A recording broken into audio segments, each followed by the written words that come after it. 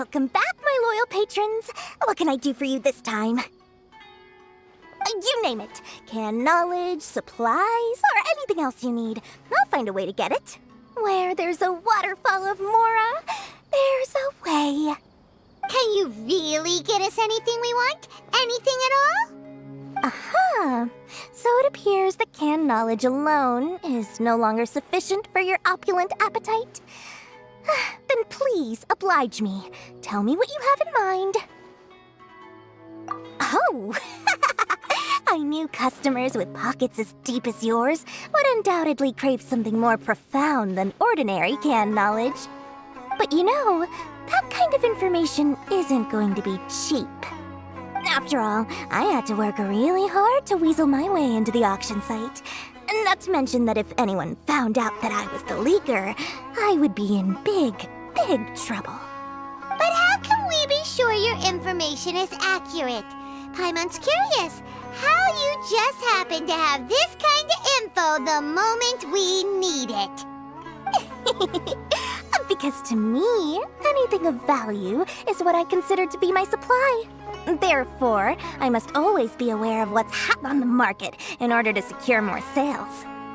As for the information's authenticity, well, you've no need to worry about that. I used a camera to take a picture of the transaction. That way, no one can dispute it.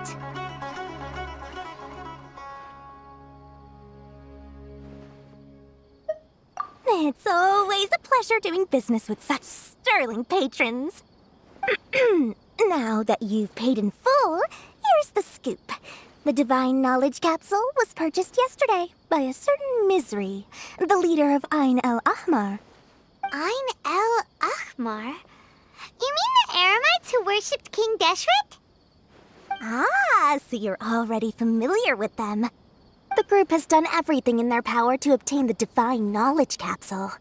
After all, they believe it contains the power of King Deshret. That Divine Knowledge Capsule is unlike any other canned knowledge I've seen before. It was glowing bright red. The capsule is clearly visible in the picture I took. You can look for yourself. Thanks for the info, Dory. Please, it's my pleasure. It's all thanks to discerning customers such as yourselves that my efforts yesterday were not in vain.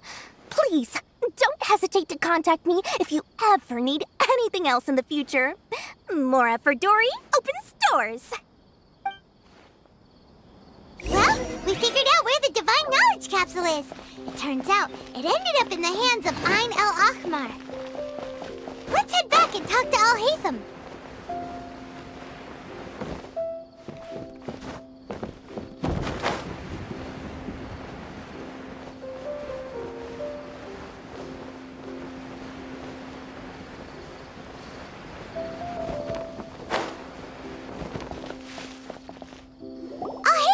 We got the info you wanted! Really? All right. Let's hear it.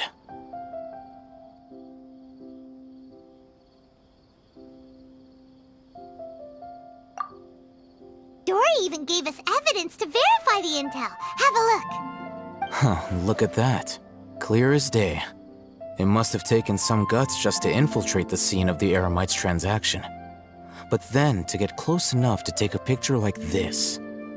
Bold move, Dory. Very bold move. All right. The person in this picture is indeed Misery, the leader of Ain el Ahmar. And the glowing red capsule he's holding appears to be the Divine Knowledge Capsule. In which case, if we play our cards right, when we confront them next week, we should be able to force them to show their hand. At first, Paimon didn't get why you were provoking these Ain el Ahmar guys. But now, it sort of makes sense. Everything's playing right into your hands. After we defeat them, we can finally have a serious talk with their boss and get them to lend us the Divine Knowledge Capsule. Thank you for your time and efforts. Take a few days off while I make some preparations. Let's meet up again on the afternoon of the arranged date, 3 o'clock sharp. See you then.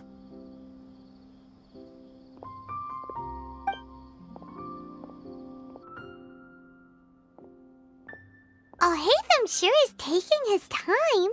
Where could curious. Sorry to keep you waiting. Let's head to the pier in front of Pharos Lighthouse. Yep, let's go.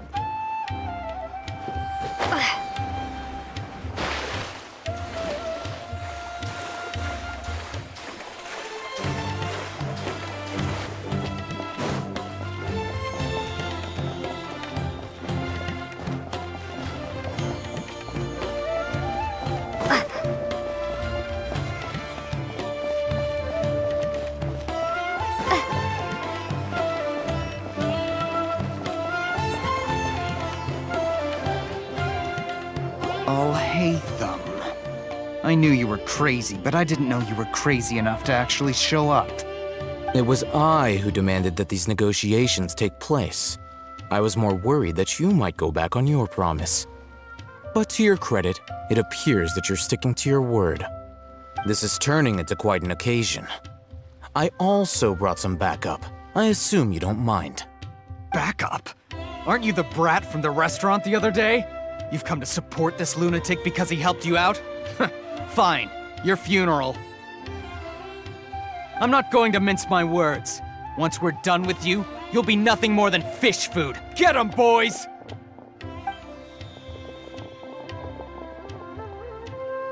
Uh-oh, here they come. Good luck, you two.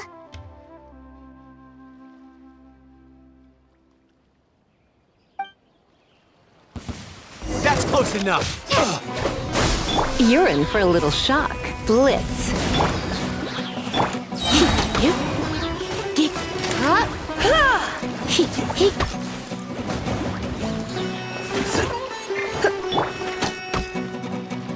I'm the fright.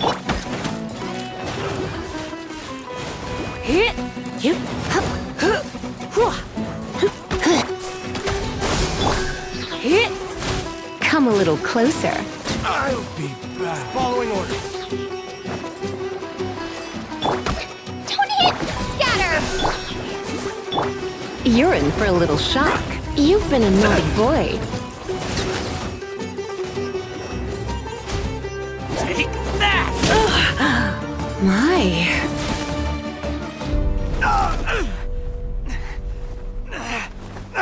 Academia scum!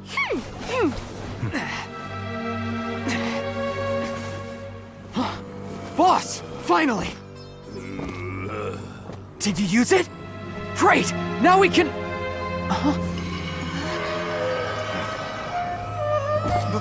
Boss? Boss!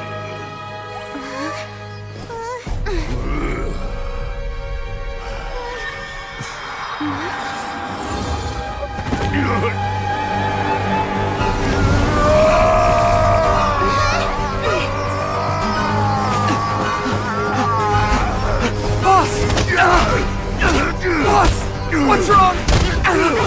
What happened to him? We have to cut his Akasha connection, now.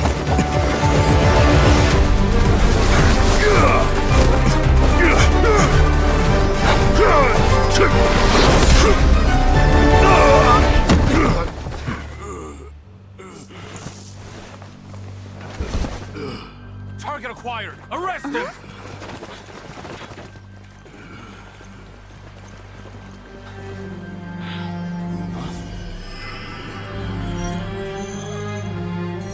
Do not impede our work. Is that understood, Al-Haytham? Of course. I was only trying to help.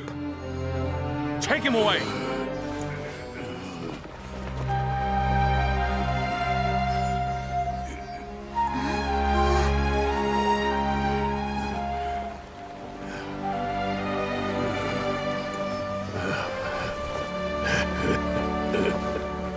World, forget me.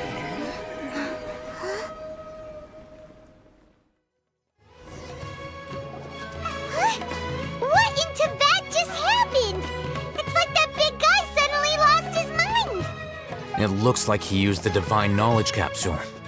You mean the Divine Knowledge Capsule did that to him?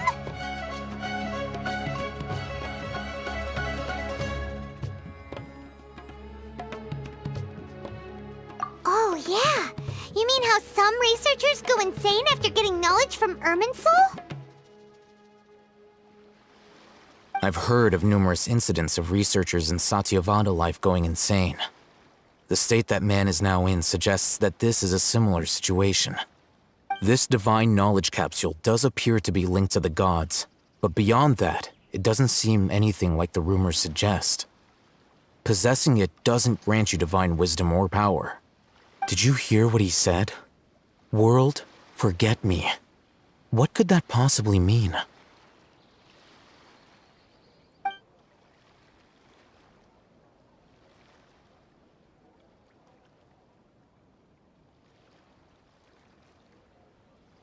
If the mantra took him away, then that means the Academia got the Divine Knowledge Capsule back too. What a shame. We were so close. Still, Paimon didn't expect the Divine Knowledge Capsule would be so dangerous.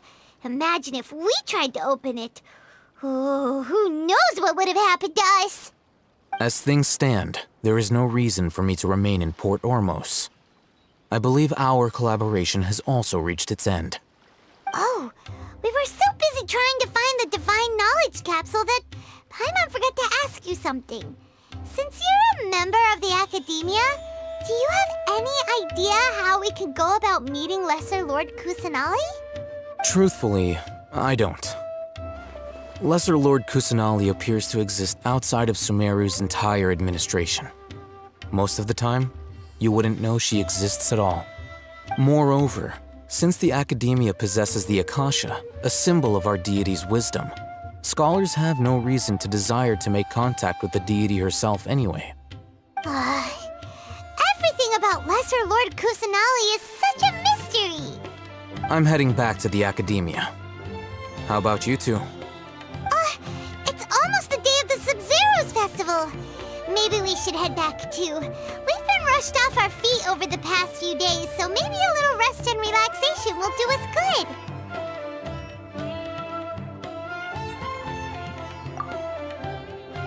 Then we'll part ways here, Alhaitham, until we meet again.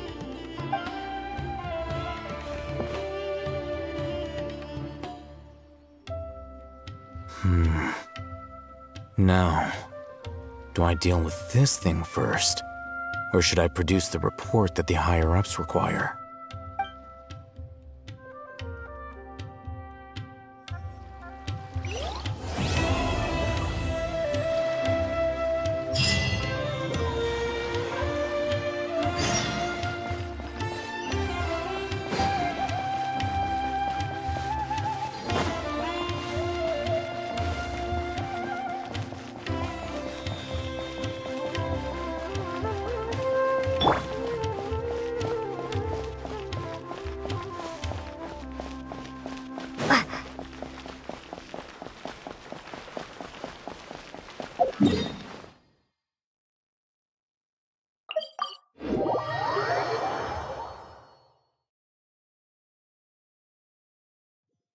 Miss the Sub-Zero's festival, right?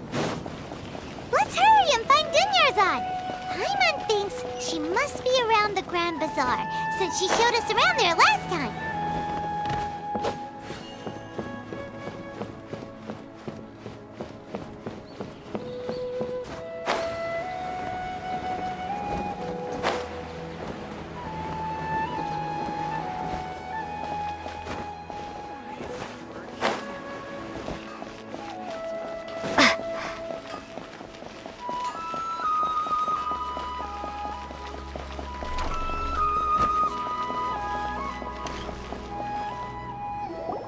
There she is! Dunyarzad, we're back! Just as promised, Traveler and Paimon. I'm so glad that you two came back to celebrate Lesser Lord Kusanali's birthday. Indeed. The festival's tomorrow. We've been preparing for so long that I can't help but feel a little nervous. There's no need to be nervous. Paimon's sure that Lesser Lord Kusanali will feel everyone's gratitude. Thanks, Paimon. I hope that everyone who comes to the festival will also have a good time. Speaking of which, did you manage to make your way to Port Ormos? Discover anything over there? Of course we went. A lot of things happened there.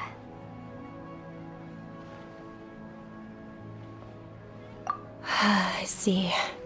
Sounds like you two had another exciting adventure. If there is another chance, I would love to join.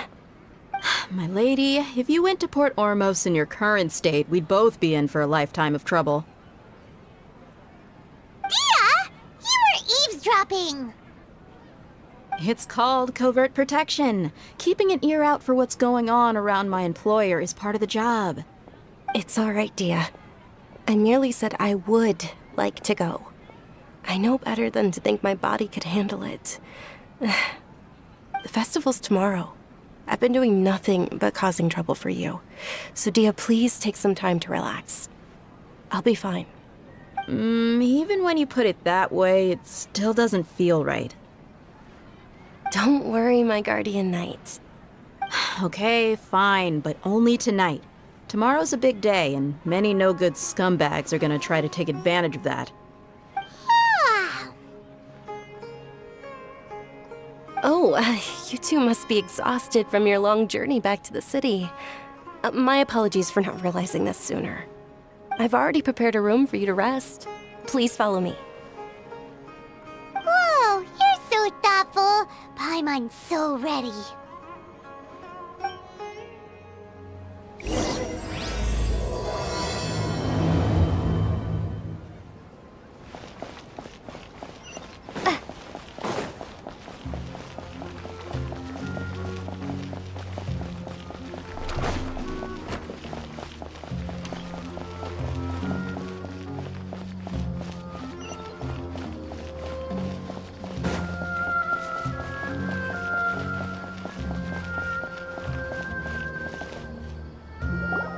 Here we are.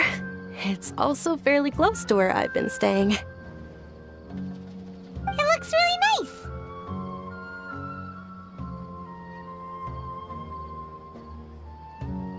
nice. Not at all. Just tell me more about your adventures when you next get the chance. That's Paimon's specialty. Paimon can tell you stories next time.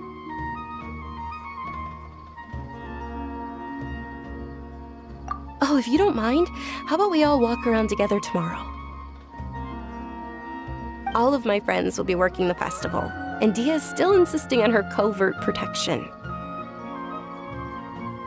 Yeah, it'll be pretty hard to relax and enjoy the festival if Dia's constantly hovering over you, right? Then let's meet at the nearby bazaar first thing tomorrow morning. Have a great night. It's a deal. Good night, Dunyarzad. I may be too excited to fall asleep tonight. See you tomorrow. Paimon's starting to really look forward to the Sub-Zero festival too. Will there be lots of yummy food? Oh no. Thinking about food is just gonna keep Paimon up all night. The earlier we sleep, the better. Let's go inside, traveler.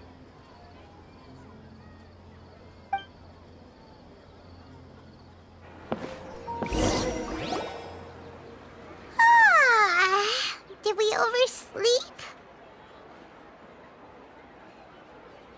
We should go meet Dunyarzad right away.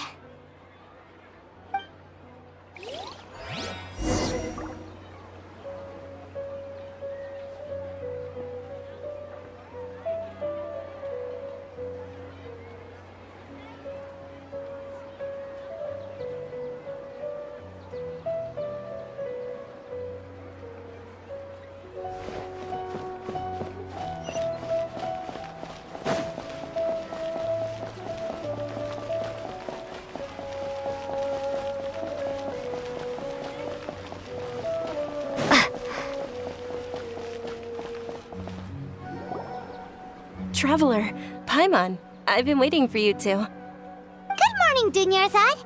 We must have overslept a little bit. Not at all. I arrived early. Today is finally here. I must cherish every moment as if it were gold. You've worked so hard for this day. You gotta enjoy it to the fullest. You know it. Oh, it's just that, as expected, I had some trouble falling asleep last night. I'm hoping my body won't be too much of an issue today. Well, shall we? Let's start with the stalls over there. Many vendors came out of the blue to support the event, and they insisted on covering costs themselves. Let's go give them some business. They paid for everything out of pocket? Oh, sounds like they're not in this just for the mora. They all said that contributing to a lively festival atmosphere is more important than money. Especially since we don't often get to celebrate Lesser Lord Kusanali's birthday. Ooh, they're selling food over that way! Let's go take a look!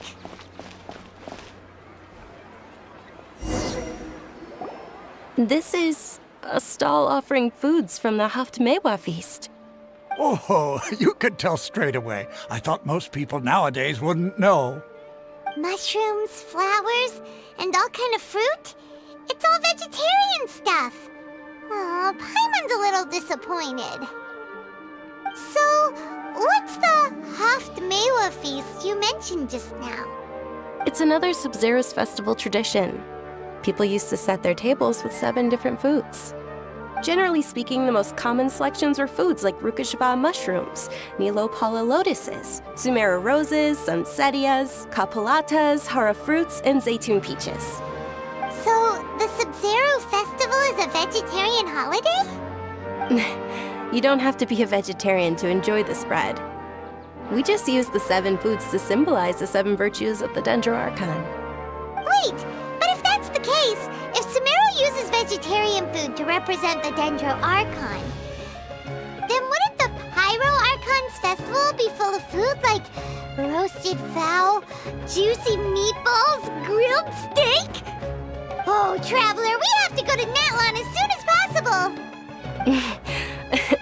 I hope your wish comes true one day, Paimon. Thanks! Alright, how about we also check out some of these other stalls?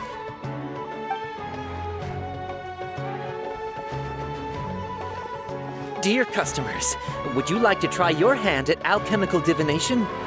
What's alchemical divination? Those two things sound like they'd be fun to try together. Right? I thought the same when I first heard about it. It is said to be a mysterious craft invented by none other than Lesser Lord Kusanali herself. So, how does it work? It's quite simple. After you give me any 2 alchemical reagents, I'll use them to perform a random transmutation. Sure sounds random. So random that it will probably fail. That is precisely what we need. After the transmutation fails, your one and only diviner here will interpret the remnants. Well, according to Lesser Lord Kusanali, everything is interconnected, and all that occurs can be traced back to fate. You could say this is a pearl of old wisdom. Why does everything sound so much more credible when Dunyarzad says it? Are you guys working together?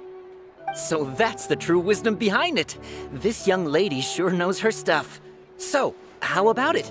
Want to give it a try?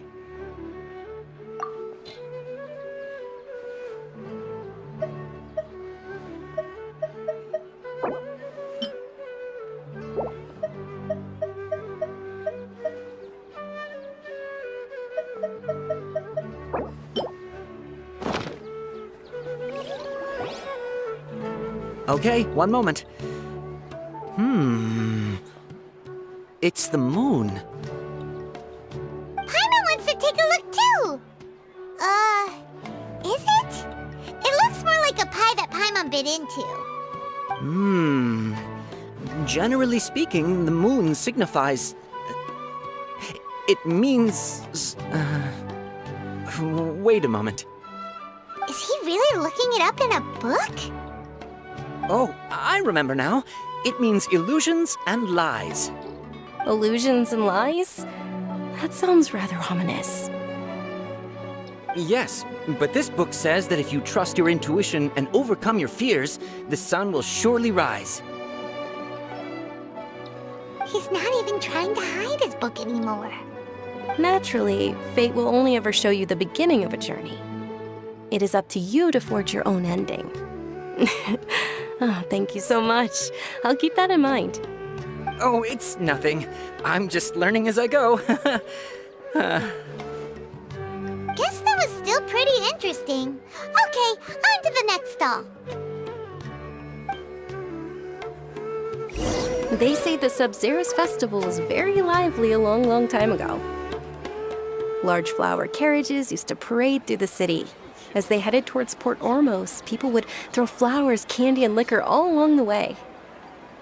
Dunyarzad's eyes are sparkling right now. I wish I could have seen that spectacle. But if you ask me, I'm sure Nilou's dance of Sub-Zeros will be just as impressive.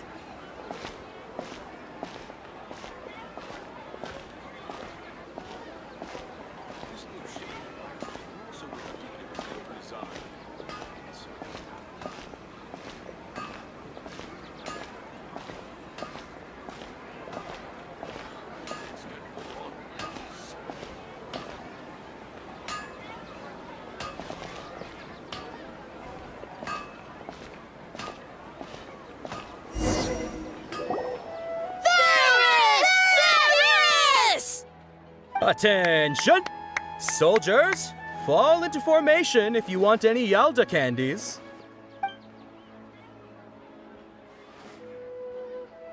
It's a weird guy with a weird hat.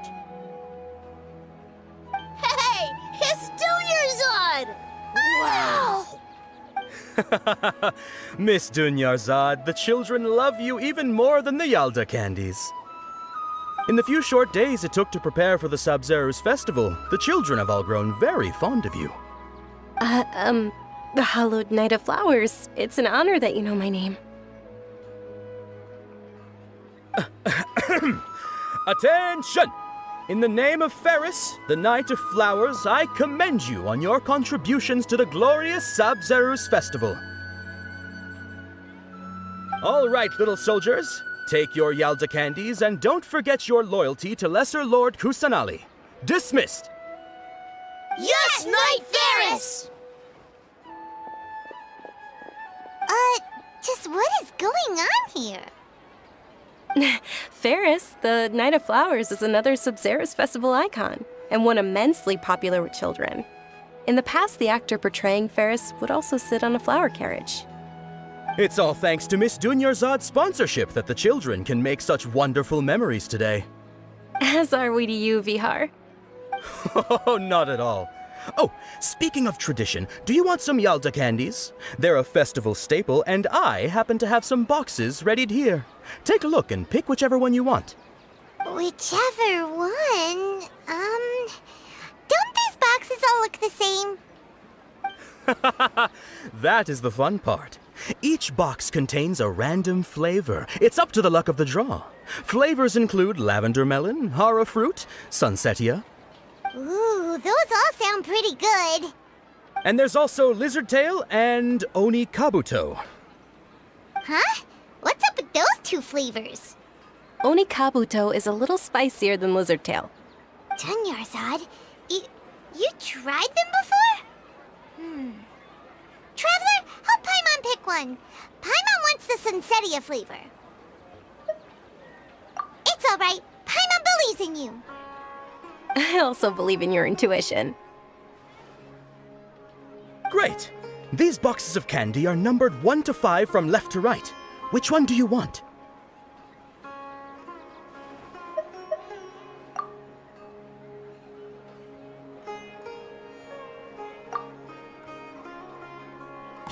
Attention! That's unfortunately lavender melon. Oh, Paimon thought you survived so many epic battles because you had incredible luck. But looks like Paimon was wrong. The Sunsetia flavored candy was in box number 4. How about this? The most important thing is that everyone has a good time at the festival. So please, take both boxes. Really? Thanks a lot, Knight of Candies. It's Night of Flowers, not Night of Candies. Paimon really wilted the carriageless Night of Flowers. They all basically sound the same. We got our candy, so let's keep going. Oh, actually, I just remembered that I left something behind. Since you're here, can you come with me to get it?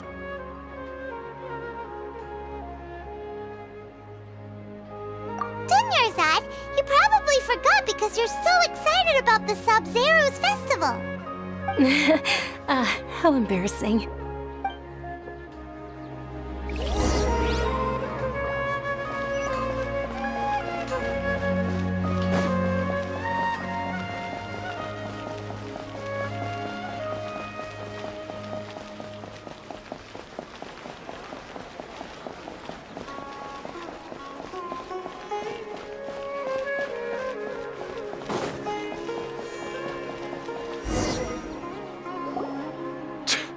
We're too late. Who knew the little lady was such an early riser? I know, right? Hey, wait a minute. Pause! Isn't that her? Oh, that most certainly is. We're in luck. She's walking right into our clutches. Those Eremites don't look like they're up to any good. Who are you? I don't believe the Homayanis hired you. That's right. We haven't received any of their mora, but I wonder how much the Homayanis would shell out to get you back. They're a gang of kidnappers! Traveler, hurry and protect Dunyarzad! Hey, did you scumbags even consider that the Homayanis might have hired a merc that outclasses you? You're Dia! Dia the Flame Mane! No wonder we mercs haven't heard anything about you for so long. You sold your unruly mane to the highest bidder. Don't speak so disrespectfully. My family started working with her as gratitude for her past kindness to us. Don't worry about it, my lady. Just some friendly banter between mercs. One punch and those rabid dogs will expose themselves for what they really are. Aren't your claws all dull by now? Don't get too cocky!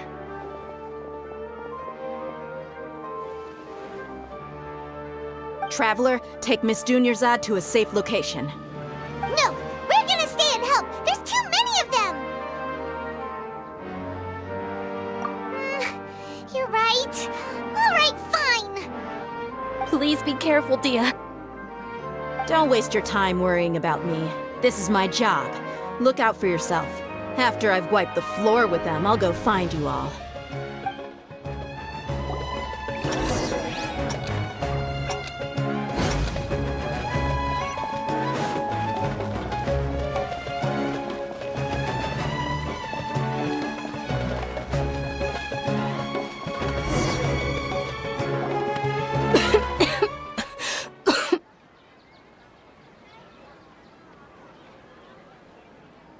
Dunyarzad, are you okay? You look a little pale. Are you in shock? I'm fine. My body always reacts like this whenever I exert myself too much. You sure you're okay? I'll be fine after some rest. I'm more worried about Dia. After all, none of this would have happened if I hadn't insisted on coming out today. Yeah, don't worry.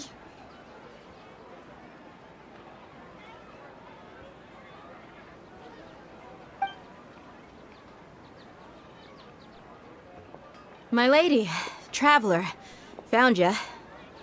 Dia! You took care of them so fast! Any more of them? Or rather, did anyone follow you? Dia, your arm! Oh, this? I'm fine. It's just a scratch. Normally, they wouldn't have been able to land a hit on me at all, but I'm still getting used to this new greatsword. Please, let me take a closer look. Come on, it's nothing. Us mercs aren't as fragile as you think. Hold on, you said something about a new greatsword. What happened to the one you were using before? About that. Well, I sold it, because I was low on Mora. Stuff like this happens every now and then. It can't be. The anonymous donation that was used for the venue's final round of preparations?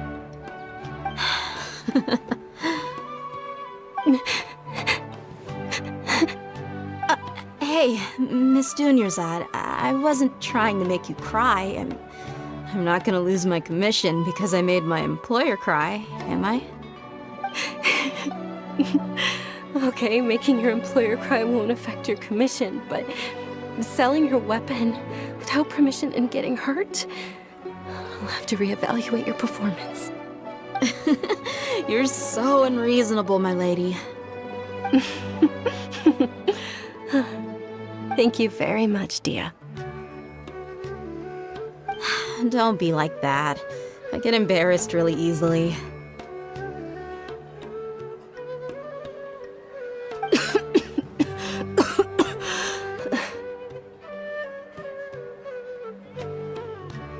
Are you feeling unwell again, Dunyarzad? My lady, your condition. Traveler, can you take her somewhere to rest?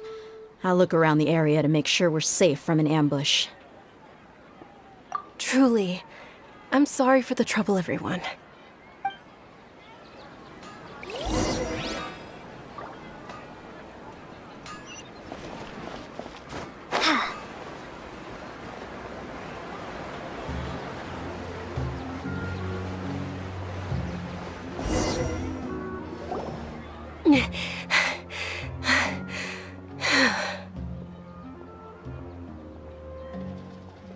Are you feeling better, Dunyarzad?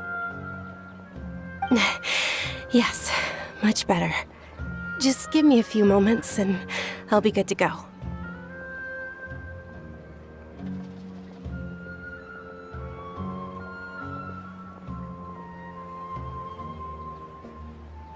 I didn't realize you were concerned about it. I guess I shouldn't continue to keep it a secret. I was actually born with Elazar. It's terminal now.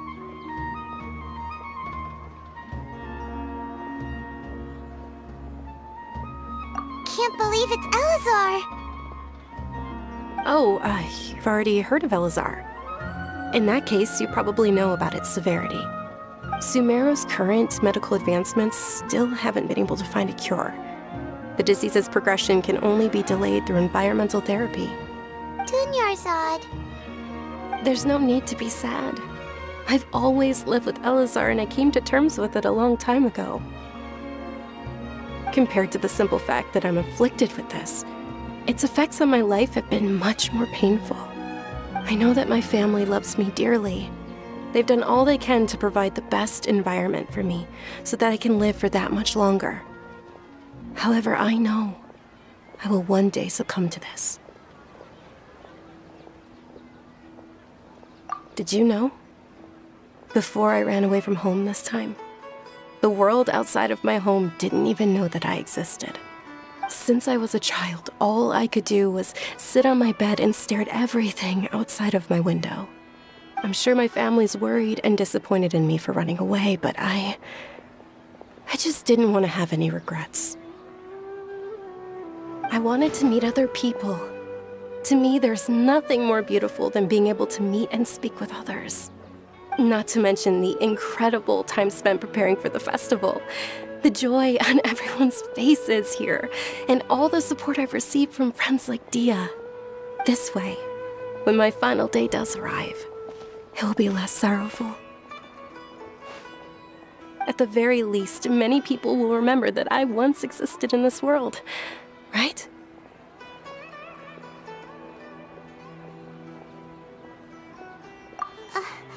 As long as you don't forget Paimon, Paimon also won't forget about you. No, even if you forget Paimon, Paimon will still remember you. Thank you two so much.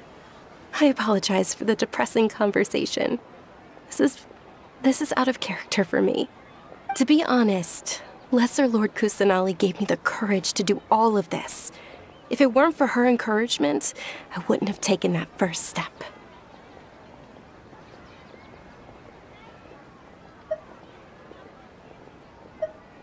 Thanks. There will always be frustrations in life, but I know that the point of living is not to leave behind any regrets. Oh, right. Isn't it almost time? Huh? Almost time for what? Isn't the Dance of Sub-Zeros about to begin? It's the part of the festival that I've been looking forward to the most. Nilou will recreate that legendary scene with her most splendid dancing. And the Sub-Zeros festival will conclude amid everyone's applause and blessings. And with that, my wish will also... Then what are we waiting for? Let's go to the stage! Yeah, we should still make it in time.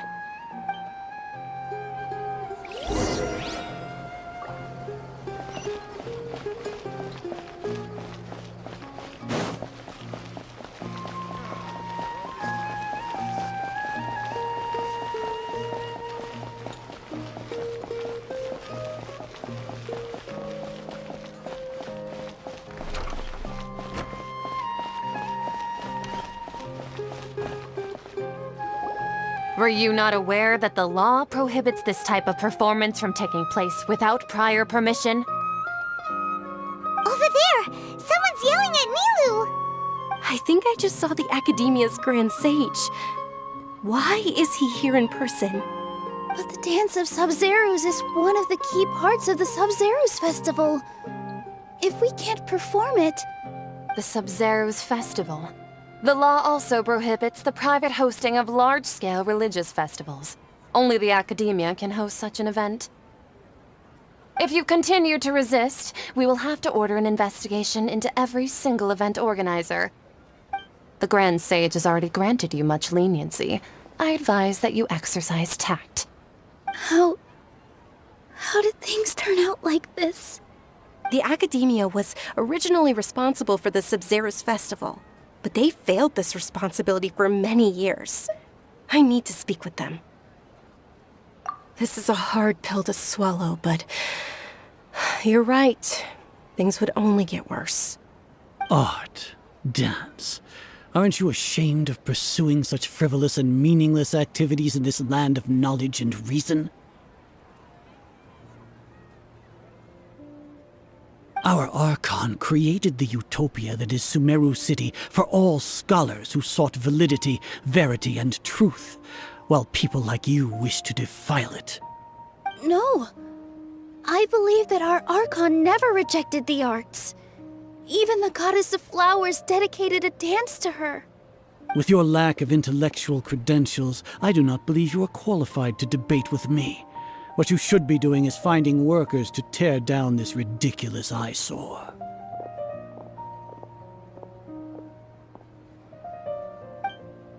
When we return, have the scribe draft an ordinance before the next Nyagarbaha Day that prohibits public art performances. We will announce it to the public later via the Akasha. Understood. I will inform him when I return.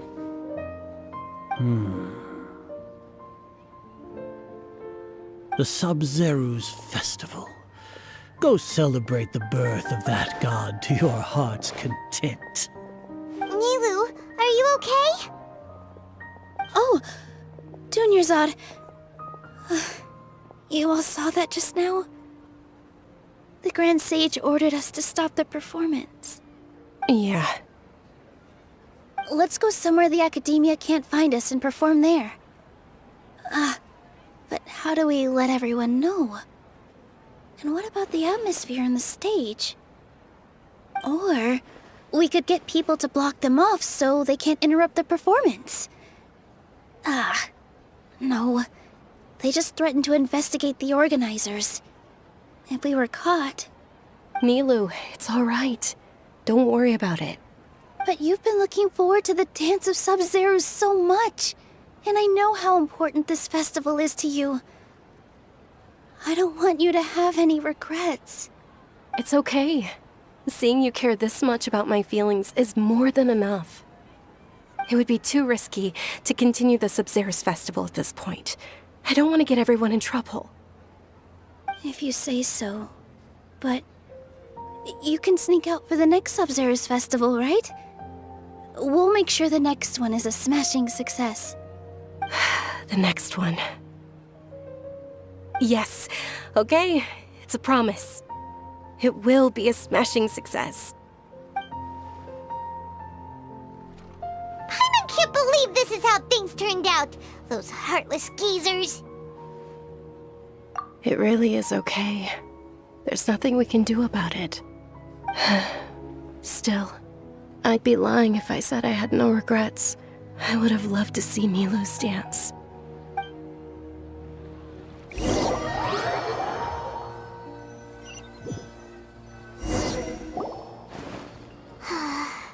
A lot happened today. It's a shame the festival ended the way it did. Nilo and Dunyarzad promised to make the next Sub-Zero's festival a success, but Dunyarzad is running out of time. Yeah.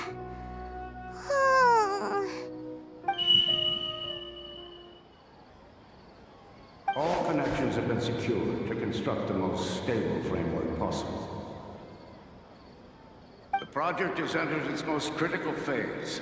Power has begun to flow from... We're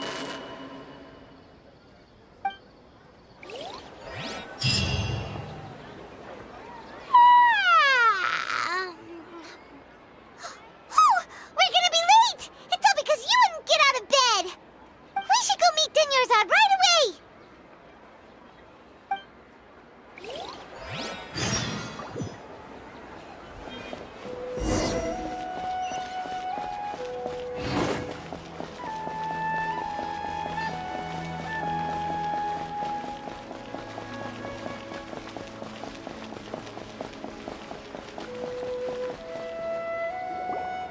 Good morning, Dunyarzad. Sorry we're late. Not at all. I arrived early. You seem kinda tired. Did you not get enough sleep? I'm doing well. There's no need to worry. Shall we go? Let's start with the stalls over there. Sure! Traveler? Why are you just standing there? Let's get going!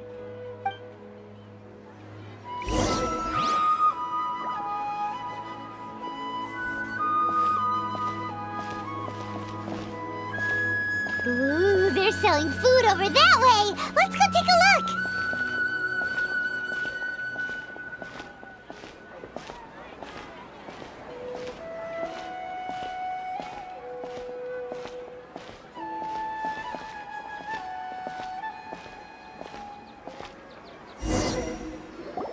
This is a stall offering foods from the Haftmewa feast. You are quite well informed, miss. I thought most people nowadays wouldn't know. They're all plants! Oh, Paimon's a little disappointed. Actually, what is the Haftmewa feast you mentioned just now? It's one of the Sub-Zero's festival's traditions. People used to set their tables with 7 different foods to symbolize the 7 virtues of the Dendro Archon. Remnants appear to be in the form of the moon. Really? Paimon thought it looked like some kind of food. The moon signifies... It's escaping me for now. Wait a moment. Is he really looking it up in a book? Oh, right. It means illusions and lies. But if you trust your intuition and overcome your fears, the sun will surely rise. Understood. I'll keep that in mind. Oh, it's nothing. I'm just learning as I go. Guess that was still pretty interesting. Okay, on to the next stall. So, where to next?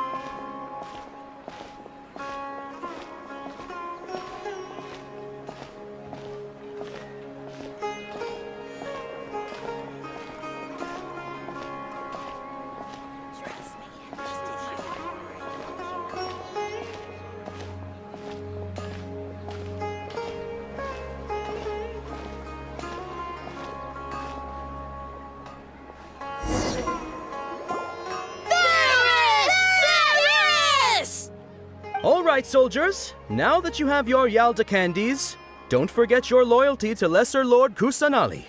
Dismissed! Yes, Knight Ferris! What's going on? Is this a play? Ferris, the Night of Flowers, is another Sabzeruz festival icon and one immensely popular with children. It's all thanks to Miss Dunyarzad's sponsorship that the children can meet the Night of Flowers. Oh, do you want some Yalda candies? I happen to have some boxes readied here. Take a look and pick whichever one you want. What's to pick? Don't these boxes all look the same? It's not that simple. Each box contains a random flavor. It's up to the luck of the draw. Flavors include lavender melon, hara fruit, sunsetia. Ooh, how interesting! And there's also lizard tail and oni kabuto. Ugh, why do those flavors even exist? Traveler, help Paimon pick one. Paimon wants to eat the sunsetia flavor. Great! These boxes of candy are numbered 1 to 5 from left to right. Which one do you want?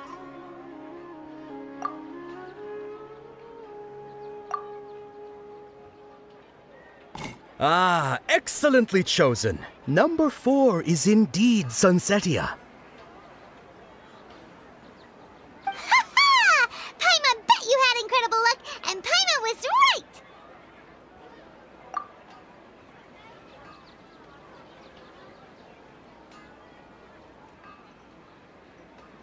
Huh? How's that possible? It's obviously random. Maybe we didn't sleep very well last night. Or maybe we slept too much.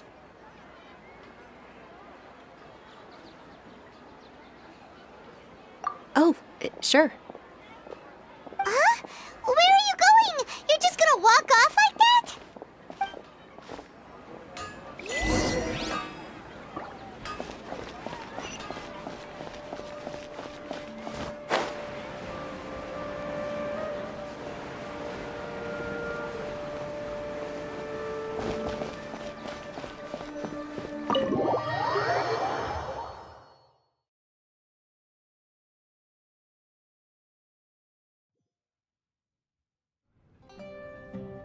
A feeling of deja vu?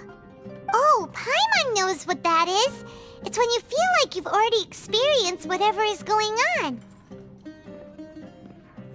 In that case, Paimon also felt something like that today.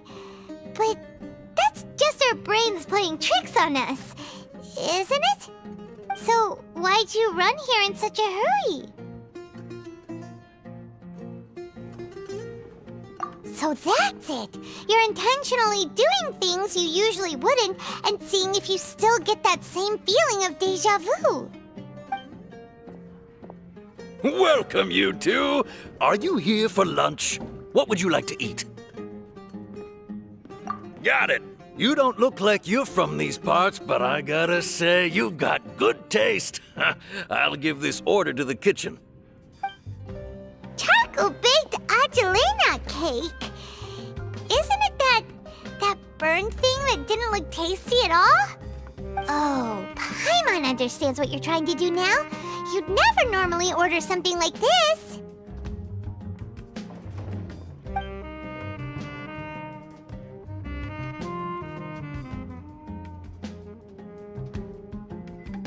That thing? Are you really gonna eat it? Isn't this going a bit too far?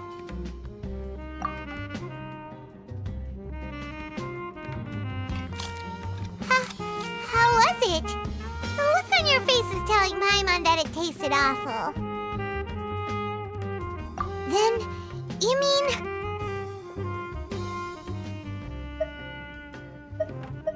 That's impossible! We were just talking about how gross it looked! So, would this be a case of taste bud deja vu? Paimon also gets the impression that we've been here many times, even though we aren't regulars. How about we go out again and try something else?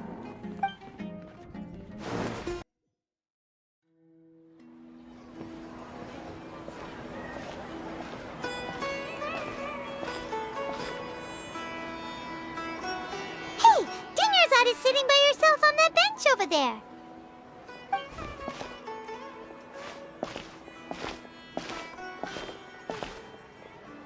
What a coincidence, Dunyarzad. We meet again. Why are you sitting here all by yourself? Oh, I ran into some kidnappers just now, but thankfully Dia came to my rescue. I started to feel unwell after that, so I sat down here. Kidnappers? Oh my goodness, are you hurt? I've always been like this. Excessive physical exertion or strong emotions tend to aggravate my illness. Besides, no matter how amazing today may be, it is but a single day.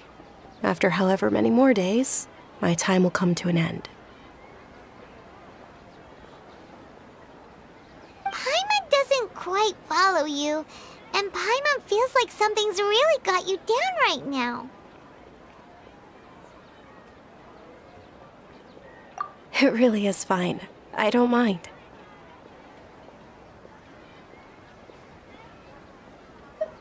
Huh? Did something happen? Dunyarzad, have you ever felt deja vu? You know, like when you've already experienced something that's happening right now? Deja vu? No. But my days have been the same for years now. Even if I were feeling deja vu, I suppose I would already be used to it. Oh, Paimon sees. Then, is it only the two of us? It's almost time.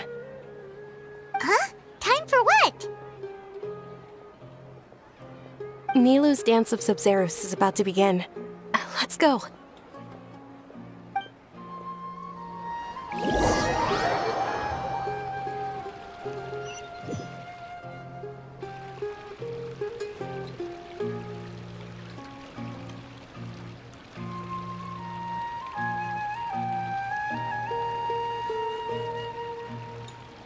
With your lack of intellectual credentials, I do not believe you are qualified to debate with me. What you should be doing is finding workers to tear down this ridiculous eyesore. When we return, have the scribe draft an ordinance before the next Nyargarbaha Day that prohibits public art performances. We will publicly announce it later through the Akasha. Understood. I will inform him when I return. The Sub-Zeru's festival.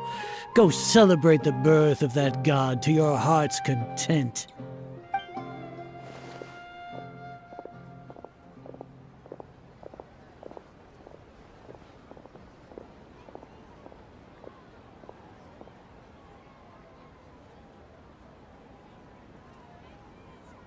Nilou, are you okay?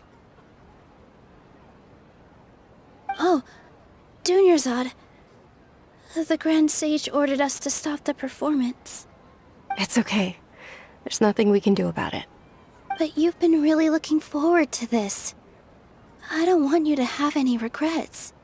It truly is unfortunate, but I don't want to cause trouble for anyone. Didn't the Grand Sage say that he might investigate the organizers?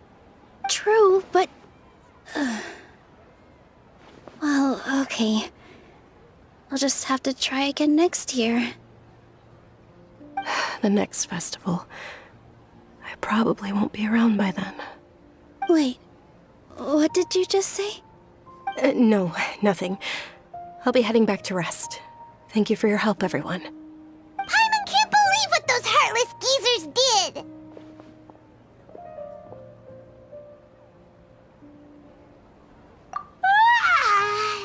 Did Dunyarzad already go back? We should also return and get some sleep.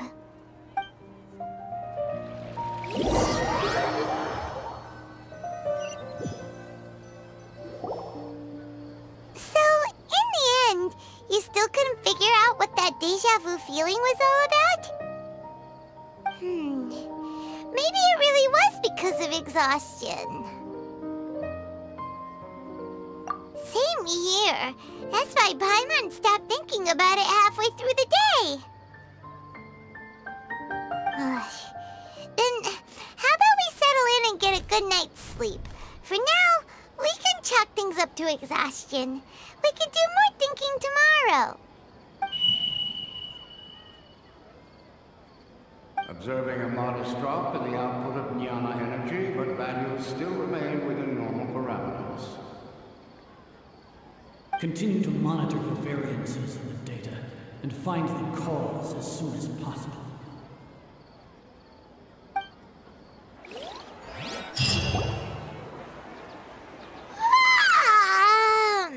Why does Paimon feel so tired after so much sleep?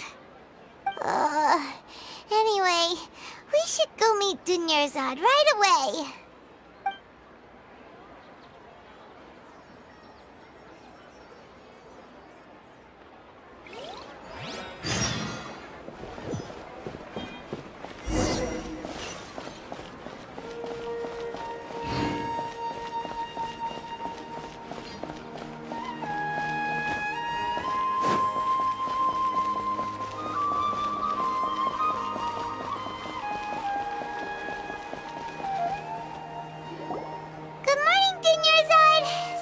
Keep you waiting.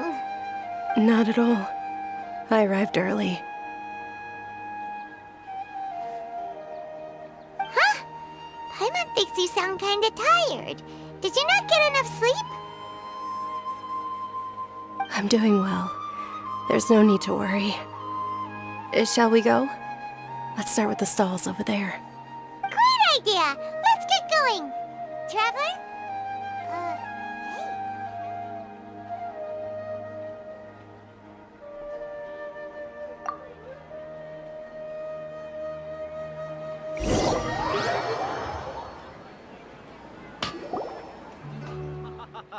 It's all thanks to Miss Dunyarzad's sponsorship that the children can enjoy the Sub-Zero's festival.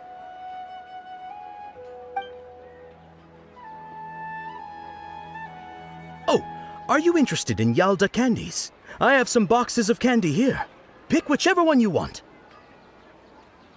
Not much of a choice. All these boxes look the same. It's not that simple. Each box contains a random flavor. It's up to the luck of the draw. Flavors include lavender melon, hara fruit, sunsetia. They all sound pretty tasty. And there's also lizard tail and oni kabuto. Huh? What were those last two? She'll help me choose. Paimon wants to eat the sunsetia flavor. No problem. These boxes of candy are numbered 1 to 5 from left to right. Which one do you want? Oh, I like your confidence. No hesitation at all. Oh, congratulations! Number 4 is indeed sunsetia.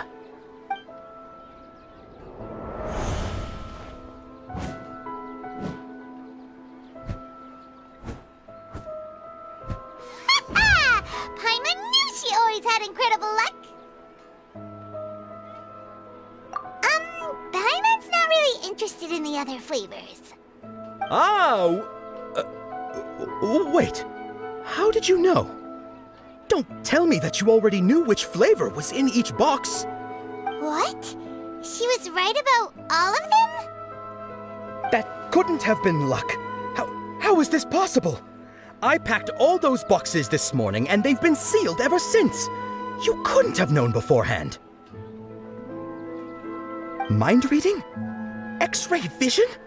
Or some kind of magic trick? This is way too freaky. Tell us what's going on. Since when did you get superpowers? Traveler?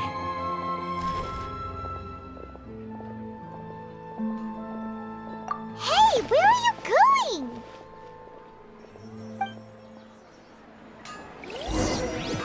What's going on? Did you see something?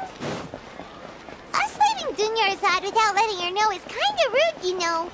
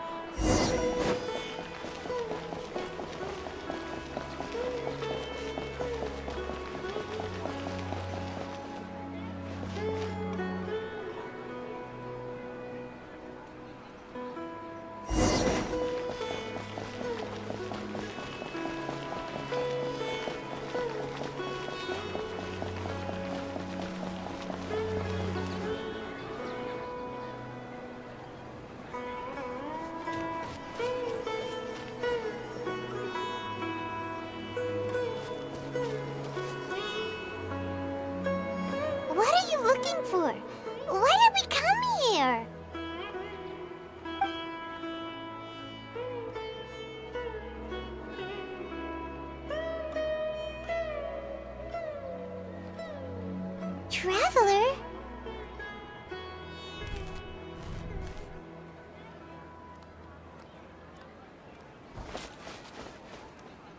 That's...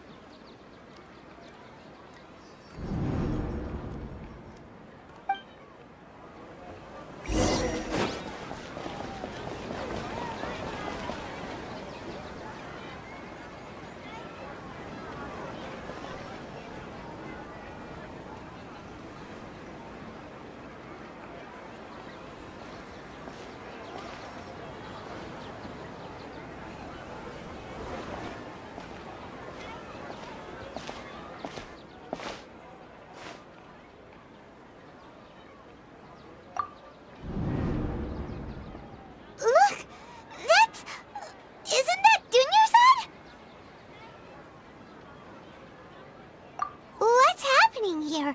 Why are there 2 Dunyarzads?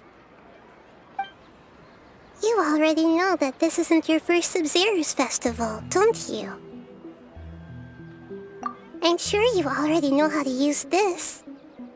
A knowledge capsule? Where did you get it? What's inside? You should use it too, Paimon. You know Paimon? Well, this seems kinda sketchy, but Paimon feels like this is what we should do.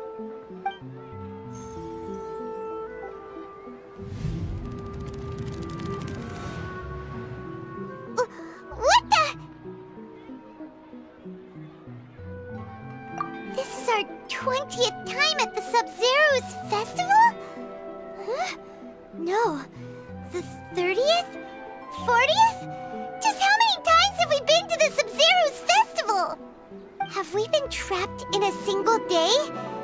If it weren't for you, we wouldn't have even realized. What the heck was inside that knowledge capsule? Your memories are still scrambled? Try your best to remember. This isn't the first time we've met, and I answered that question a long time ago. Let Paimon think. Oh, it's coming back. Meeting you was the real catalyst for restoring our memories, and the knowledge capsule was just your means of showing our minds the way. What about everyone else? Why are you only helping the 2 of us?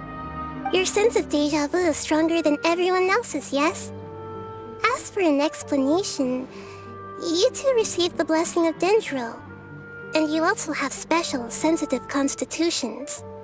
It was as if a single sheet of paper was separating those memories from your consciousness. A familiar question. I think this is the 7th time you asked that. As you can see, she isn't doing well. You probably sensed it too. The Dunyarzad you were just with is different from the first Dunyarzad you met. That first Dunyarzad is in front of you right now, and she doesn't have a lot of time left.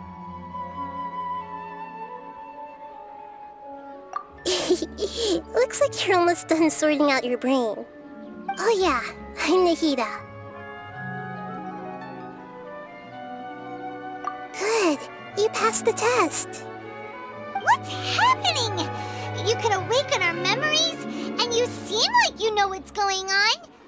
Oh, wait, please don't tell Paimon even you don't know. Everything in this world runs in a loop. This cycle is called a samsara. You, me, and everyone else are all stuck inside a one-day samsara. As for the truth, that's on you to find out.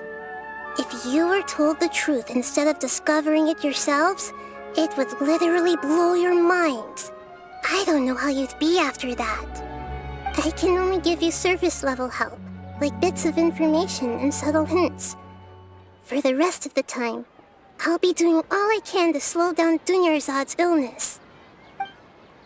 She looks like she isn't doing well at all. Her illness gets worse after each Sub-Zero's festival. If we can break out of the samsara, I might be able to save her. But as things are right now, She's just a small bird in the sky that's about to lose its last feathers. All I can do is raise a gale to delay her fall. You sure love to use weird analogies. Analogies are wonderful tools. They let you use existing knowledge to understand unfamiliar things. Okay, so, with what you know so far, what do you think the truth is?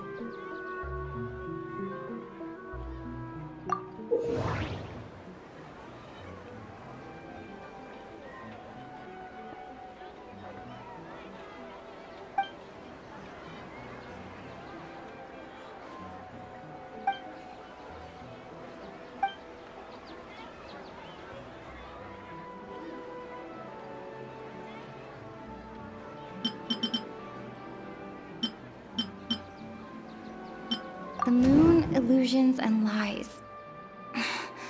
What do they all mean?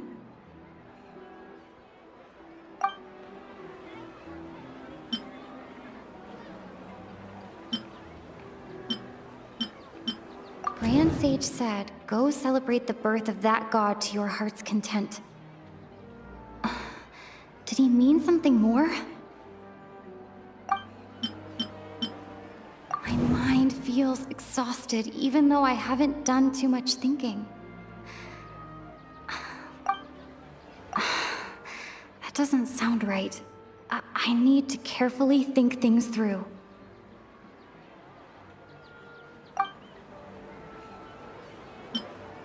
What's happening right now seems to have happened before. This feeling has been getting stronger and stronger. We've already experienced the Sabzeruz festival many times, and the day of the festival seems to be in a perpetual samsara.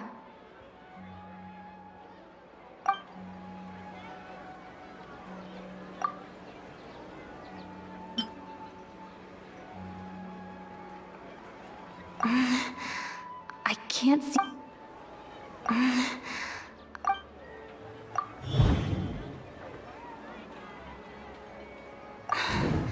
That should be it. The flow of time is endlessly cycling within one single day.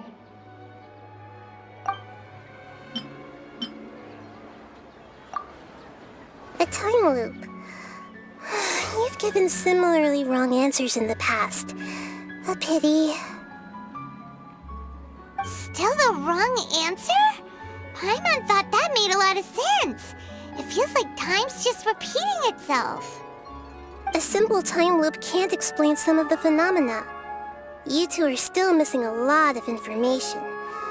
Unfortunately, I can't give you any more hints.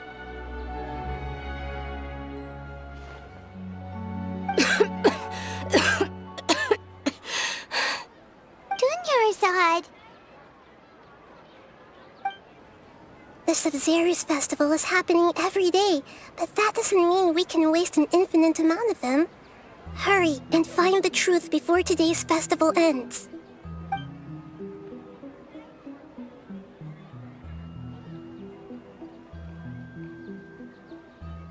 Let's think about our current situation. To save Dunyarzad, we have to escape the samsara of the Sabzeruz festival. And to do that, we need to figure out what's happening. The truth. Nahida rejected the idea of a time loop, so we must have missed something, right? Paimon's memories say that we've already done this many times, but let's go talk to people again. It's more productive than sitting here and scratching our heads. Why don't we start with those stall owners?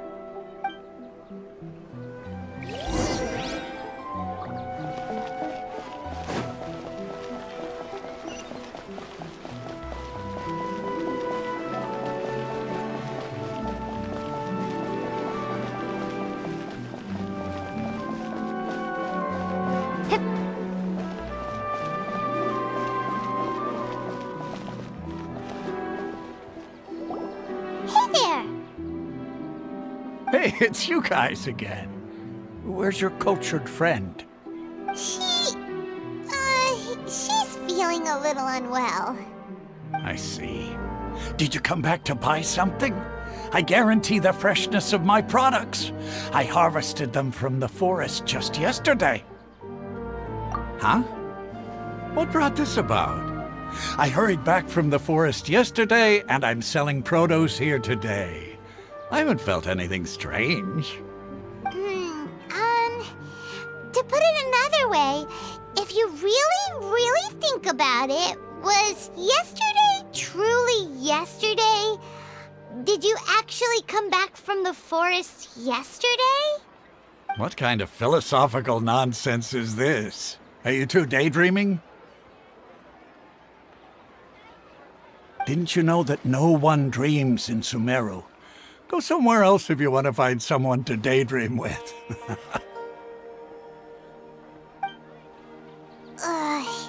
He actually has a point. Is this a dream? Is everyone dreaming? True. It's so weird that people here don't dream. Why is that? Anyway, if this all really were just a dream, we would have woken up a long time ago. Let's keep asking around.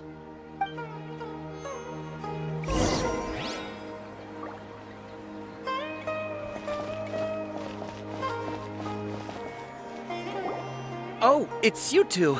Was my divination so accurate that you felt compelled to compliment me in person?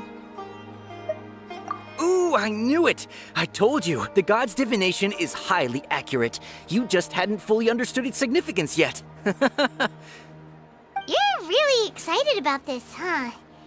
That's exactly why we came back. Help us better understand it. Help you better understand it? Well, that isn't exactly what I excel at. So, you're admitting that you don't have a clue?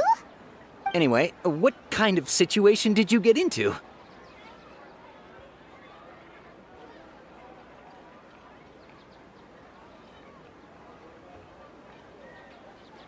Huh? Hold on a second. I thought you guys just lost your wallet or fell for a scam. What you just said... Are you serious? Does that kind of thing actually happen in real life? Paimon knew you weren't going to believe it. Marvelous. Truly marvelous. I believe you. Recall the interpretation of your divination. The moon, illusions, and lies. It really felt like an omen. When you say it like that, the divination does sound like it's related to what's going on. Can you read any more into it? I believe that the Archon's revelations are never more than vague hints. Anything more specific is beyond the reach of mere mortals. The book only says, if you trust your instincts and overcome your fears, the sun will surely rise.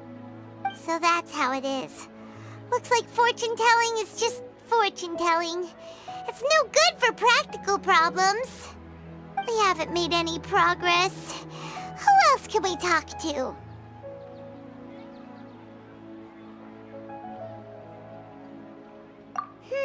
Paimon remembers that we tried talking to her a couple of times, but she always thinks we're playing pranks on her.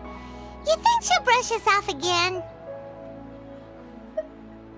Yeah, if we tap into Dia's strong sense of responsibility as a mercenary, then she'll definitely take us seriously. At this time of day, Dia's probably just finished beating up those kidnappers. Let's go find her.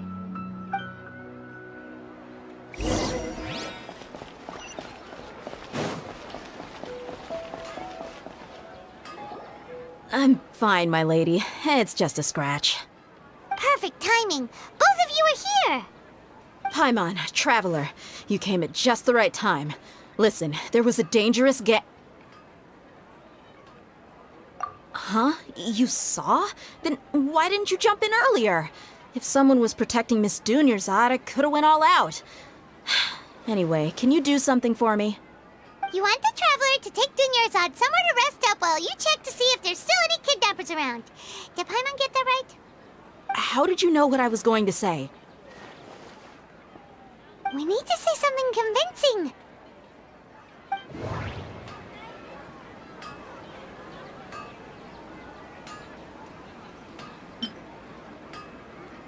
Dia sold her greatsword to raise additional funds.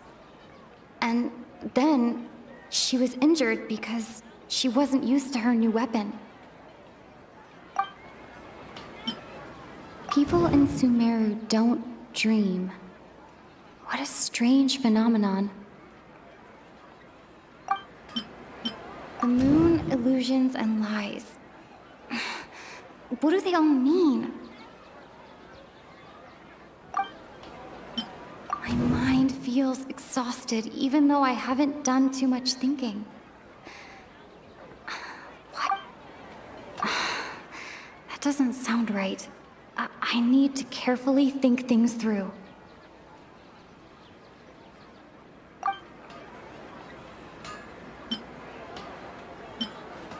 Dia sold her greatsword to raise additional funds. And then she was injured because she wasn't used to her new weapon.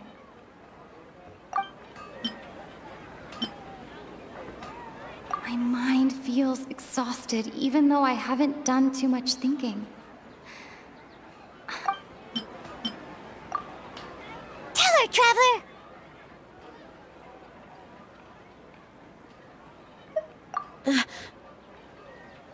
I didn't tell anyone about that. Including Miss Dunyarzad. You couldn't have known. And just now, you literally took the words right out of my mouth. What's going on? All right, so this is the situation.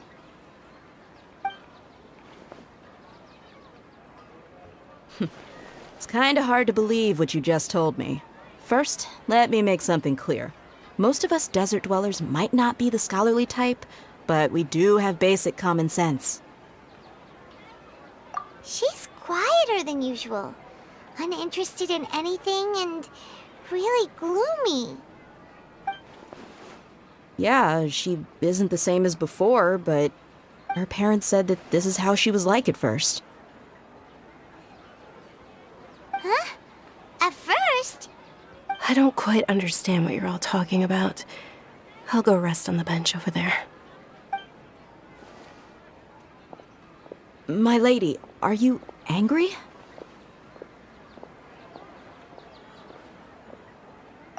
All right, I'll give you the benefit of the doubt since you knew about my greatsword. Let's make this a quick trip. Miss Dunyarzad isn't completely safe here.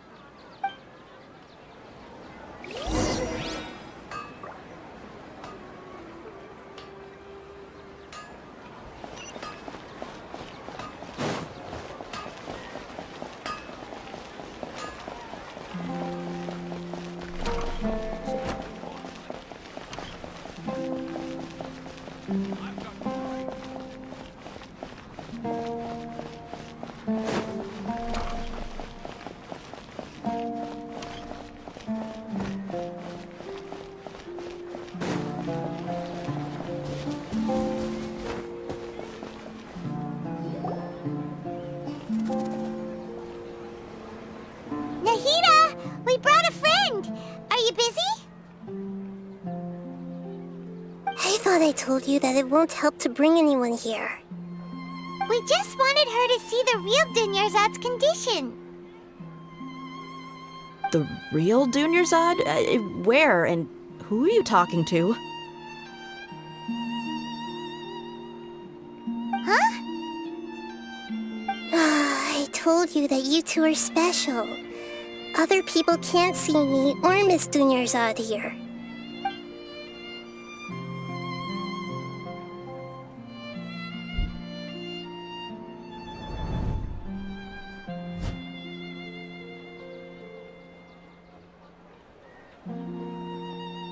Hold on. Over there. Is that? Wow, how perceptive. Does she have invisible antennae? Miss Dunyarzad, she's lying down here, isn't she? How's she doing? Her condition's really bad, and she's basically in a coma. How did you know she was here? I can sense her aura. There are also lingering feelings of something like regret or disappointment. What happened? Do you believe us now? The Sub-Zero's festival has been repeating itself. So, you think the sages are behind this? Yeah, they've always been against us. Wouldn't surprise me if they're using the Akasha to intentionally repeat the Sub-Zeru's festival as a sick joke. You have a point. Aside from the Dendro Archon, the Academia's sages are the only ones in Sumeru who could pull off something like this. Maybe there's more to the Akasha than we know. Right! Didn't you awaken our memories using something that looked like a knowledge capsule? That means you must know something about the Akasha! The Akasha relies on the power of a gnosis to operate, as it is the manifestation of the God of Wisdom's power. It compiles the wisdom of the entire populace, and it grants knowledge to the people. A gnosis could do that? No wonder the Akasha is so magical. It's being powered by the gnosis of Sumeru's Archon. So, this Nahida you mentioned, what did she say? She said, and Paimon quotes, "The Akasha relies on the power of a gnosis to operate, as it is the manifestation of the God of Wisdom's power. It compiles the wisdom of the entire populace and it grants knowledge to the people." Compiles the wisdom of the entire populace and grants knowledge to the people. Wait. I get the grants knowledge part. That's what people have always used the Akasha for. But compiling the entire populace's wisdom? How does that work? Did she mean that the sages enter new knowledge into the Akasha? Oh yeah, that sounds about right. What do you think?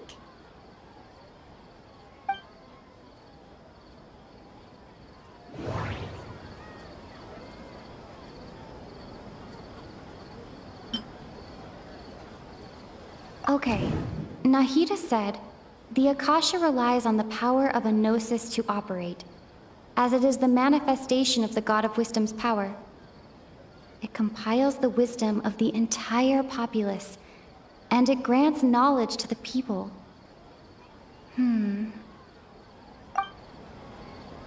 People in Sumeru don't dream. What a strange phenomenon.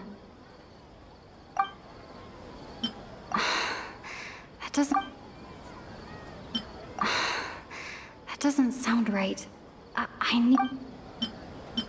mind feels exhausted, even though I haven't done too much thinking. What's happening right now seems to have happened before.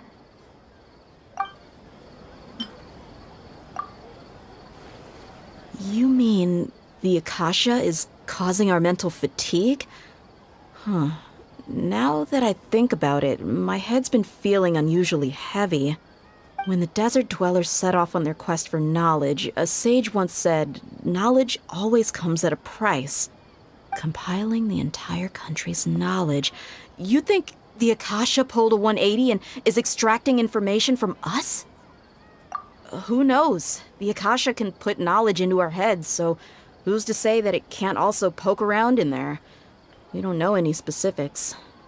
What's the point of doing something like that? Just think about it. If you could combine the knowledge of every single person in Sumeru, then you can basically turn Sumeru City into a single massive brain. This hive mind could make breakthroughs in problems that even the smartest geniuses can't crack. An excellent deduction. And the analogy comparing Sumeru City to a massive brain? I love it. In that case, we should take off our Akasha terminals right away. Maybe that'll solve this problem.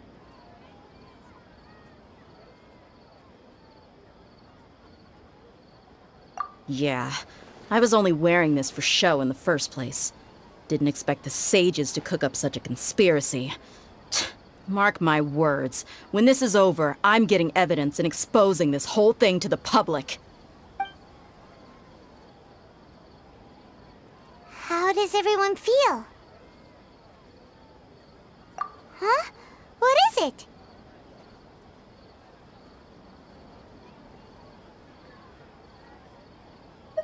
Oh, that! Paimon knows what you're talking about. It's a single soft beep that sounds like it's coming from the Akasha terminal. The sound of a beep. Could it be a prompt tone for when the Akasha is operating?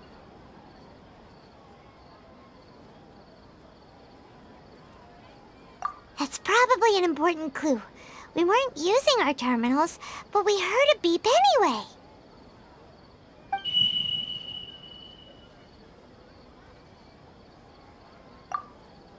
Traveler, did you hear that? I heard it too. Our ears aren't messing with us. There was definitely a beep, but it sounded like it was coming from inside my head. We took off our Akasha terminals.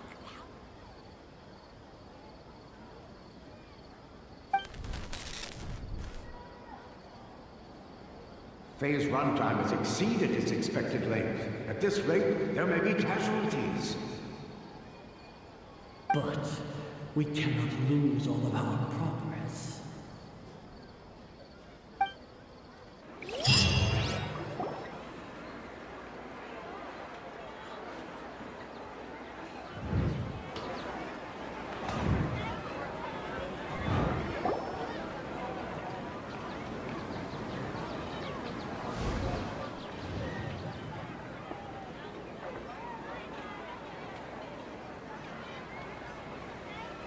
Paimon remembers everything!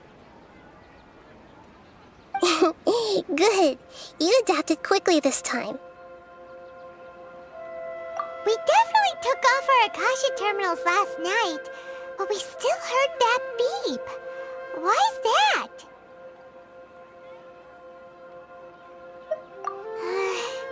But now we can at least confirm one thing.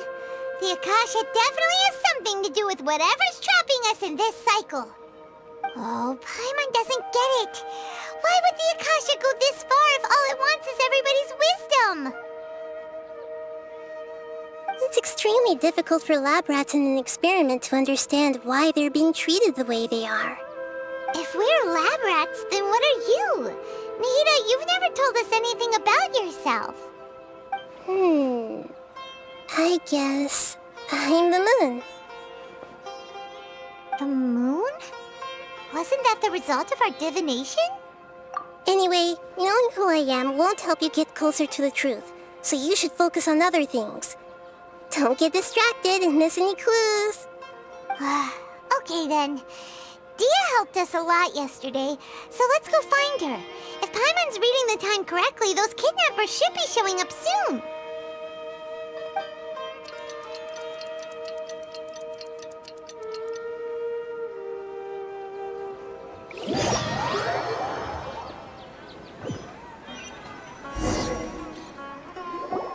Ah, there you are. I've already taken care of those kidnappers. My lady, did you get hurt?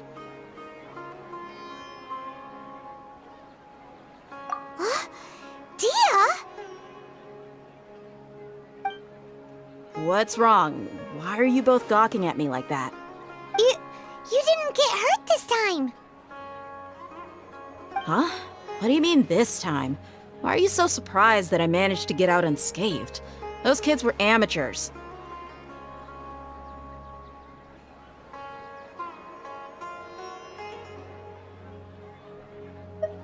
Shh! How did you know about my greatsword? I haven't told anyone about it. Please, don't tell Miss Dunyarzad. So Dia's lost her memories after all. Anything strange? You already know that I got a new greatsword. If I had to say something, it's weird how such a new weapon could feel so familiar. It's as if I've already used it to fight a countless number of battles. You're saying that although you don't remember using it, your body feels like it does? That's right. Both mercenaries and warriors heavily rely on muscle memory. Only knowing the theory of battle won't get you anywhere. Traveler, what do you think? Yeah, Paimon's feeling really hopeful. Oh, you're right! Earlier in the Samsara, something like this would have never happened.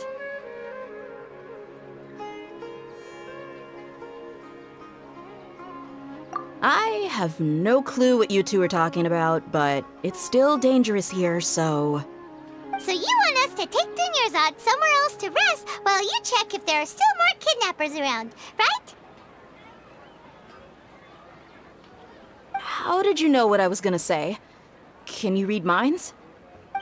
Forget it. Go and do your thing.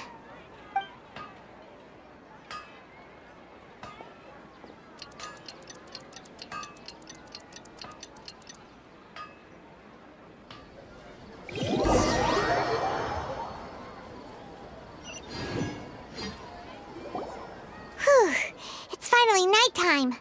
Aside from Dia not getting injured, everything seems to have stayed the same. Listen, Nahida, we found out that Dia got out just fine today, even though she got injured every other time she fought the kidnappers. Do you think the Samsara has been broken? Have we saved Dunyarzad? Really? Good job on all that progress. Get some good sleep tonight. Hey, what kind of an answer is that? Tomorrow will come.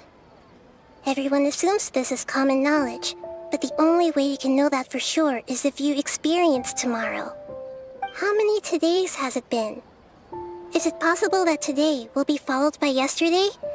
Does tomorrow truly exist as anything beyond a made-up concept?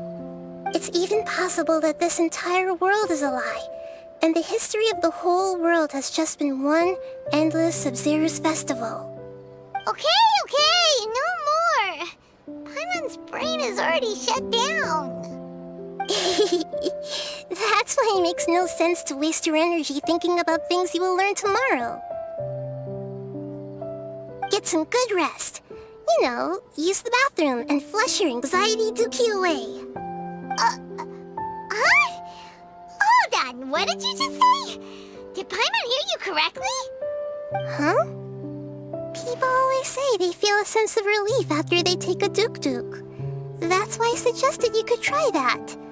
Is that so strange? It's so strange and so against common sense that Paimon's at a loss for words. You were sounding kind of smart just a minute ago. Yeah, even though it's happy and lively at the Sub-Zero's festival every day, it feels like it's been a long time since we've really gotten to relax. Let's go back to our room. Continue the harvest. Compared to what we stand to achieve, these sacrifices are trivial.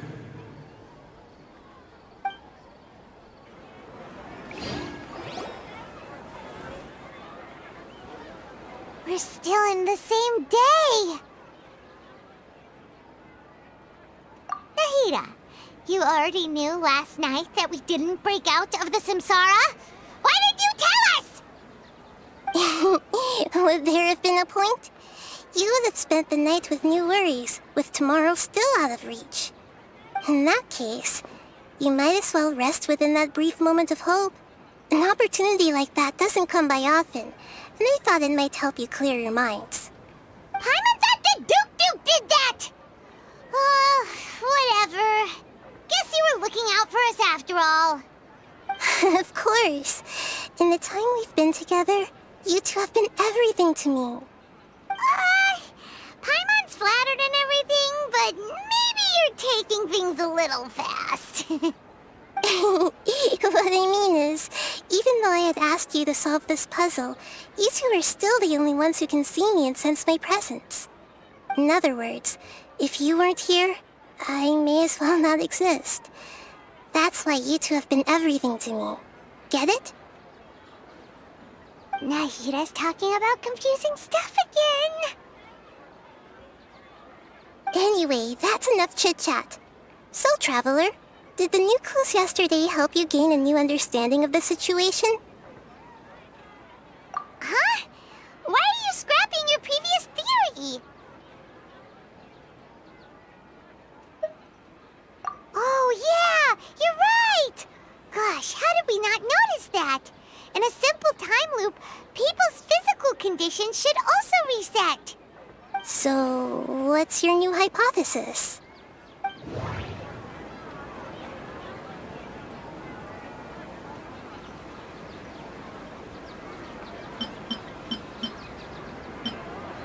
mercenaries rely heavily on muscle memory. And Dia was able to use her experiences to avoid injury in later samsara cycles.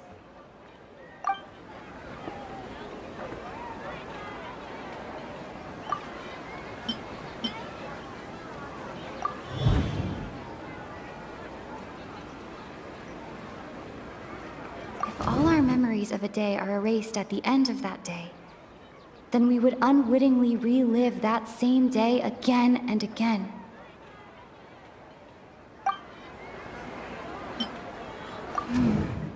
The beep is a prompt tone for Akasha operations. We still hear it every night, even though we removed our Akasha terminals. That doesn't sound right. Okay, Nahida said, the Akasha relies on the power of a gnosis to operate, as it is the manifestation of the God of Wisdom's power. It compiled...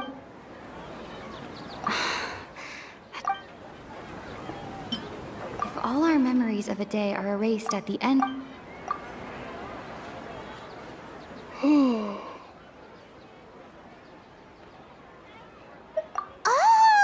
Then the beep we hear every night could just be indicating the deletion of our memories! That's why when we wake up, everyone thinks the Sub-Zero's festival hasn't happened yet! It's already the next day, but everyone still thinks it's the day before! But muscle memory can't be erased. That's why Dia has been getting better at using her greatsword. Now everything makes sense! A brilliant deduction. Nahida, tell us if we're right or wrong. To put it simply, it's as if you've mistaken a pyro crystal fly for a firefly in the night. You lost sight of its true nature because you focused too much on your perception that it glows. That isn't simple at all! Why don't you go talk to Miss Dia again? You might learn something new. Right! She did help us find our latest clue after all. Let's go!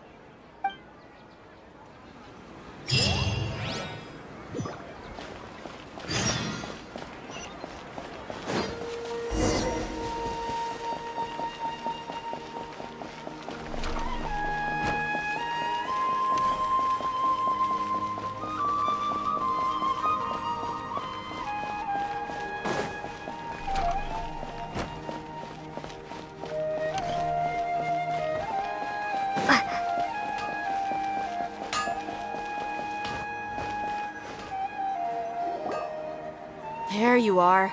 Really took me a while to find you. As expected, Dia also didn't get hurt today. Get hurt? Why would I? Don't underestimate me. Well, you're still getting used to your new greatsword. Huh. Truth be told, I also think it's pretty strange. It just suddenly felt so familiar in my hands and... wait a second! How did you know I got a new greatsword to begin with? I didn't tell anyone about it. Traveler, could you explain the situation to her today? Paimon's gotten a little sick of doing it. Oh, that works!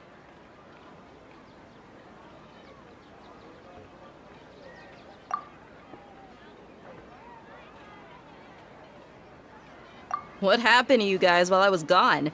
Did you get brainwashed by some cult? Don't think too hard about it. Just take what we're saying at face value. All right then, let me get this straight. You're telling me that my body's already gotten used to this great sword, but my brain just doesn't remember it? Yes, your memory's being erased every day. Then I'd have to disagree. That's impossible. Oh? Why do you think that? If we've actually been reliving the Sub-Zeru's festival day after day, then what happened to the things we used, the money we spent, the food we ate? Common sense says my wallet should have emptied itself a long time ago. There's no way I wouldn't have noticed that.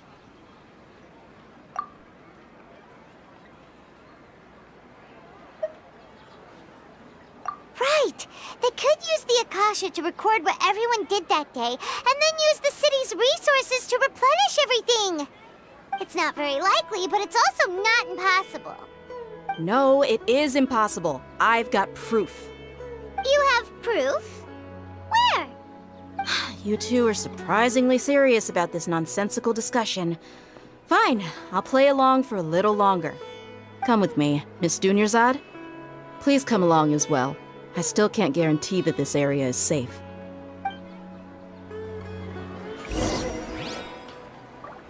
Paimon can't believe it's Dia who wants to show us something this time.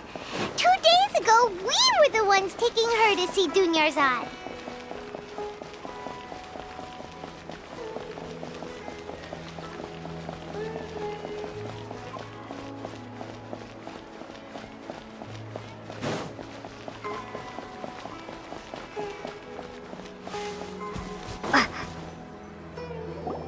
This is it. Huh? This is a wooden training dummy. What about it? See those marks on the dummy? Those are the result of several days' worth of practice. Let's say the sages didn't replace it every day. Shouldn't it be hacked to pieces by now? That's true, but what if they did? Then the sages would have had to reproduce every mark I left during previous training sessions. I'm a professional fighter. My martial school has always emphasized the importance of refined control. The force, angle, and entry point of each strike is calculated and deliberate. That's why I remember every mark on the dummy, as well as my state of mind as I made each strike. It's just as they say, each swordsman has their own unique style, and even the same swordsman can't make the same cut twice. It would be impossible to copy these marks. Is it really impossible? What if they used some fancy machine to carve every single mark? People often say that a camera's photo can never replace an artist's painting because the former has no spirit to it. The same thing applies here. At a mere glance, I can differentiate carved marks from the results of combat training. Whew, I hope that cleared things up for you. Hey, is this that new brain exercise game that's been super popular with the scholars lately? It's surprisingly fun. Anyway, it's getting late. I should escort Miss Dunyarzad to Nilu's stage. See you later. Well, back to square one. Is our memory deletion theory also wrong? But at least we've reached some other conclusions in the meantime. Yep, that's true. So, can we think of any new ideas right now? Strange? Paimon feels like everything's been strange lately. Huh? Leaving the city? You're right! It's really strange how we never thought of such a simple solution! Many things should become clear if we can confirm the flow of time outside of the city. Paimon can't believe it! Did we miss this because we're tunnel visioning too hard on our other theories? Or because we're just too tired? How about we go back and ask Nahida? Maybe we've forgotten something about leaving the city.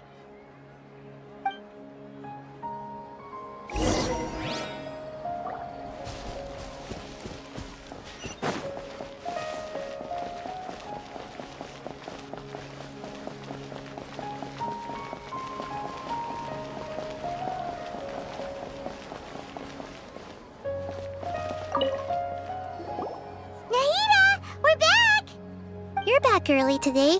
Did you find something new? Sort of.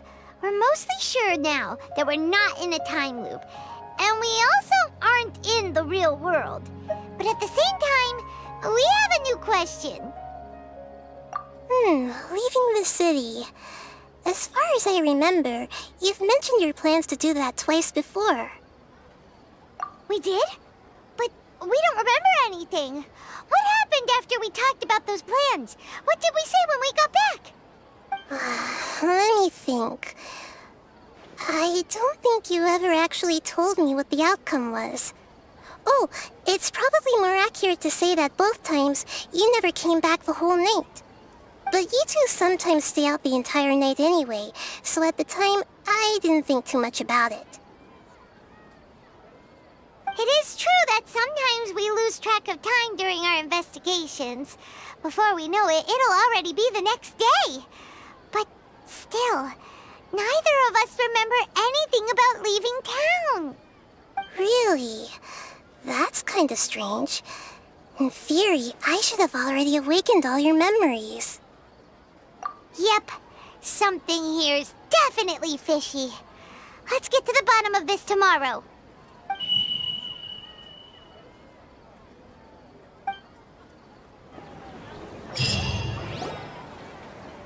Our memories are back!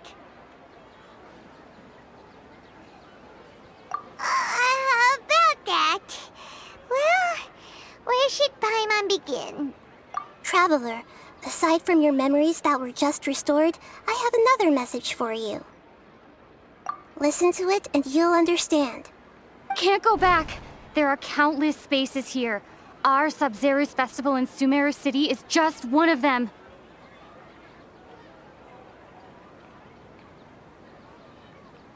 Traveler, you should be missing 2 days' worth of memories. Paimon will fill you in. It's time to carry out our plan from yesterday. Okay, let's go!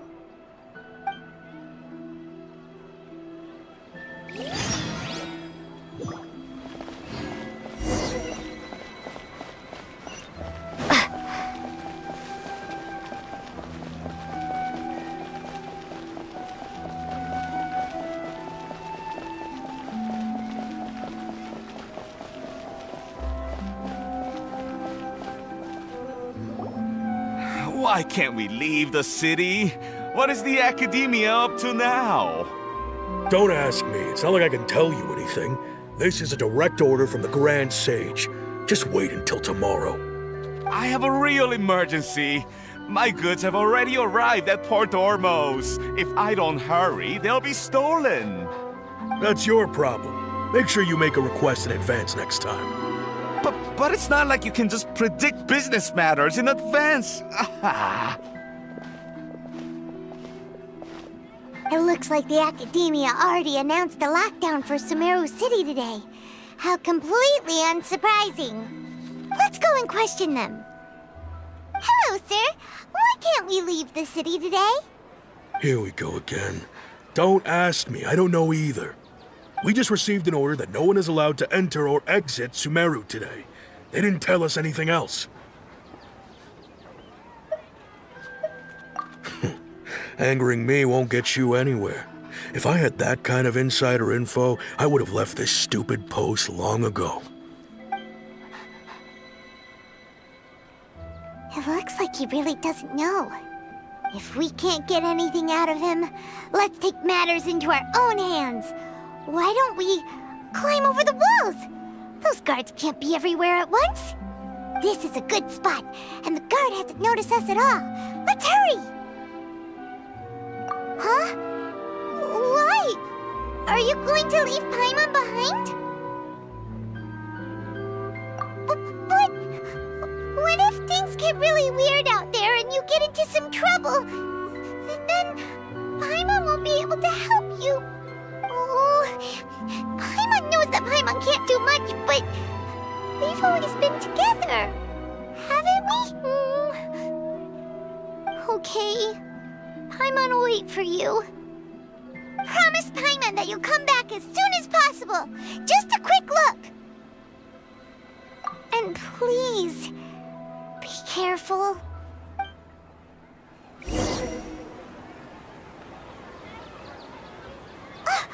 Memories!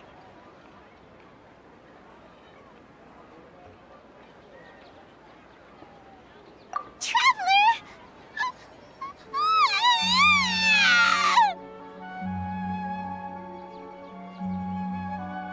Paimon thought Paimon would never see you again. You just disappeared. Paimon waited for you for hours and hours at the city wall and you never came back. You promised Paimon that you were only taking a quick look. Paimon, calm down. She's here now. I don't think she understood what you were saying. doesn't care! Paimon wanted to go look for you, but you also said that Paimon should stay! Paimon was so worried and so scared the entire day!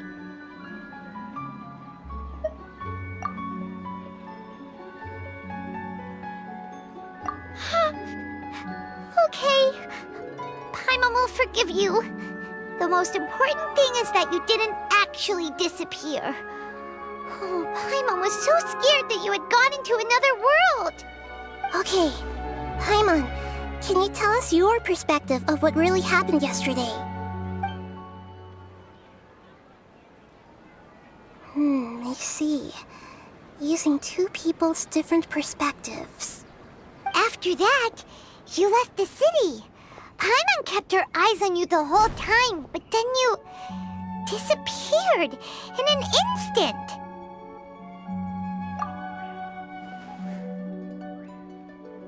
No way! Paimon was watching you with the fullest attention. What's your perspective, Traveler? You sure you don't have any memory of this? I guess that explains everything. You also lost your memories the last 2 times you tried to leave the city. Those days' memories can't be awoken. So, if we leave the city, our memories will be completely erased?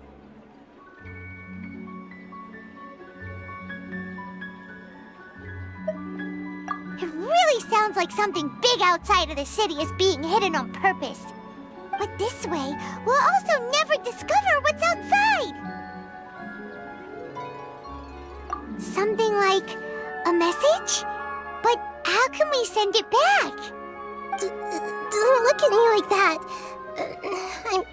I'm not used to being stared at. Well... Okay. You want something that can pass on messages, right? Give me some time and take care of Dunyarzad for me. Yep, now we're talking.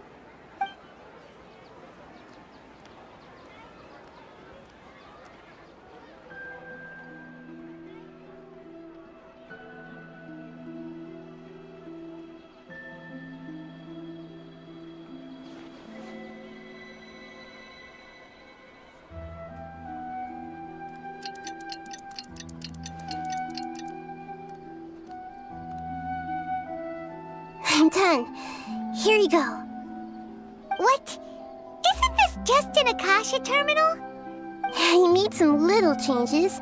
Akasha terminals are already capable of sending messages. I just tweaked it so that it can connect to any node. To make something like this? Nahida, you really know the Akasha like the back of your hand. Anyway, we can use this now to record a message, right? Yep. I'll help you save the messages. It should be pretty easy to use. I just can't guarantee the user's status and signal coverage when they're outside the city. We'll never know until we try. At least we're taking the initiative now.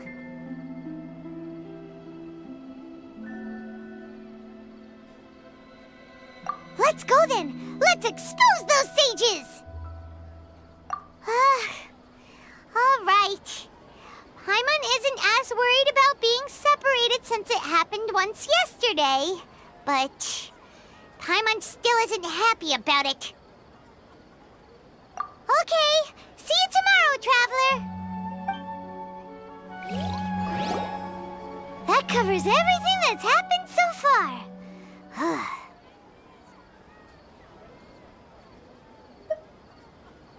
Yes. Although the signal was choppy and had some interference, we still managed to receive 2 messages from you when you were outside. Okay, now that you understand what's going on, let's hear the messages together.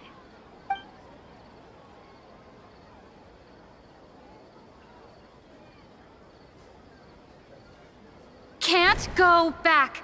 There are countless spaces here. Our Sub-Zero's festival in Sumeru City is just one of them. I've entered another space. Before me are flowing sandstone and howling fish. Impossible and surreal sights. All these spaces are empty, except for the occasional ones that contain mute puppets rather than people.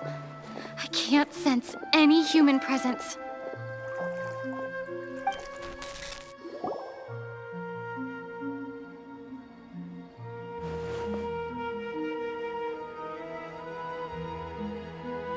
That's one heck of an info dump. It sounds like you left the Sumeru city space when you set foot outside of the walls. But everything looked completely normal when Paimon was looking out from the inside. That's unbelievable. And if we take your word for it, the other spaces all had very weird contents. There's another part here. We only received it last night. These spaces have been disappearing, one after the other, absorbed by something like a sun in the sky. And now, even the final space has also disappeared. Behind me, a lot of spaces just appeared again from thin air. I get it now. Those spaces are actually...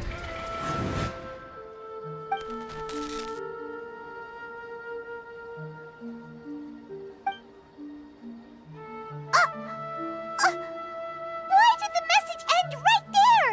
What did the traveler want to say? What are those spaces?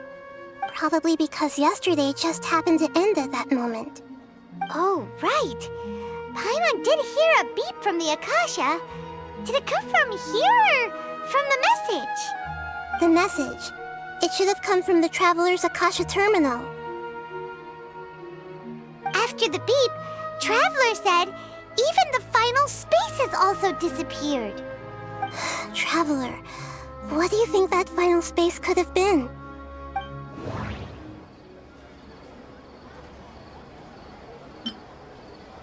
Was that space actually the real world? But wouldn't a real space just randomly disappearing like that be catastrophic? All the bizarre spaces I saw outside the city had one thing in common: a lack of human presence. That doesn't sound right. That doesn't sound right. My impression is that each day in this samsara only ends at the sound of that beep from the Akasha. Oh, so that's what it is! After the sound of the beep, the final space, the Sub-Zero's festival, also disappears, and we're taken to the next day. Later on, Traveler also mentioned a bunch of new spaces materializing behind them. Do lots of new spaces appear every day? Paimon's head is spinning. Just what are these spaces anyhow? Well, consider this. For all the horrors of the Archon War, at its heart, it was just a game where a bunch of gods fought over 7 seats. So no matter how strange or spooky things may look on the surface, maybe all they point to in the end is a small and simple secret. Wow, the Archon War, huh? That's an analogy and a half.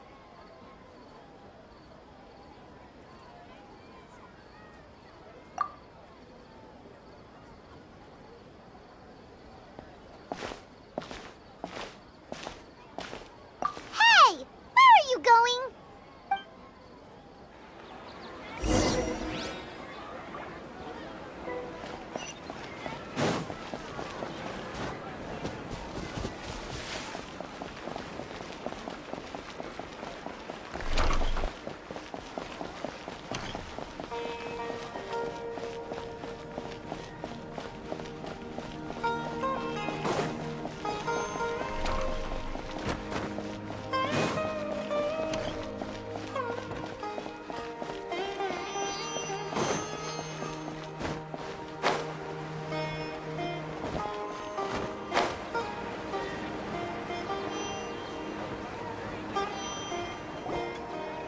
Do you want some alone time to think? All right then, Paimon won't disturb you.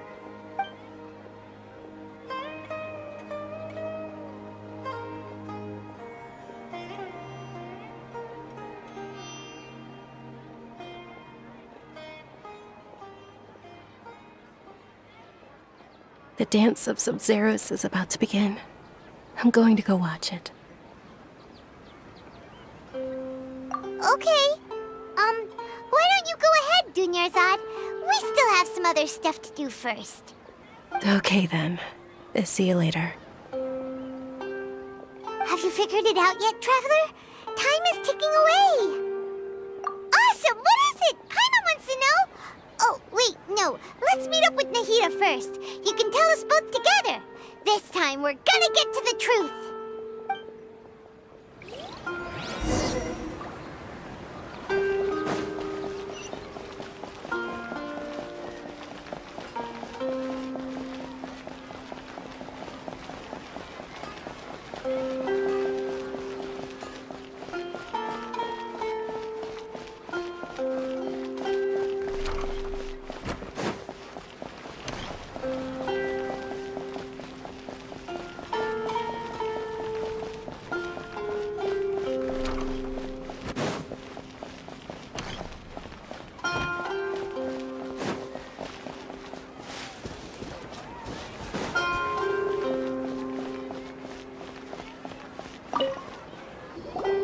You're back! I've been waiting forever for you two. Judging by the looks on your faces, are you ready to take your Sub-Zero's exam and graduate from the festival?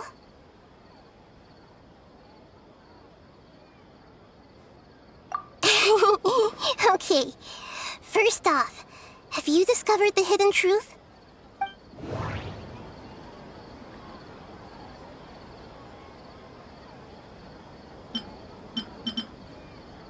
People in Sumeru don't dream. What is... I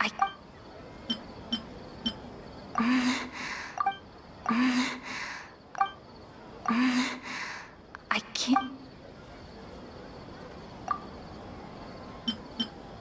All the bizarre spaces I saw outside the city had one thing in common.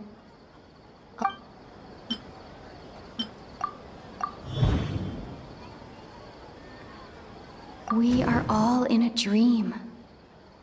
It isn't that the people of Sumeru don't dream. Rather... People in Sumeru think they don't dream, but the truth is the Akasha steals their dreams without them knowing it. And those spaces with no human presence are stolen dreams without their host. That would explain why they sounded so weird when she was trying to describe them. Huh. So people in Sumeru do dream after all. In fact, we're all in one big dream together right now. Correct answer. Now, how did you conclude that the Akasha is capable of this?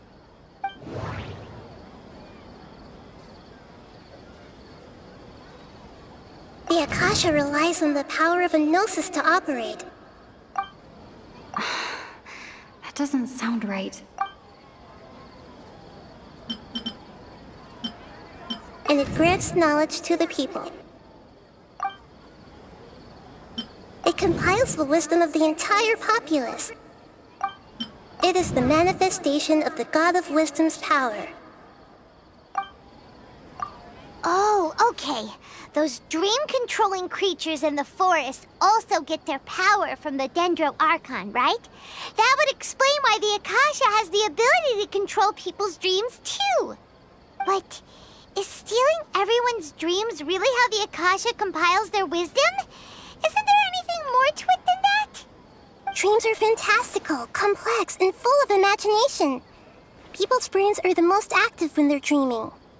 In other words, dreams are rich bundles of human wisdom.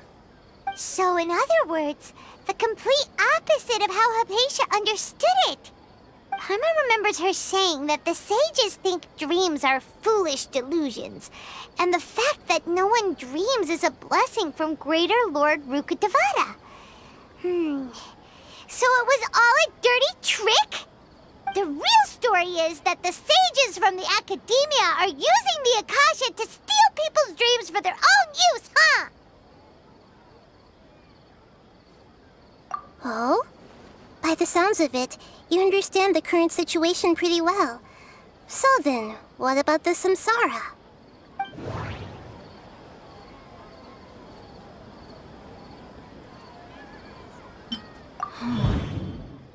Those spaces kept disappearing before my eyes. But as soon as that beep sounded, many more spaces materialized. Those dreamscapes kept vanishing. But as soon as that beep sounded, more new spaces appeared.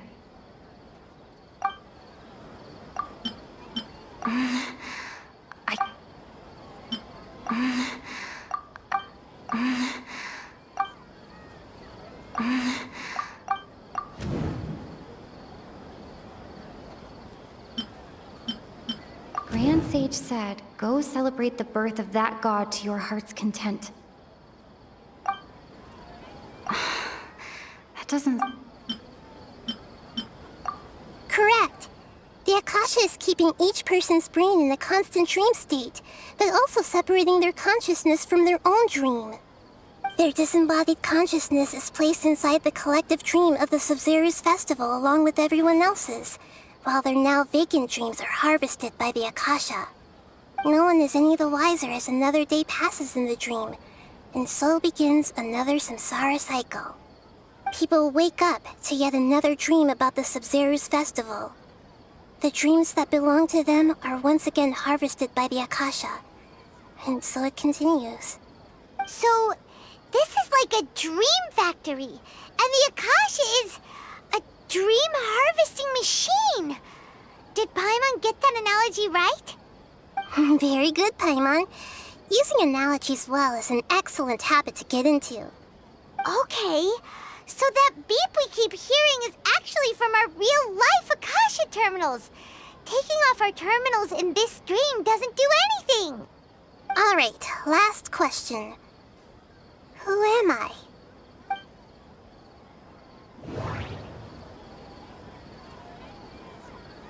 They say that alchemical divination is the Dendro Archon's divine revelation. So then, now that I think about it, wasn't illusions a hint that we're all dreaming? That doesn't sound right. So you noticed. I thought that one would be the hardest question. That's why I put it last. That wasn't hard at all. Even Paimon guessed that. Everything about you is different. We just didn't want to expose you is all. Now that you mention it, Nahida, you've been hinting to us since the very beginning. It's funny, thinking back to when we were asking all over the place for info about Lesser Lord Kusanali. Paimon didn't expect to meet you like this. Yes, those can wait until we're back in real life. On the other hand, I'd be happy to answer any more questions you have about here and now.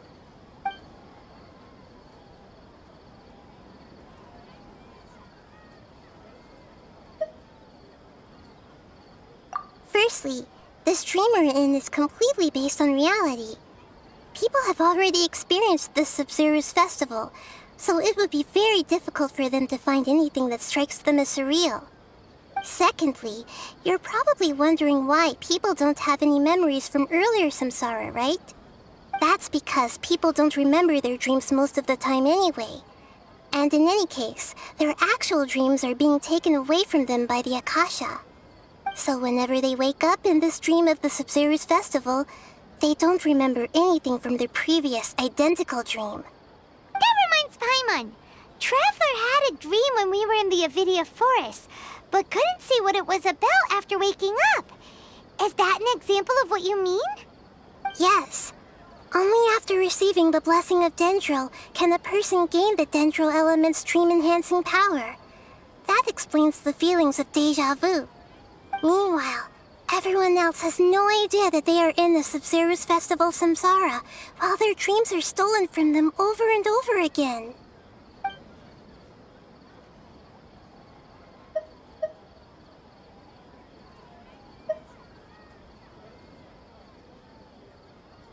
I know, right? Why did they have to base this dream on my birthday? Could it really just be a coincidence? Even you don't know the reason? Wow, now that's strange. The Academia sages are determined to harvest lots of dreams in a short time, no matter the cost. They have to be up to no good. Unfortunately, I don't know anything about it. Traveler, do you have any information?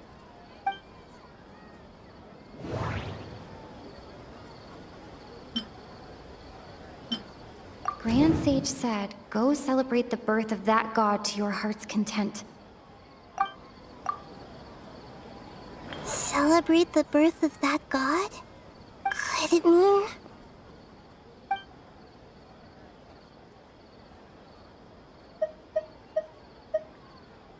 deceiving the people of Sumeru with no regard for their safety? No matter what they're trying to do, this is unforgivable. After we end the Sub-Zero's festival, Samsara, we have to look into them. How can the sages of the Academia do this behind their Archon's back? This is ridiculous! In the end, I'm just the moon. The real sun is long gone. A sun and a moon? Nahida's talking in riddles again. Oh, we're out of time today! I'll tell you how to break free of the Samsara tomorrow. See you then.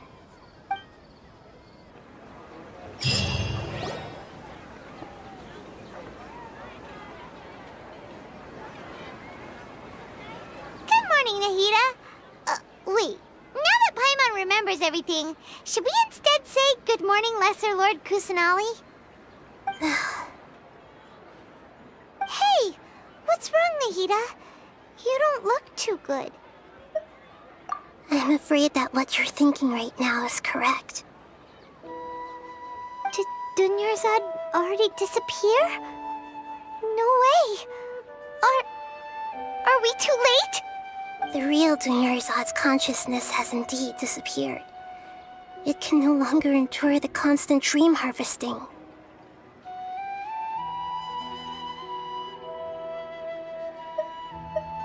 Paimon can't believe it. Wait, so what about that other Dunyarzad? Just what is she? Is she also going to disappear? She's actually something like a puppet, but not completely. The real Dunyarzad's consciousness could no longer keep playing her role in this dream. So another Dunyarzad appeared to replace her in the dream. Just like the grass and the trees, that Dunyarzad is just a building block of the dream that helps to keep it going. But personality-wise, she's nothing like the real Dunyarzad. Puppets are stiff, and can't copy a living person's vitality. After all, they're just there as filler. You know, speaking of which, the old Dunyarzad might not have been too different from a puppet. Dunyarzad truly believed that she met you within her consciousness, and it was you who inspired her. So you do remember her after all. Yes. Back then, her family was overly protective of her. No one cared about her personality or thoughts. It was as if she only lived to stall her Elazar. I just gave her a little wisdom so she could look at life in a new way. So that she could be her own person. But even so, she's still... far from it. I'm still a long way off from being a real Archon. I couldn't even save her. If I were a competent Archon, I wouldn't have let my most faithful follower die at the Sub-Zero's festival with so many regrets. Please don't beat yourself up over it, Nahida. It's the sage's fault, and theirs alone. I'm not beating myself up. All I did was to rationally observe the distance between myself and a real Archon. Don't be like that, Nahida. Even real Archons are still allowed to be sad.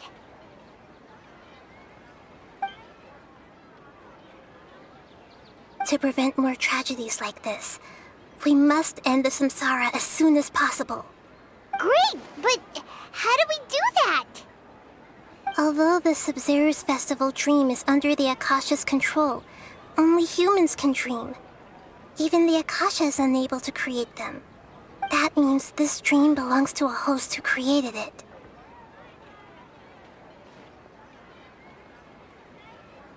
Huh? So, how should we find that person? Well, if this is someone's dream, then everything here must come from deep within their consciousness.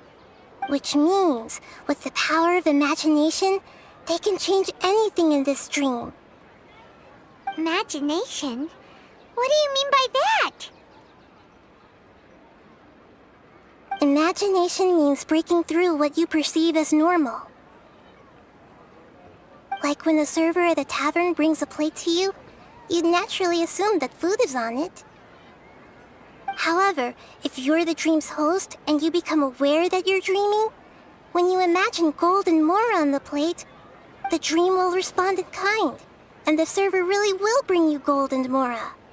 But right now, our host is unaware that this is a dream.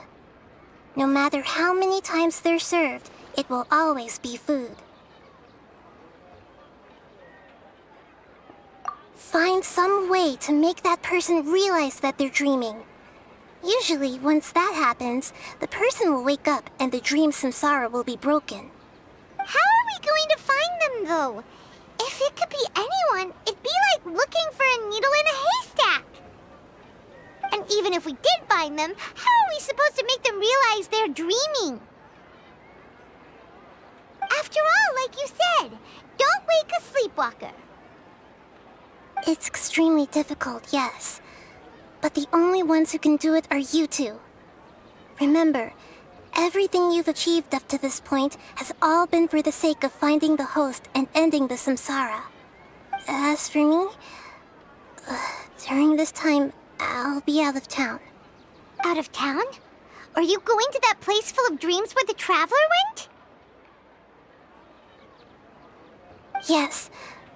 I want to try something. There must still be a small wisp of possibility. Hurry and go.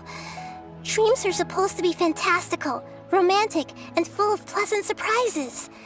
Unnecessary things like this samsara need to end. Paimon's still a little upset that we've come this far only for Dunyarzad to... She was such a good person, with such a simple wish. But fate was against her. Yeah, saving Dunyarzad is what kept us going this whole time. But we mustn't lose hope, Traveler. Dunyarzad would definitely want to see us save everyone else. So let's break the samsara for her sake. Paimon's wondering, do you think the sages would get one of their own to be the host of this stream? Feels like it would be easier to control it that way, no?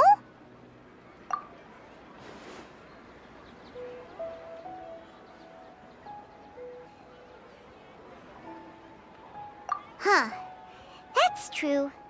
Plus, the sages probably weren't counting on there being other factors beyond their control, like Nahida and us. So, who do you think the host of the dream is? Oh, that would make sense! Ferris, the Knight of Flowers, is a symbol of the wholesome Zeru's festival, right? Pretty core character. Let's go ask him some questions, shall we?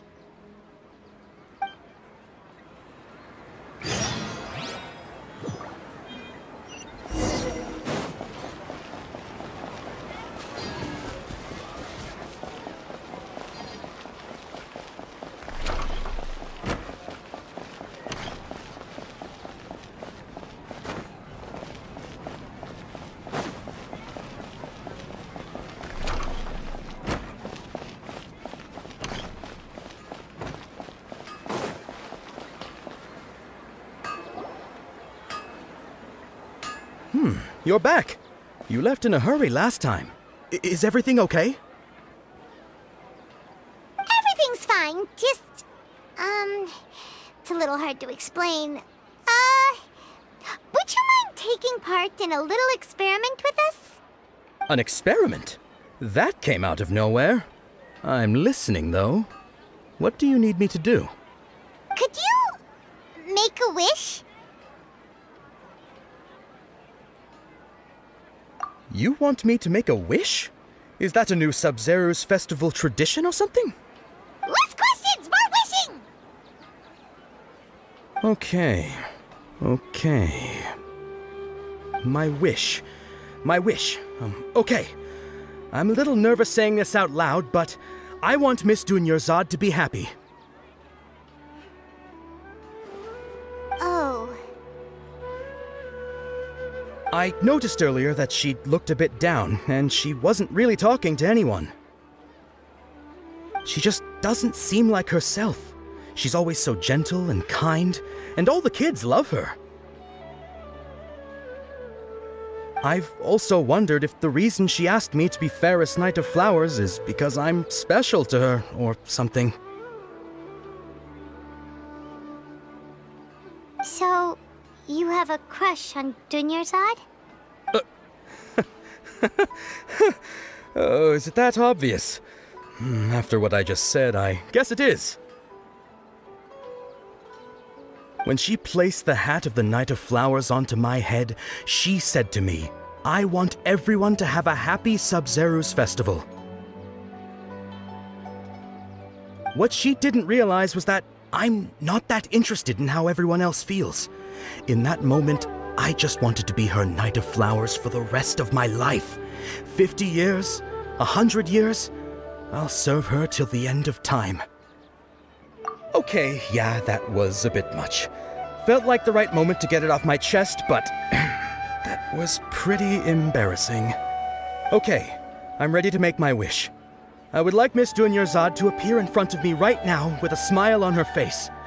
Here goes. Please come true. I'm gonna open my eyes. Oh, you're... What? Fucky? Sorry, but only one portion of Yalda candies per person. Back home you go. Nice try, you two. Anyway, never mind. I don't need to see her appear right in front of me. As long as she's happy. Guess he isn't the host of this dream after all. Should have expected it wouldn't be this easy.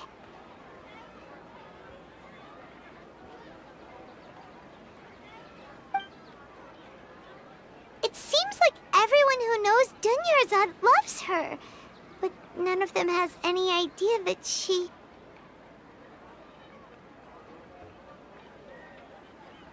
My lady, step back. That sounds like Dia! Oh, right. This is when Dunyarzad bumps into the kidnappers. Huh? But Dia can handle them. Hey, Traveler!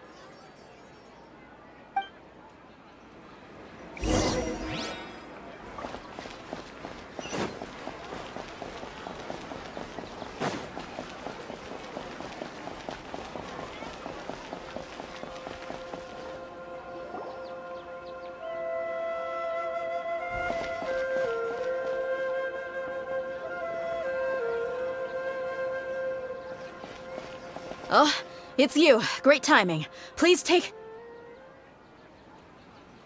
Hey, this is my job. The homie Yanni's pay me, not you. You... fine, alright. Knock yourself out. Why are you so worked up anyway? It's not like I don't trust your fighting skills. Anyway, watch yourself.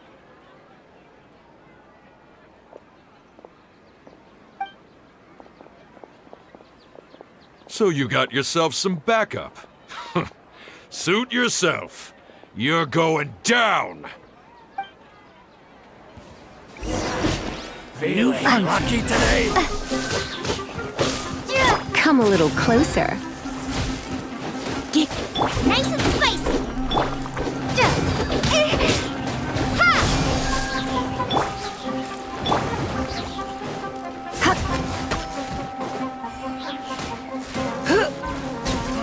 You want this one? Where do you think you're going? Frying pan? Be back.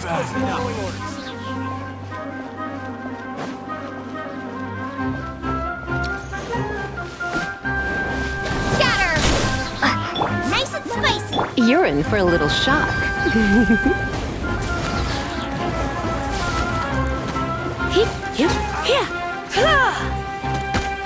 Propagate! Chung!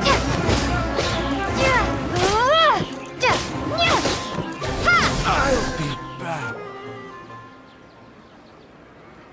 Traveler, were you just taking your anger out on those guys? You and Nahida both. Dunyarzad wouldn't want to see you two like this. Oh, and speaking of her, Paimon just remembered something. Remember how during the first Sub-Zero's festival, before the Samsara started, we came here with Dunyarzad because she wanted to pick something up? She said it was because she had forgotten something. Okay, so Paimon's memory is working so far. Anyway, Paimon also remembers that she is staying somewhere around here. She pointed it... Yeah, even if it's only a tiny clue, it'll probably still help us more than this needle in a haystack search.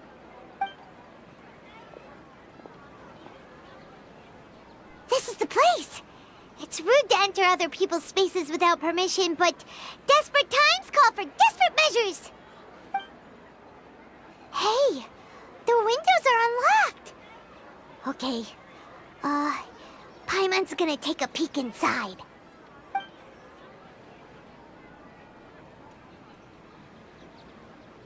This was only a temporary residence, so there was pretty much nothing inside except this book on the table. Should we open it?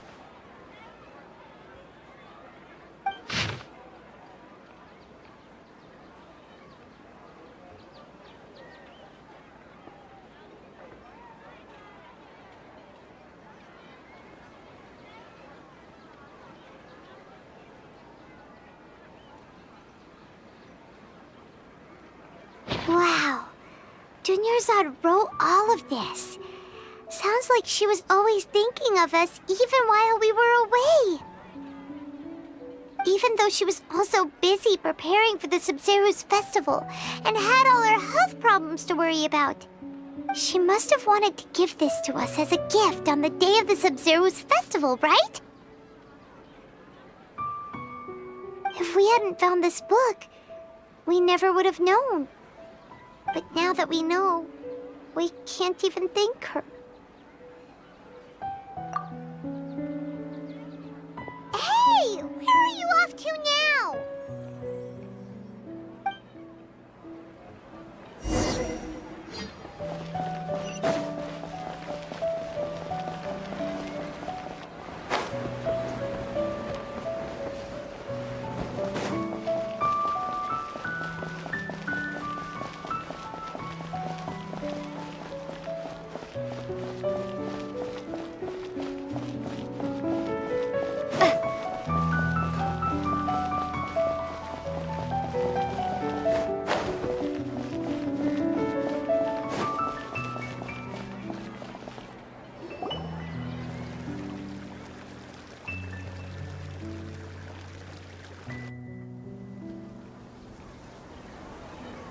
It's Dunyarzad's puppet.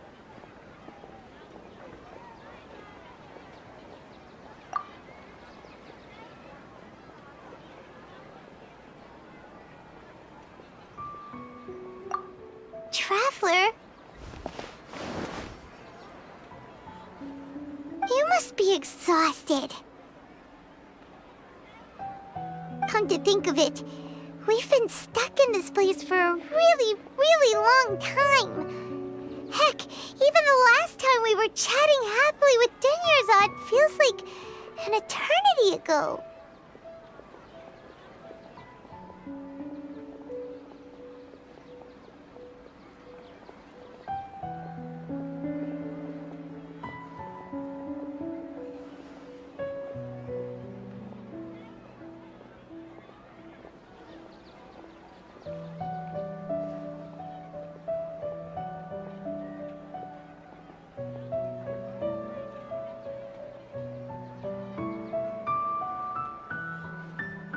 Paimon still remembers when we were sitting here, and the way her eyes sparkled when she talked about Nilu's Dance of Sub-Zeros.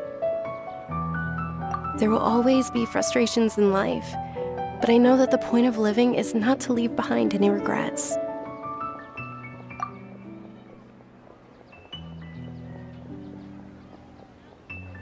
was what the real Dunyarzad said, wasn't it? Does that mean... Yes, Traveler. What is it? Oh, so she's still just a puppet. But just now, how come... What? Where are we going this time?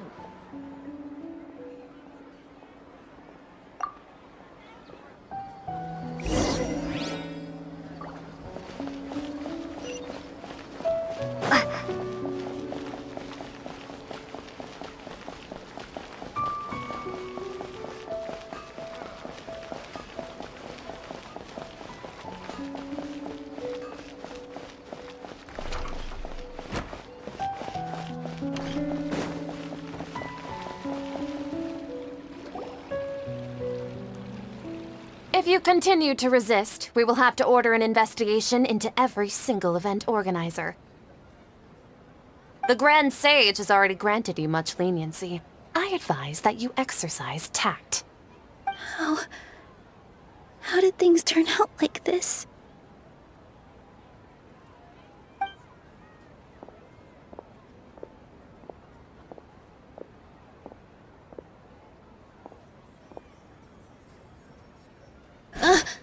Traveler? You don't have to get involved. He's a sage from the academia. I don't want to drag you into this. Traveler? Traveler? What the heck are you doing? If you get arrested by the academia, that's another day gone to waste!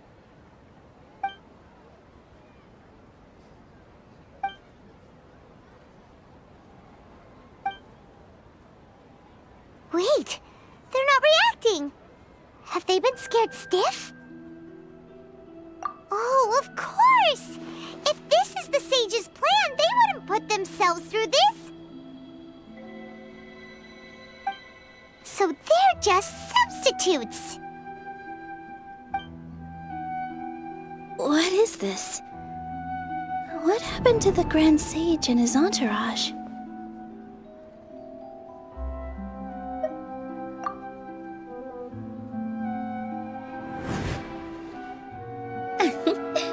Like I said, they symbolize the goddess of flowers. It's just a shame that all the real Padisarahs went extinct after her death. Yes. The Greater Lord brought forth new Padisarahs in memory of the goddess of flowers. But she ultimately could never truly replicate that beautiful shade of purple.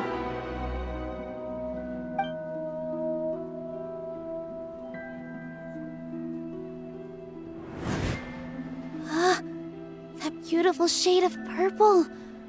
Aren't these flowers real Padisarahs? Just like the ones from the legend? I didn't even notice. Dunyarzad, did you find these? But didn't you just say all the real flowers went extinct after the goddess of flowers passed away? So, how? Yeah. What's going on here? Huh? You guys are acting weird. But okay, I'll try.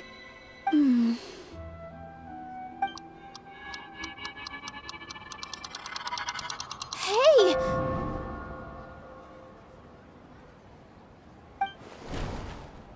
They disappeared! So Nilu's the host! What a surprise! Purple Padisarahs don't exist in the real world anymore. But in Nilu's subconscious, they can appear as decorations on the stage. It's just like the example Nahida told us. People assume there will be food on a plate, and Nilu assumed there would be real Padisarahs in the flower pots. So when you saw the flowers, you instantly knew it was Nilu? But if we want to end the samsara, we need the host to become aware that they're dreaming. How should we make Nilu realize that? Am I dreaming? Huh? So I'm right. Is this Lesser Lord Kusanali responding to our celebration of the Sabzeruz festival? Wrong completely wrong either. The point is, what made you think this is a dream? As far as you know, people in Sumeru don't dream, right? Yeah, but have you heard the tale of the first sage? To prevent a calamity, he went on a journey to find the Dendro Archon. Ooh, sounds familiar. Dinyarzad told us a story like that when we first arrived in Sumeru City. So it was about the first sage, huh? Yep, but in the part you heard, he hadn't become the first sage yet. There's more to the story. His piety and wisdom were acknowledged by the Dendro Archon, and she finally gave her blessing to him. All kinds of spectacular scenes appeared in front of the first sage, as if all the knowledge in the world was being painted onto a canvas right before him. He was captivated. After who knows how long, he mastered all the knowledge he could comprehend. Afterward, he said to the Dendro Archon, "I miss my parents, my wife, and my children. I've been away from home for far too long. They must be worried." The Dendro Archon smiled. The next second, the sage found himself lying in his bed, as if he had just woken up from a dream. His wife, lying next to him, said, "You're off to search for the Dendro Archon today, aren't you? Have a safe journey, my love." In the end, the first sage took care of many disasters in Sumeru City and founded the Academia. What a happy ending. So, the first sage was dreaming ever since the beginning of the story? He never went on his journey? Yes, but his faith and determination were conveyed to the Dendro Archon, so she blessed him in the form of a dream. Paimon understands where you're coming from now. That's a really interesting connection. But we really gotta wake up soon, like the sage in the story! I see. Well, it just so happens that today's Sub-Zero's festival is almost over too.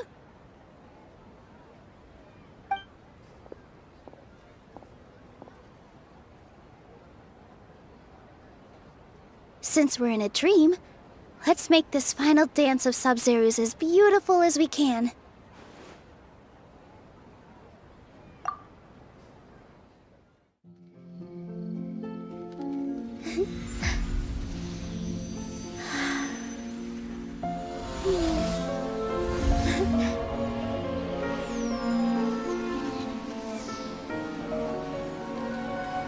The wait is over, everyone. I dedicate this to our god, the dance of Sub-Zero's.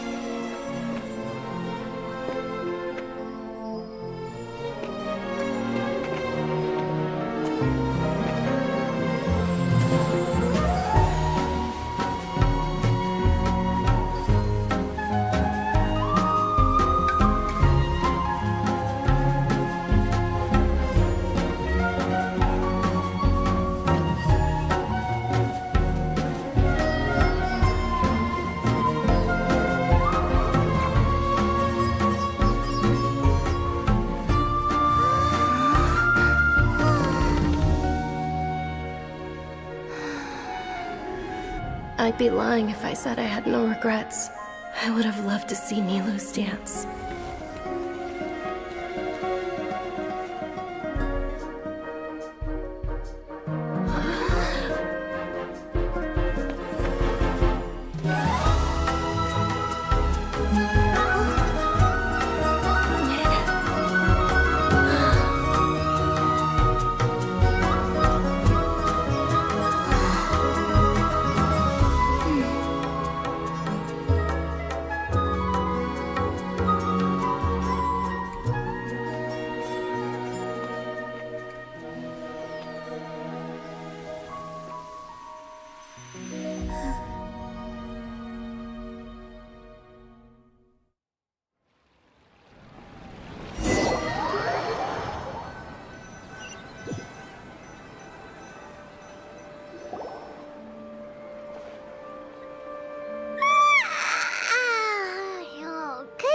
Traveler.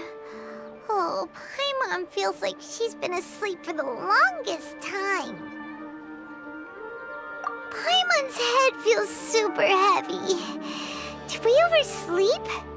Do you even remember going to sleep last night? Paimon thinks it was after the Sub-Zero's festival. The Sub-Zero's festival!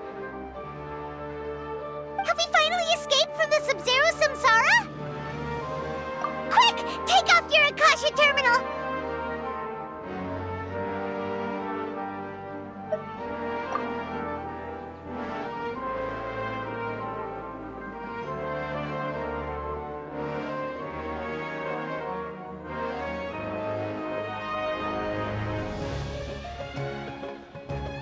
She's not in her room. What happened? Huh? What usual spot?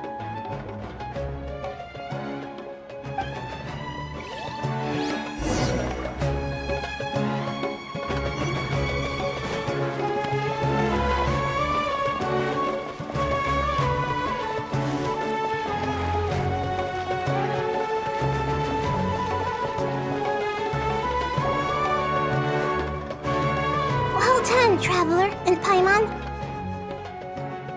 And thank you, Dunyarzad, for organizing the Sub-Zero's festival for me. I'm sorry, who are... Dunyarzad! You're okay! Oh, don't scare us like that! Oh, Traveler Paimon. I have something amazing to tell you. I just had a dream. And I saw Nilou performing the dance of Sub-Zeros.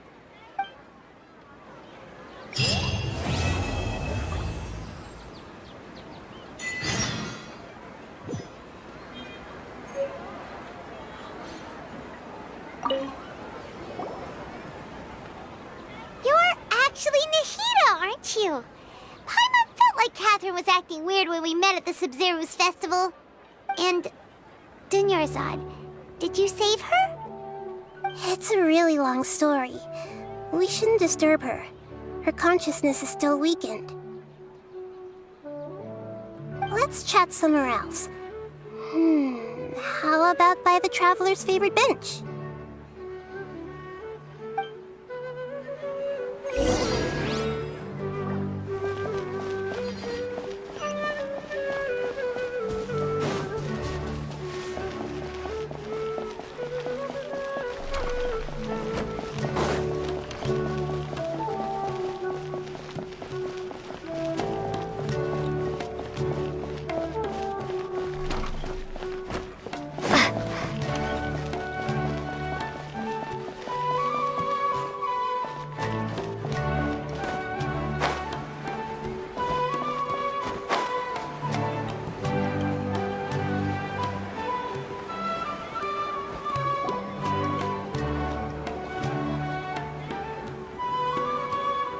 Let's talk about Dunyarzad first. It's such a relief that she's all right. After we parted on the last day of the Sub-Zero's festival, I left the city and saw what the Traveler had described. Among the countless dreams, I found one that was growing fainter and fainter. This proved my suspicion. Once Dunyarzad could no longer bear the Akasha harvesting her dreams, her consciousness began to dissipate. But this also meant it escaped the Akasha's control. Such a small fragment of consciousness can't last for very long, though.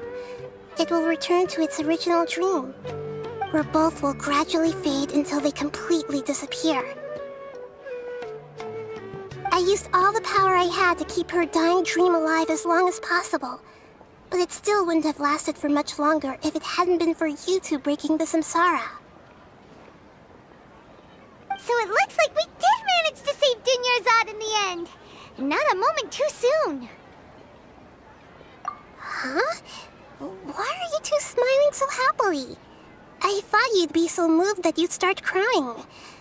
I need to spend more time observing human emotions. Both are fine. Everyone reacts differently. All right. You two must have a lot of other questions for me, right? After all, you saved my faithful believer. As your reward, I will answer any and all questions. To be accurate, I'm using the Akasha as a medium to occupy Catherine's consciousness. How did you do that? Poor Catherine. Does this mean you can also occupy other people's consciousnesses? Theoretically, I can enter anyone's mind as long as they're wearing their Akasha terminal.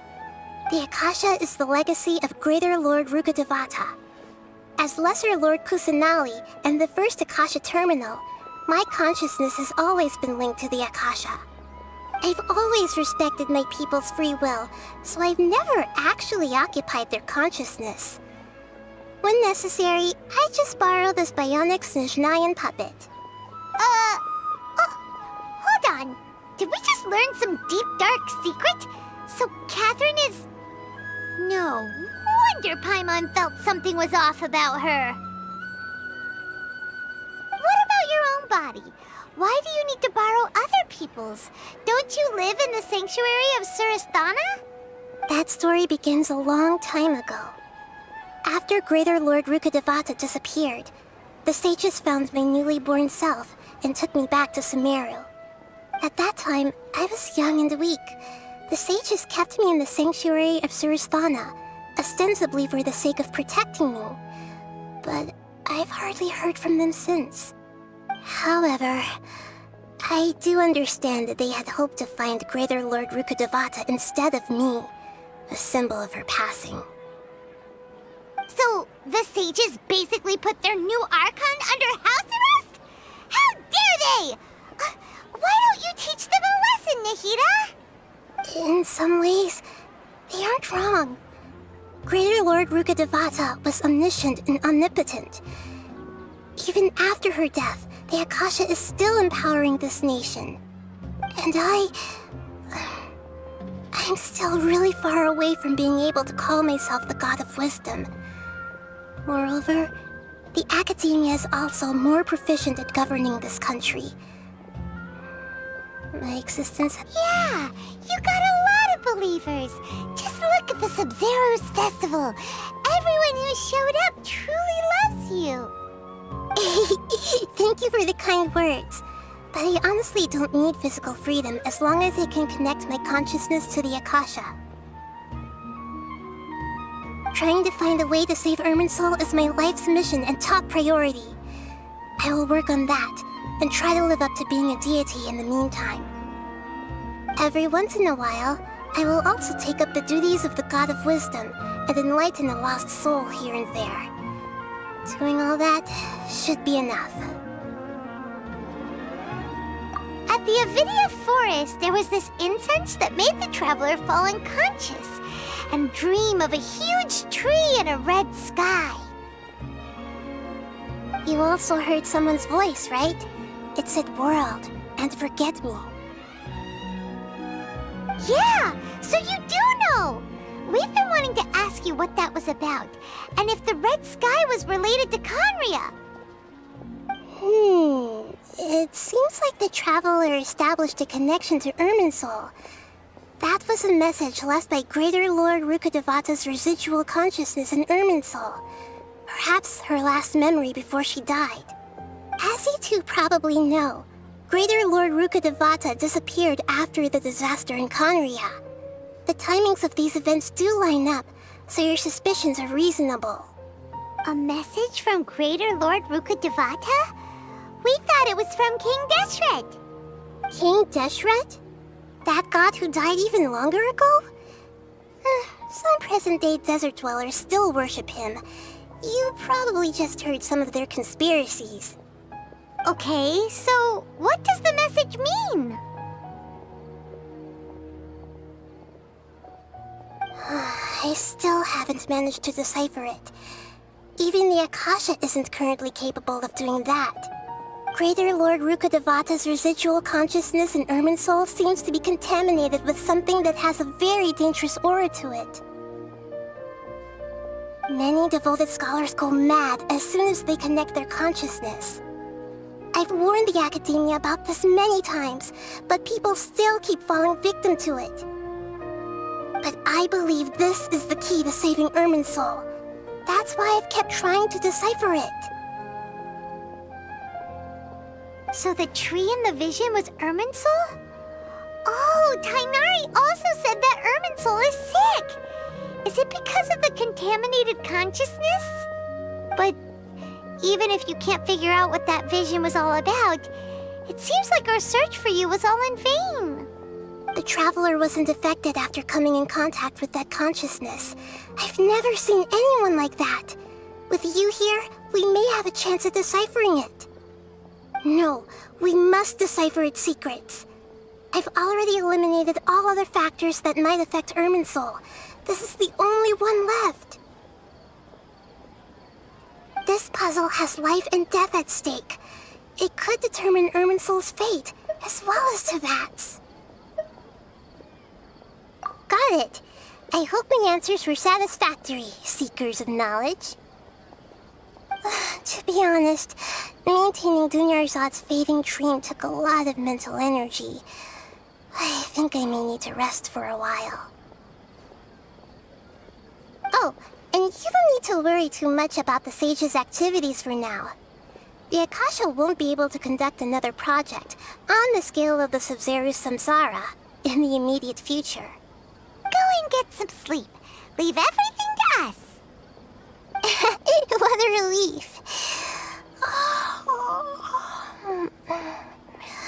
This is truly the most exhausting birthday I've ever had. Traveler? Paimon? Why am I here? Do either of you know? Maybe you were sleepwalking. You know you can't wake up a sleepwalker. We happened to walk by, so we thought we'd wait for you to wake up. I see. Huh. I should visit my maintenance personnel sometime. Oh, I'm fine. I better go. Thank you.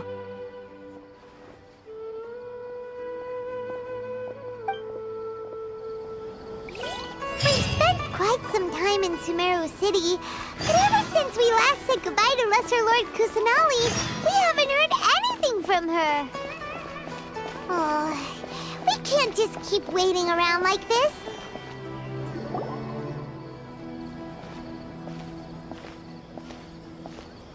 Ad Astra Avisask. We meet again, you two. Hi, Catherine. Do you have any commissions for us today? Commissions, huh? Let me think. Oh, how about this? Please attend the Academia's Academic Symposium this afternoon and recite a love poem on stage. Wait, say what now? And if possible, please also use your camera to capture the reaction of the audience upon finishing the poem. Huh? What kind of commission is that? I see. It appears that you're not interested in this commission. In that case, please go to Port Ormos and convince the Eremites there to spend some time volunteering at the local orphanage. Hey, that's not any better. I'm sure the mercenaries will have some interesting reactions as well. Paimon's gotta ask. Just who exactly has been submitting these commissions to the Adventurers Guild? Oh, the commissioner? Well, actually, I just wanted to see the two of you in action. Was it so obvious? I was hoping you would actually take one of those commissions. That kind of chance to observe humans doesn't come by often. Ah, so it's Nahida. Paimon just knew Catherine wouldn't crack those kinds of jokes. When did you get into her head? From when she said, Ad Astra Abisask? So it's been you this whole time? Are you done resting up, Nahida? Yes. I've been sleeping ever since we parted ways, and I even had a really, really long dream. It was another dream about the Sub-Zero's festival, except it was a happy one. In my dream, I was sitting in the middle of a flower terrace, and everyone in Sumeru City was holding hands as they danced in circles around me. They danced round and round, and everyone looked really happy. I also got to sit on a gigantic flower carriage. Ferris, the Knight of Flowers, raised me really, really high above the ground, and I was throwing an endless amount of Yalda candies at the children. You know, Nahida, maybe your dream is how the Sub-Zero's festival really should be. It's meant to be a joyous time where everyone gets together to celebrate your birthday.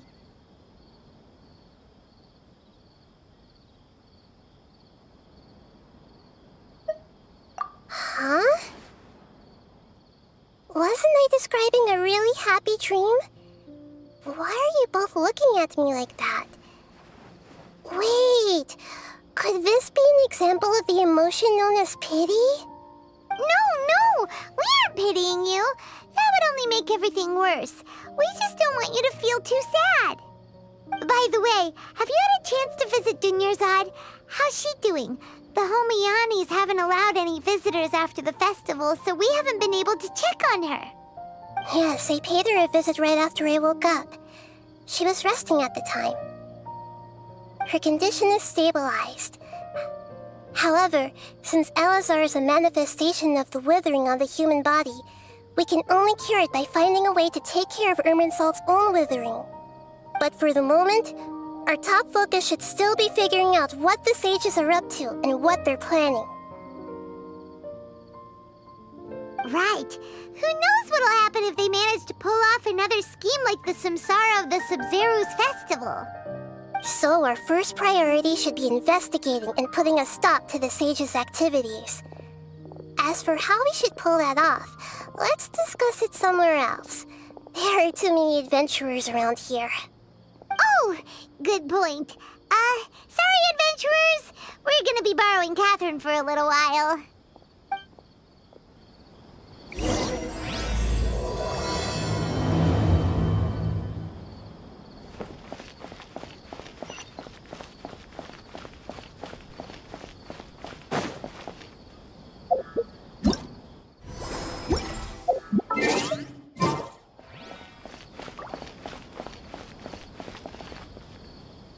Let's continue our chat here. Okay, so do you have any ideas on how we can investigate the sages, Nahida? Actually, I've already done a little bit of work on that. But for now, I want to hear your thoughts.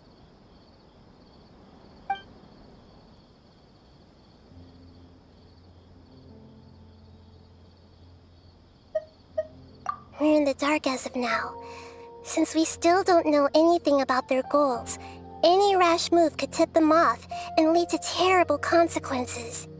After all, every person in Sumeru City is one of their hostages.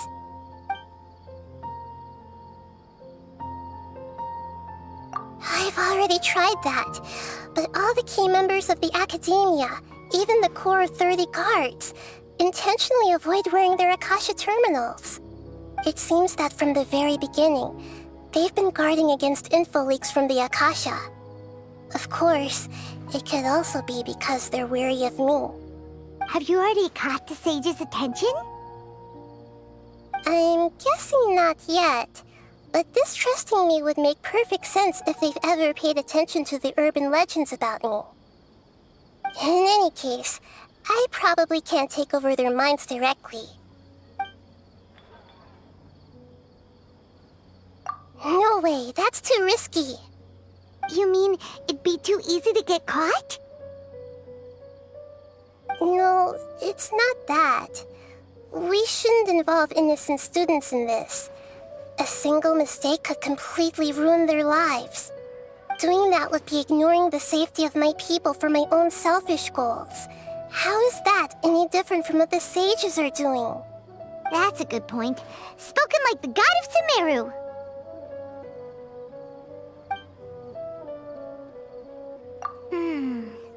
Are we really out of ideas? Nahida, you're super smart, so you already have something in mind, right? Don't keep us in suspense. Spill the beans already. According to a popular theory from the Vahumana Darshan of the Academia, Rejecting impractical motions at the beginning of a planning session will give more weight to the actual proposal. Okay, but aren't you the god of wisdom? You don't have to use that kind of gimmick to make us take your ideas seriously.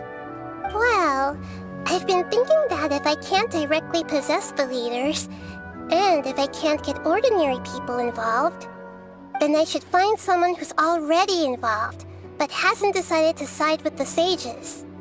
You're saying we should recruit a spy? That does sound like it could work. Oh, before coming back, we met someone named Alhaitham. He seems like he acts alone, and he likes doing stuff behind the Academia's back. They probably aren't in cahoots. Actually, I already have someone in mind. Do you still remember that female scholar named Setaria? Setaria? Paimon remembers now. Isn't she the one who's always trailing behind the Grand Sage of the Academia? We ran into her basically every time the Sub-Zero's festival repeated itself. You could even say we're old enemies by now. Paimon still remembers the smug and mean way she always spoke to Nilou. I've always liked observing all kinds of people, and Setaria has always stood out from the crowd. She was born in the desert and was hailed as their greatest genius. Her academic gifts allowed her special admission into the academia, and also gave her the opportunity to serve as the sage's assistant. Oh, Paimon didn't know she was from the desert. She must be pretty special then. Paimon feels like most of the desert dwellers around the city are working as mercenaries. The name Setaria means star. When she lived in the desert, she shone like the brightest star in the night sky. Later on, she was chosen by the sun. The star was given a place in the daytime sky to complement the sun's dazzling light. Soon after, the star witnessed the sun scorching the earth, which brought forth many disasters. The star began to waver. Instead of staying beside such a sun, wouldn't it be better to return and light up part of the night sky? But in the end, she couldn't give up the radiance of daytime. To cope with her shame, the star buried her guilt and closed her eyes.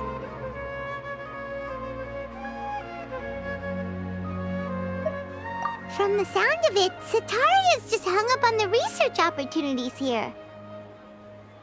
But she doesn't really support the academia. She still feels guilty about not doing more for the desert, right? She's just running away from her problems. Indeed. When they are presented with complex moral issues, many people will simply plug their ears and go with the flow until the problem can't be fixed anymore. She's suppressing a lot of guilt, but before she realized it, she had already become the sage's accomplice. She can't deny her part in their schemes anymore. Right. We must somehow make her face her problems again. That way, not only can we get useful intel from her, but she can also use it as an opportunity to redeem herself. From my past observations, Setaria will take a day off from the academia every 10 days to do some shopping in the city. Tomorrow afternoon just happens to be a shopping day for her. That'll be our chance. To prepare, let's go check out some of her favorite spots, and have a quick chat with a few of the vendors there.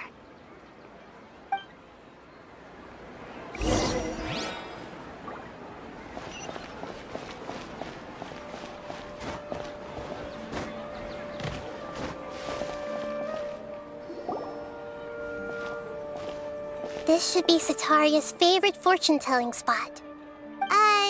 So should we ask the fortune teller about Setaria? No, I already have enough information on Setaria. The most important thing now is for you to pay attention to the vendor's talking style and key characteristics. Talking style and key characteristics? My poor lost lambs. Have you become troubled over your fates? The divine voice of wisdom often echoes between mine ears. If thou be blessed today by the gods, I may be able to show you the way. Huh? Really? Nahida, you've been whispering things to her? Shh! My friend here has some doubts regarding her future. Can we get a fortune reading for her? Of course, of course. In that case...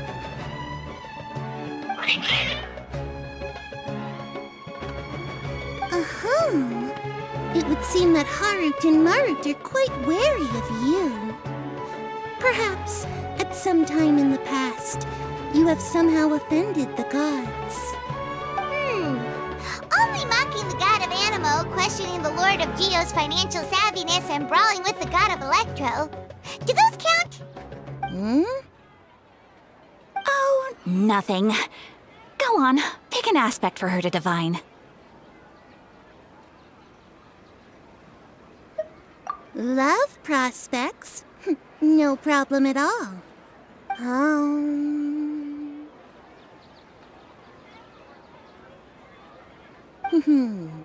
The gods have spoken. The truth shall be revealed. One who is fated to cross your path will appear on... Huh? So many people will fall for you. How could that be? Harut, Marut, did you two spoil my divination? I've never read a fortune so absurd.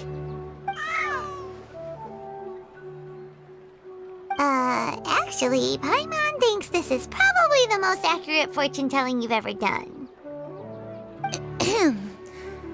I admit that the orientation of today's celestial matrix is, suboptimal. As such, there will be no charge. Is that so? Well, that can't be helped.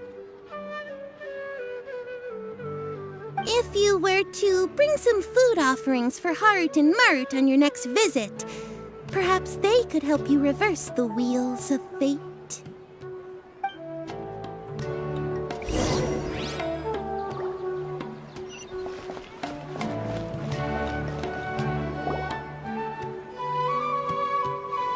Is this another one of Sataria's favorite stalls? Yep. It belongs to a king. His father helped Sataria a lot when she first moved to Sumeru City, so she still comes by whenever she has time. When I start talking with him, listen carefully to the details of our conversation. Ah, dear customers, would you like to look at some pottery? We caught wind of your great craftsmanship, so we specifically came to take a look. Oh, I recognize you. Aren't you Miss Catherine from the Adventurers Guild? Sounds like I'm in for some big business. Speaking of, where did you learn this trade? I suppose you could say it all started with my dad. He's a mason by trade, but I picked up an interest in clay while apprenticing for him. After that, I began making pottery by myself in secret, and I simply changed trades when my works turned out well. Although it's a pity that I'm no longer making much use of the knowledge provided to me by the Akasha. That's nice. You're making a living doing something you love. So is your father still working as a mason? Oh no, not anymore. A few years back, he fell from a roof and broke his leg. Since he had already saved enough mora over all these years, he's just enjoying the retired life in Port Ormos nowadays. I see. We wish him peace and happiness in his retirement. I'll have someone in charge of logistics at the guild come by another day for some goods. We'll leave you to it. Take care now. No problem. Rest easy, all our goods are sure to meet your every need.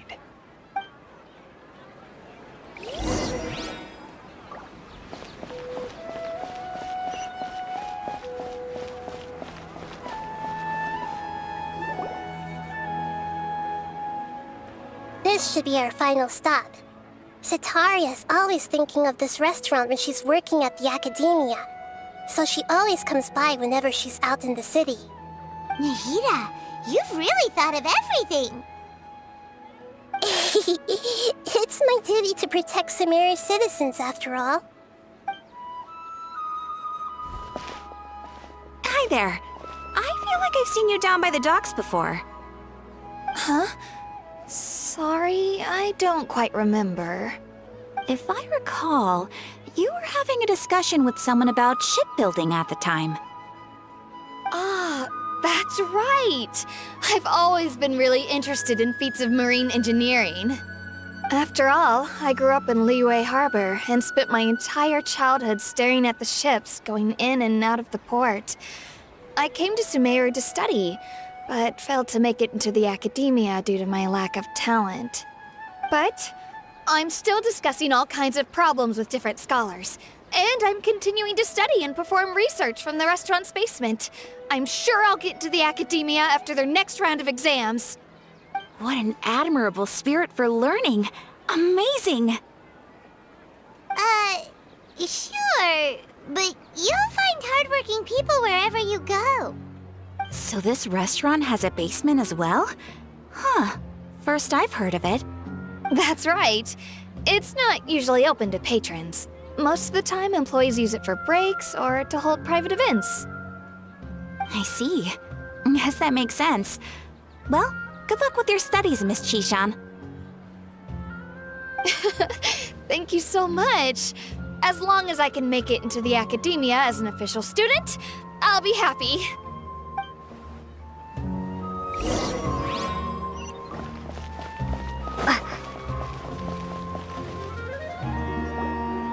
So, was that everybody? Mm-hmm. 3 familiar faces should be enough for Sataria. What's the point of all the information we've collected? Nahida, you still haven't told us how you're planning to make Sataria face her problems. Sataria is already used to avoiding her problems, so we must find a way to break through her usual sensibilities. I remember you mentioned that the Eremites in Port Ormuz are all making a fuss about the upcoming resurrection of King Deshret. Although it's all just a boatload of nonsense, the fate of her homeland may turn out to be Sataria's soft spot. Oh, Paimon gets it now! You want to take advantage of the guilt Sataria feels about her homeland. Although she knows she should return home to help the people of the desert, all she's done is conspire with the sages. So how do we set that up? Well, King Deshret is long gone, and Sataria is also too smart to fall for any simple tricks. If we simply engaged her under the guise of King Deshret's believers, she would definitely be wary of us, and we may not get anywhere. But if we were to borrow some of her close acquaintances to talk with her, her reaction would probably be very different. So, you mean you're going to possess those people we just talked to? Yep. Possess them through the Akasha. Imply they've already converted to the faith of King Deshret, and then convey our made-up will of King Deshret. As long as everything goes smoothly, we'll get through to Sataria for sure. She'll never guess that we had anything to do with it. So that's how you're going to use all the info we collected on these people. It's so that you won't slip up and break form. Possessing them will only work if you can manage to pass off as them. Exactly. So, best of luck with impersonating them. Huh? Best of luck? But we don't know how to possess anyone. That's no problem at all. I'll just share all their senses with you once I've possessed them. As long as you're also wearing an Akasha terminal, the effect will basically be as if you've possessed them yourself. Huh. That is pretty convenient. But why does she have to do this? Can't you do it yourself? Although I've been observing humans for a while, I've never been good at imitating them. You're not wrong. It's always been painfully obvious whenever you try to pass as Catherine. If it was at all possible, I would have preferred to leave these people alone. But seeing how things are now, I probably should just accept it and push on. Yeah, don't beat yourself up over it. We're only doing this to help everyone, and we'll only be borrowing them for a little while anyway. Alright, then let's give it a go tomorrow afternoon.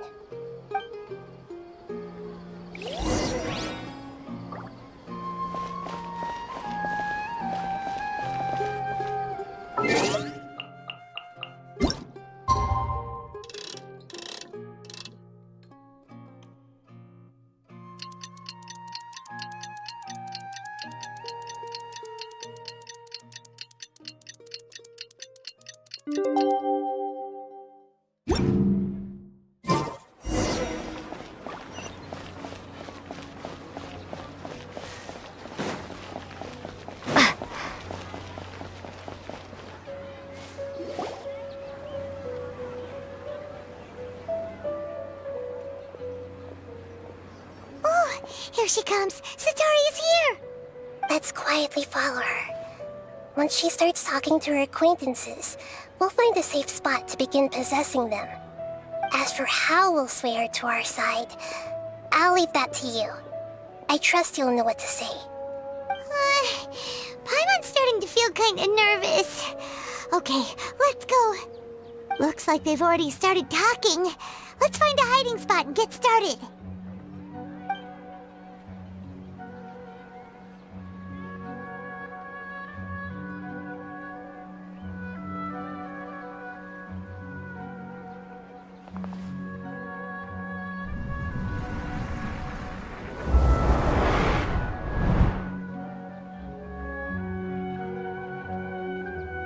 That's right. You really can't force anything when it comes to love. And besides, everyone around me has a very different background and outlook. Are you still listening to me, Nabia? Oh, of course I'm listening. You were talking about troubles with your love life, right? I heard everything you said. Okay then. You just seemed a little distracted for a moment there. Strange. Your cats seem pretty worked up. Is something wrong? I always thought they were quiet, happy kitties. Oh, what are their names again? Ah, that's right. They are just little darlings, aren't they? Harut and Marut. So, which fortune do you want me to read for you today? You must have come for another echo of the divine voice of wisdom. I'd like to get another reading on my love prospects, but to be perfectly honest with you, I feel like I've been a real mess recently. A mess? Well, could you do a reading on how long it'll take me to finish my current project at work? I really just want to get it over with. I hear you. No problem at all. The gods will reveal the truth.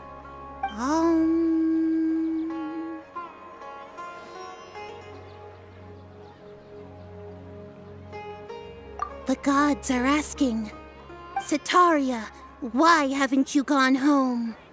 Why haven't I gone home? Do the gods really know everything I've been thinking about? Setaria, why don't you just go home? It's a demand now instead of a question. The gods seem to be truly upset. I'm sorry. I know I failed the gods. Please pass on my most sincere apologies and ask for their divine forgiveness. And if I may ask, Nabia, is there a specific god who's speaking to you right now?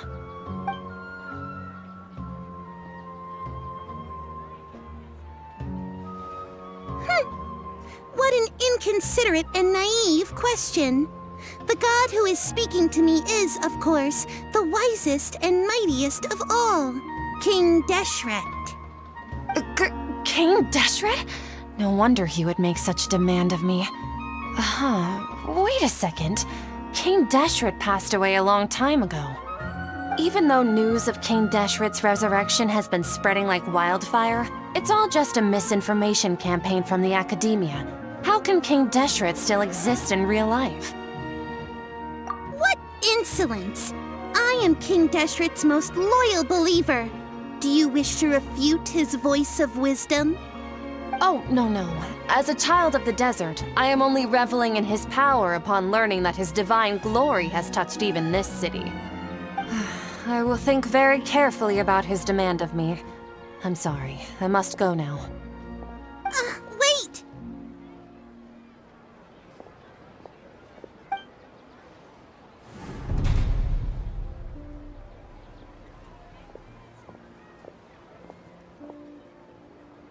Whoa! She just ran off in a hurry. She looked pretty upset, too. Well done. Setaria didn't seem to suspect anything amiss. To have something she's been trying desperately to avoid show up out of nowhere and berate her, that must have shaken her to the core. Aw, Nahida, It seems like you understand human emotions really well after all. All I know are some abstract Harvard-taught theories. And in any case, my time with you has shown a lot of them to be utterly useless. I'm still trying to make sense of everything. Anyway, enough of that. Let's hurry and catch up to Sataria. He's out of Keem's now, right on cue. Let's get ready to possess him right away!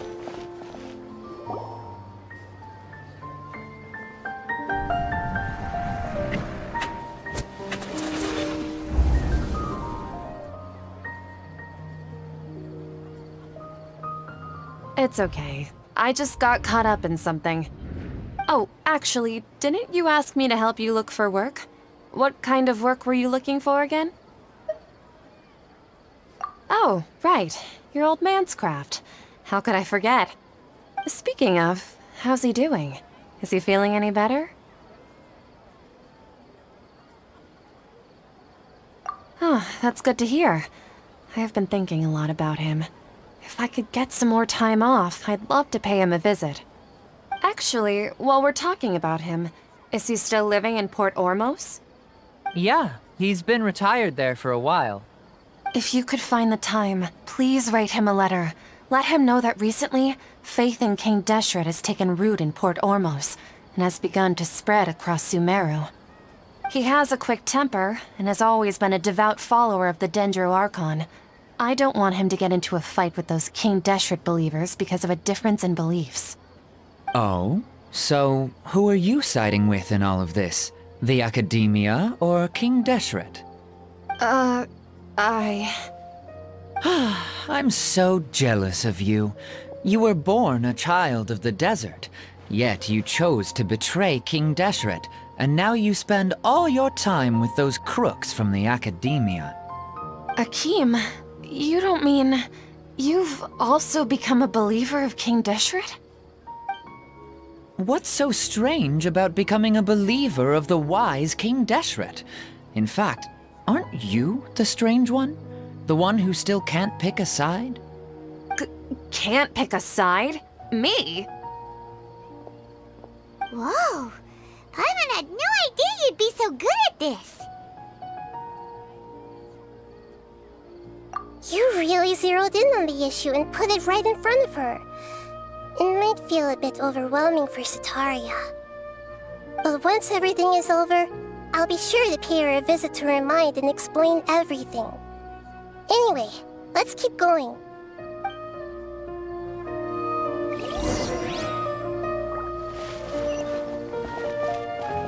Come on! Sataria's already started talking.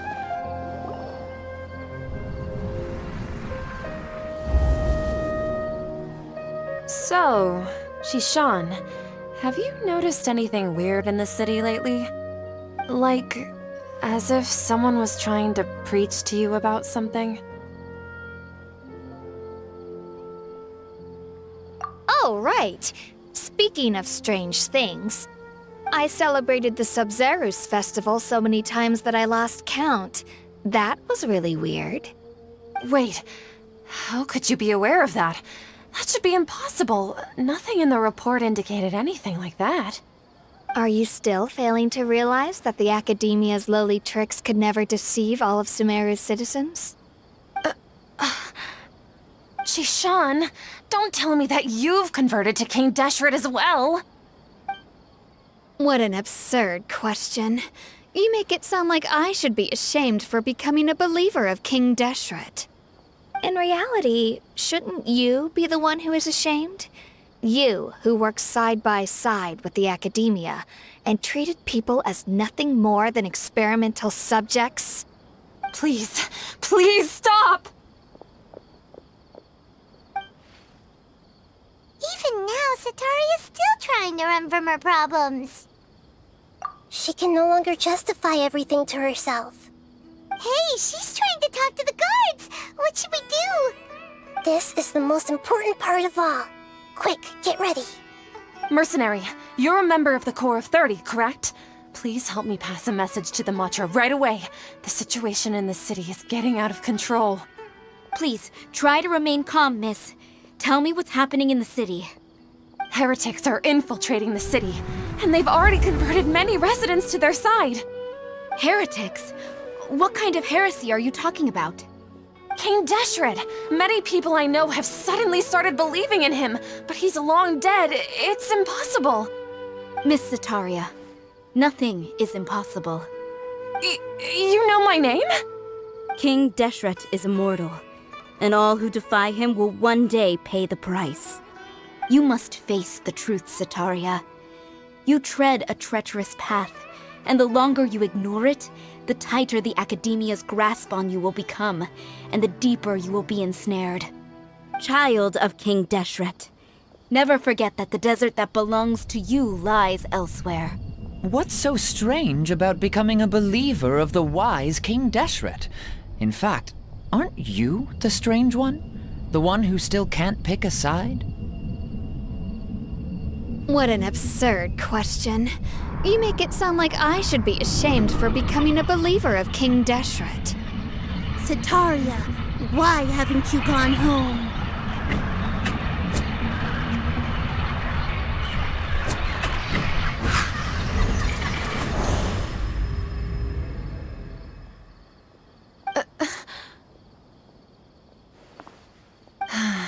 It seems that no matter where I run, I only keep finding more believers of King Deshret. I have to say, this is a familiar feeling.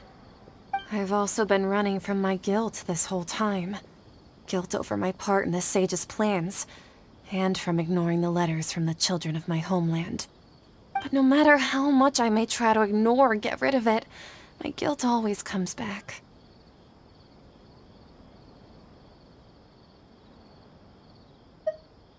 you won't necessarily lose your research opportunities by facing the truth. Besides, did you really want to conduct your research while carrying such heavy feelings of guilt? How do you know me so well? Are you truly just a believer of King Deshret? Or are you the god himself? That's not important. The important thing is to pass judgment on the Academia and its sages, and to correct their mistakes. If you could provide some assistance in this matter, perhaps it could serve as a form of atonement. I've actually never believed in the gods, but I've always believed in serendipity.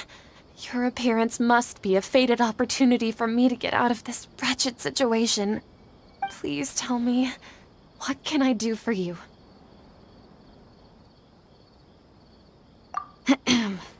How much do you know about the sage's current activities? I was just one of the designers for the massed dream harvest scheme, which is what happened around the Sumeru's festival. But I know very little about the full scope of the overall project.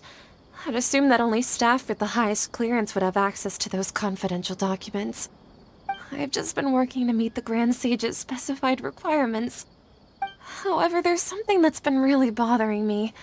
I heard that a scholar who was previously expelled has returned to the city, and even the sages are still quite wary of him.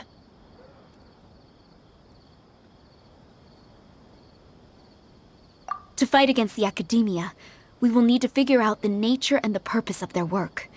Is there a way for us to get access to the confidential documents you mentioned? It should be possible if we're willing to take some risks.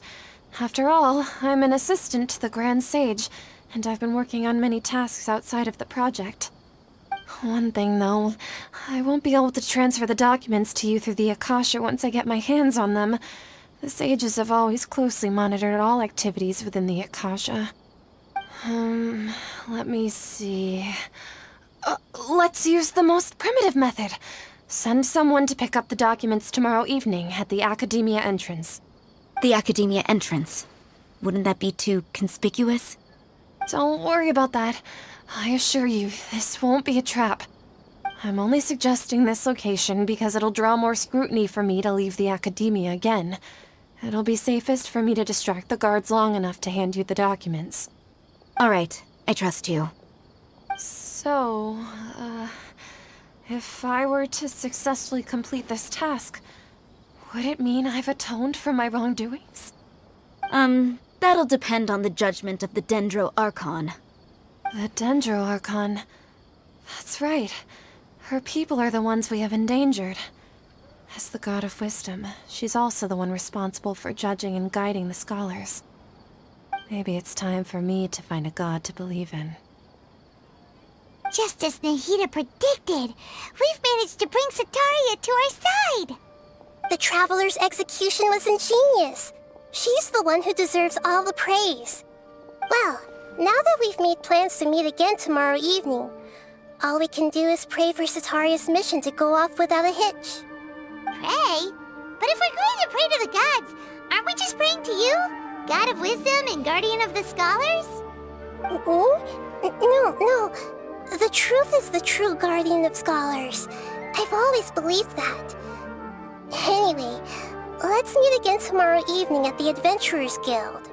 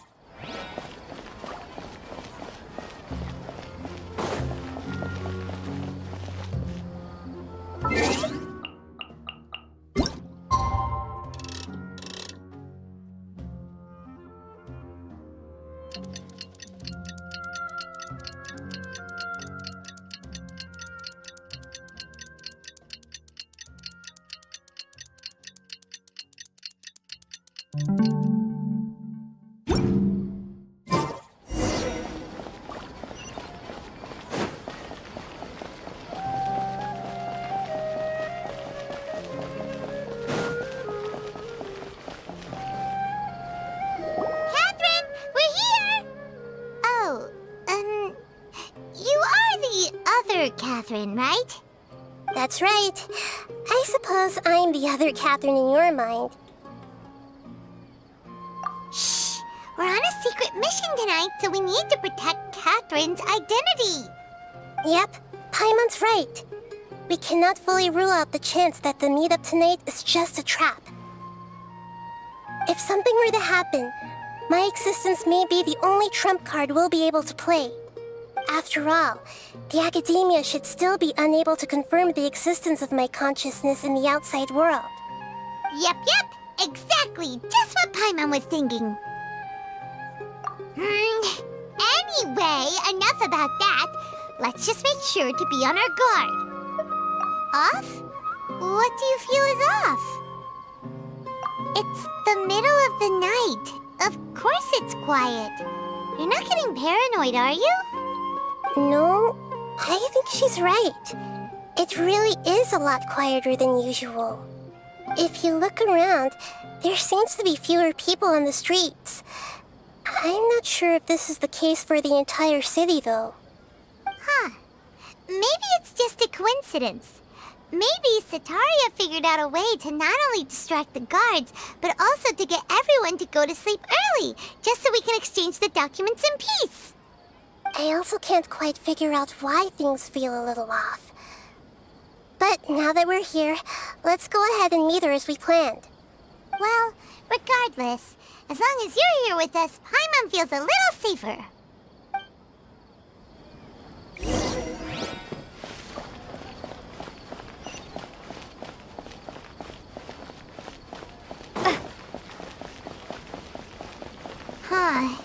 There really aren't many people out right now. Let's hope it'll be this quiet in front of the Academia, and that Setaria managed to distract all the guards.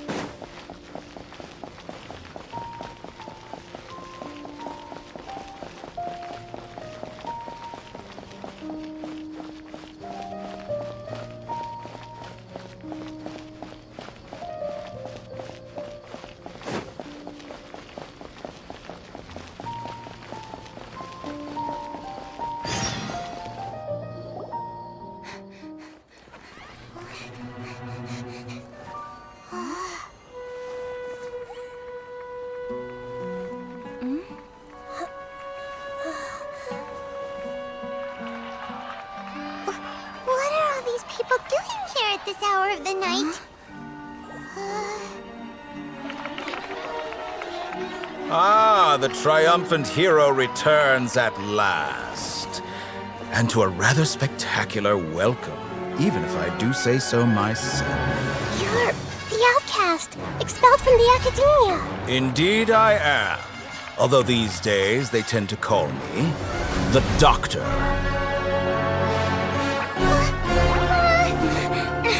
If you're looking for your researcher friend, she has already been taken into confinement. With some basic caution, she could have discovered the listening device on her person. Clearly, she lacks the degree of rigor expected of a true scholar.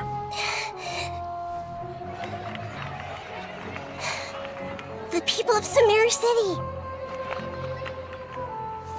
What have you done to them? I simply made some minor adjustments to their Akasha terminals. Now they can deposit information directly into the subconscious. As you can see, all these lovely people now believe this traveler is a hero who has just saved the world. My experiment is a success. And now it seems they can no longer hold back their sheer adoration. No, what should we do? These are all just regular people. Leave now. You need to get out of here. But that guy's a Fatui Harbinger. We can't just leave you here. Nor can I abandon the people of Sumeru.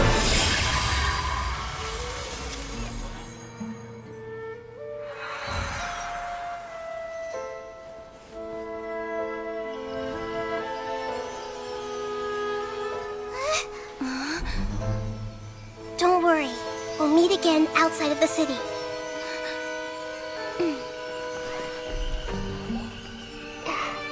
I see. You appear to have overridden their mental faculties with your own consciousness. To possess such a powerful mind, you must be the god of wisdom.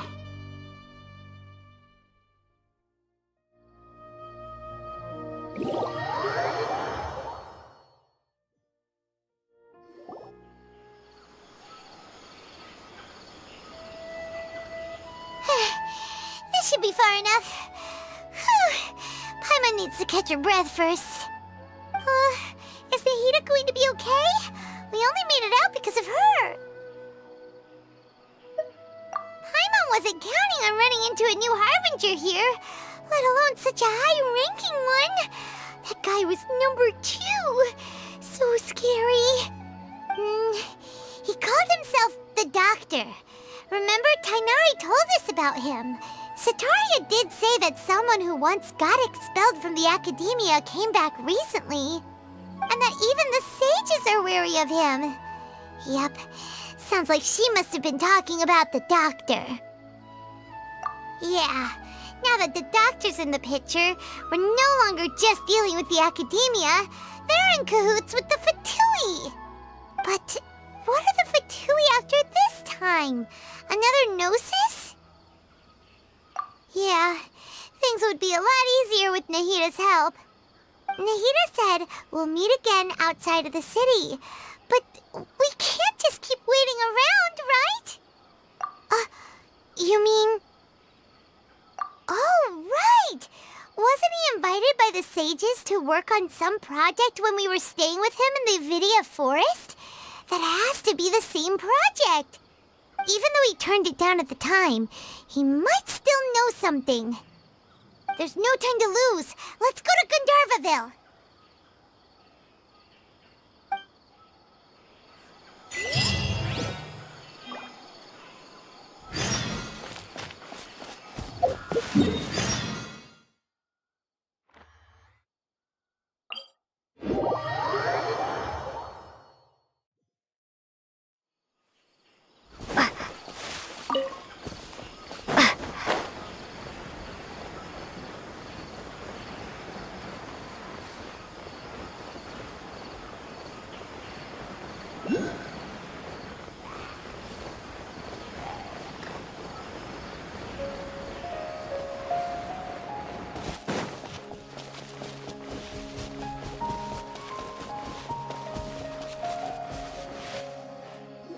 Hold it right there.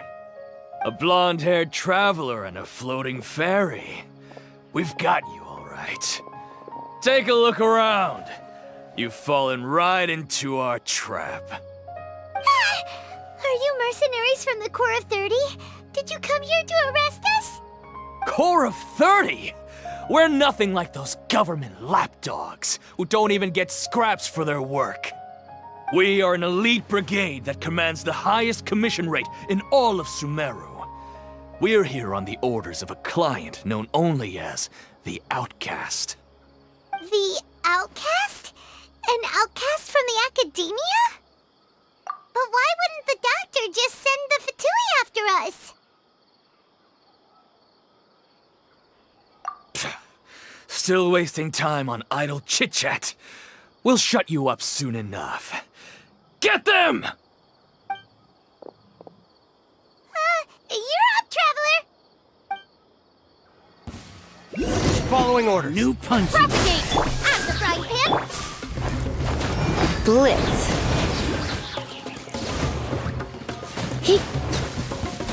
That's close enough. New punching bag. Ha!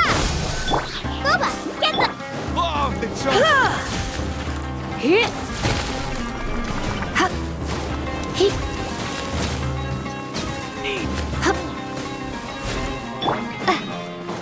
Propagate! Yeah! It isn't over yet! Here comes reinforcements!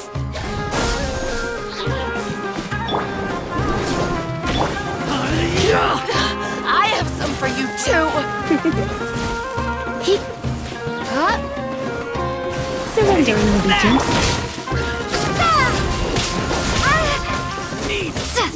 Yeah! At the frying pan, into the fire! That was pretty rough.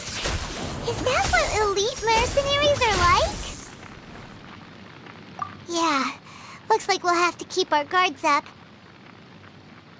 But this doctor guy seems like a pretty tough opponent.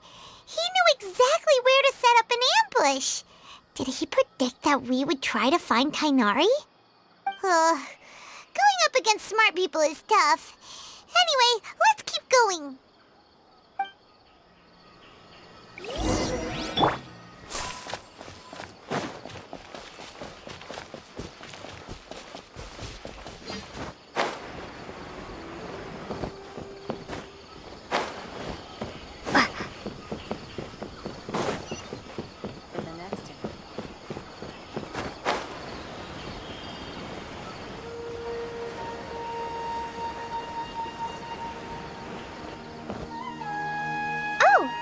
Traveler and Paimon, what are you two doing back here?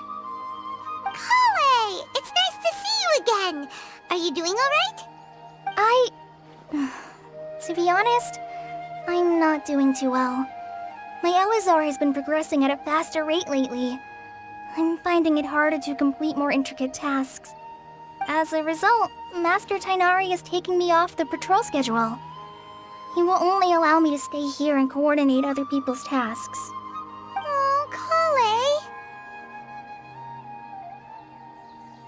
Speaking of Tighnari, did he go off on patrol? We're here to talk to him. Oh, Master Tighnari? He just left the Avidia Forest a little while ago. He was headed to Party's DI. He left? What? Isn't Tighnari always saying that he never wants to leave the Avidia Forest? He even turned down the Sage's invitation. I thought it was weird too. Master Tighnari always prioritizes his work as a forest watcher above everything. He almost never leaves his post. He left in a hurry this time, though. No, I only found out that he left through a message he left behind. He also made sure to delegate all his tasks using a schedule. To leave in such a hurry? I'd guess he had something urgent to take care of. Master Tighnari originally studied in the Amorta Darshan of the Academia, and Partis Di is something like the Amorta's research base. Many rare shrubs and grasses have been planted there for research. I know that before he became a forest watcher, Master Tighnari once spent a long time conducting research at Partis Di. A research base, huh? Gotta wonder what kind of research Tainari just decided to work on all of a sudden. Oh, we don't have a lot of time, so let's go look for him at Party's TI.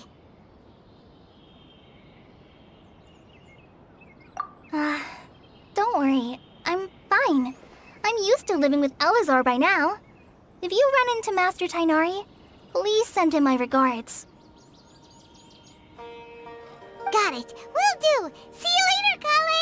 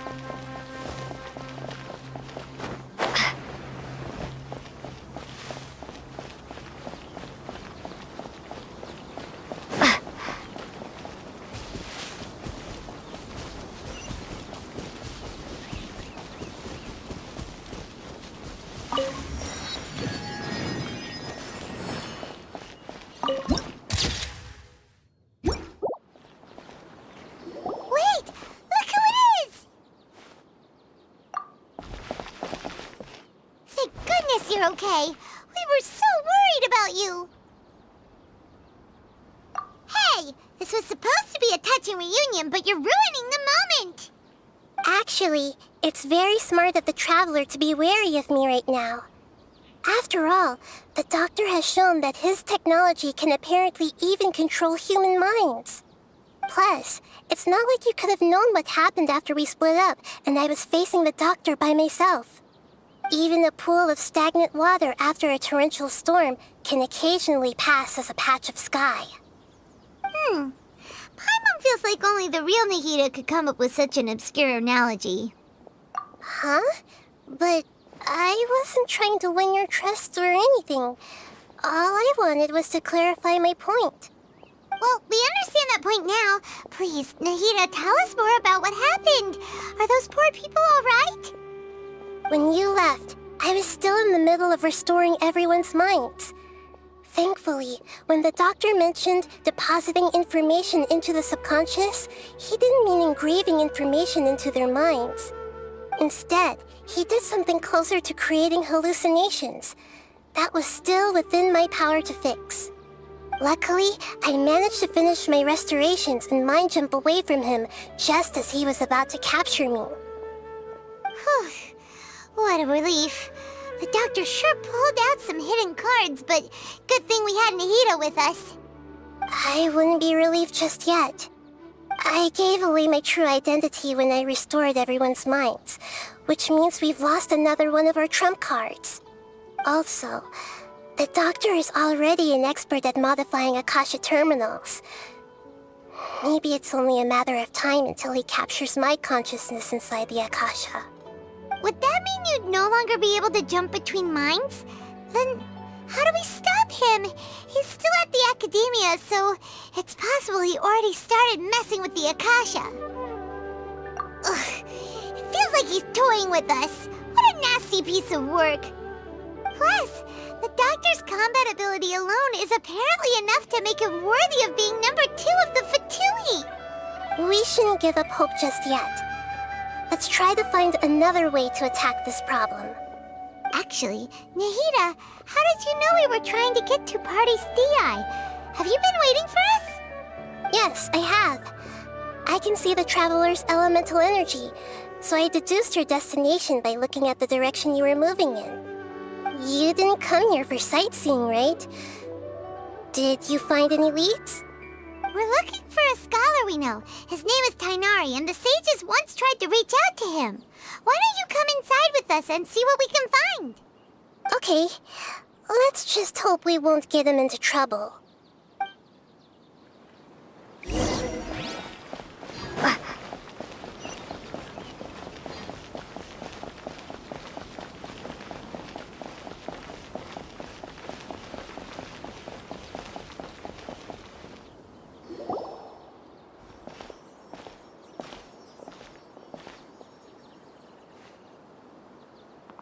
Traveler? It is you! Ah, it's Hypatia! Ah, what a pleasant surprise! It's so nice to see the two of you again. Who's this? She's a scholar we met in the Avidia Forest. When we last saw each other, she was still training in the... what's it called? Satyavada life? Oh, I see.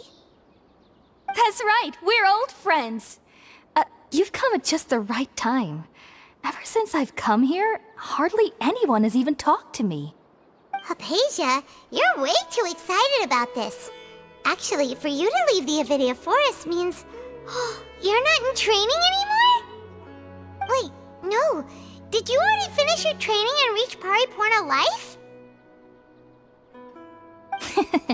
What do you think? My consciousness has already managed to make contact with the divine. You did it! Congratulations! It's so exhilarating to share this sublime joy with others at long last! When my consciousness made contact with the gods. Ah, what a supreme and unparalleled experience that was! That sounds incredible!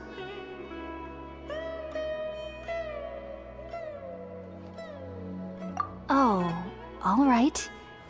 Actually, please wait. I haven't forgotten my promise to you. Remember? I promised to help you understand what you saw from Irminsul once I gained deeper insights. My current self has not only gained true insight, but I can even help you establish a direct connection to the consciousness of the divine. You can do that? I've never heard of anything like that, but if you want to give it a try, I'll do my best to protect your consciousness during the process. Hold on. I brought some spirit-born ale with me. This is still a crucial part of the ceremony. We're using that incense again? All right now. Hold my hand. I'll help you establish a pathway to connect your consciousness. Okay.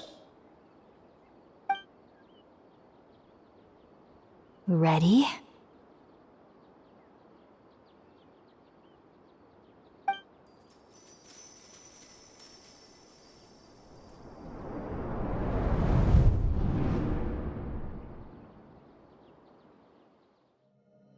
It took 3 betrayals for me to finally understand.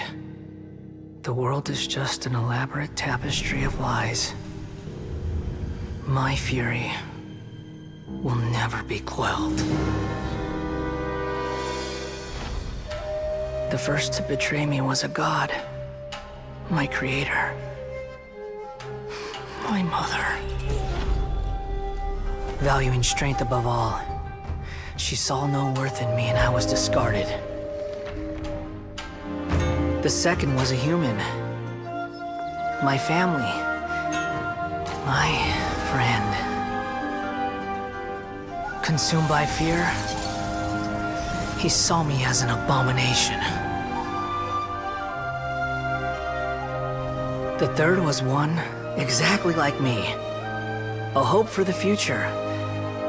A fledgling barely out of the nest. Powerless before his mortality, he broke his promise to me. Humans, they can't be trusted. And the gods fill me with pure loathing. So I said good riddance. I denounced the world and laugh in its face. My chest will never again be defiled by worldly filth. I will scrub away every last trace of human emotion. Then it will be empty, a blank slate, and ready to receive a supreme gnosis, brimming with pure divinity.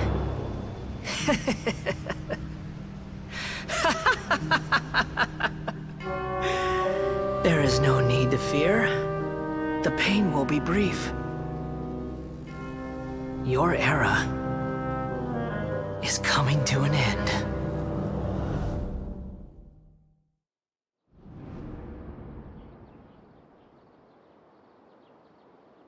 What was that? Did we actually just see the Balladier's memories? Everything matches what we know about him.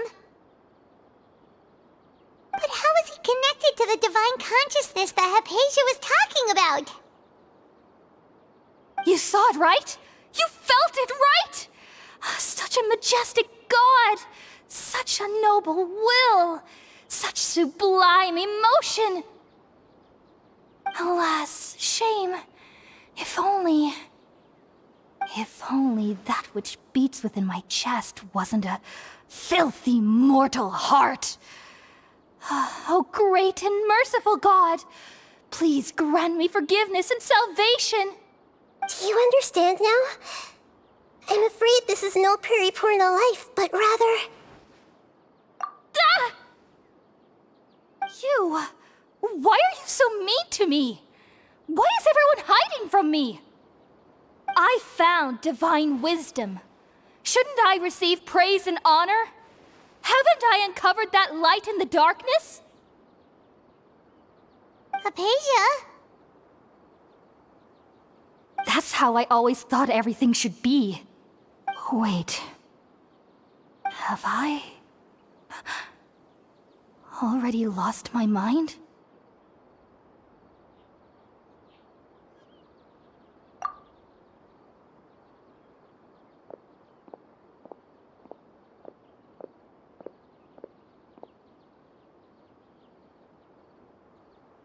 Wait, something isn't right!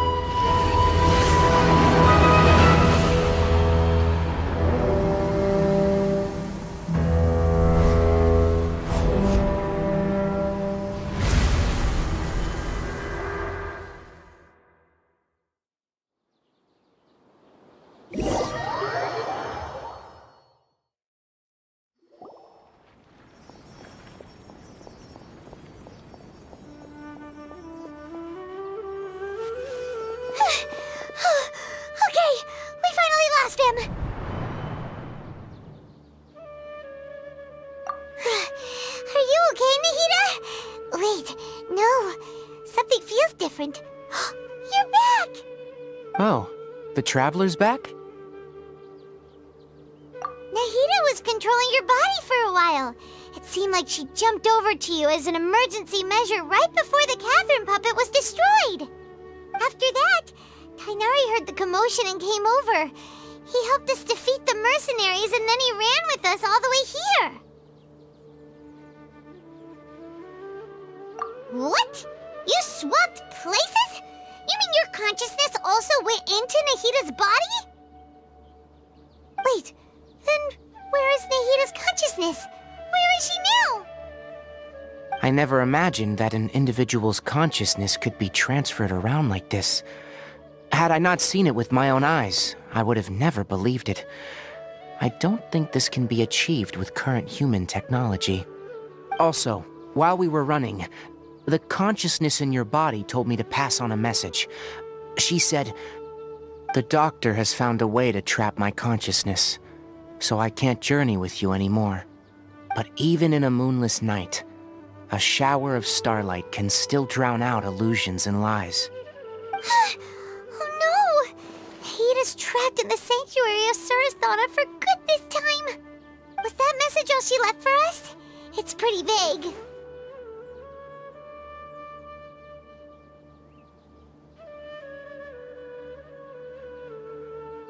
Oh, that makes sense. Since the doctor captured her, she won't be able to say anything without him knowing. She's being extra careful. Even in a moonless night, a shower of starlight can still drown out illusions and lies. Huh.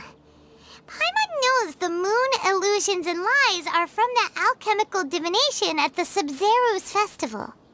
Didn't Nahida use a starlight analogy before? It had something to do with Sataria. Oh, that makes a lot of sense. Huh. Do you think Nahida was telling us to go find help in the desert? But she isn't with us anymore. Think we'll be okay? Paimon, you said Sanctuary of Suristhana, correct? Does this mean that this Nahida you're talking about, the consciousness who was occupying the Traveler's body, is the Dendro Archon? Your guess is correct, but the situation's a bit complicated, so it's really hard for us to explain right now. That's all right. A scholar's curiosity doesn't need to be appeased right away. As for the complicated nature of the situation, safe to say I have witnessed that for myself. I've spent some time with you, and it looks like the Dendro Archon's also on your side. So, I trust you. Thank you, Tainari. Oh, actually, we came here to ask you a question. What do you know about the project that the sages have been working on? That. While I was indeed invited to join that project, the sages were always secretive about its scope and goals, so I eventually declined. All I know is that the project has something to do with the restoration of Irminsul.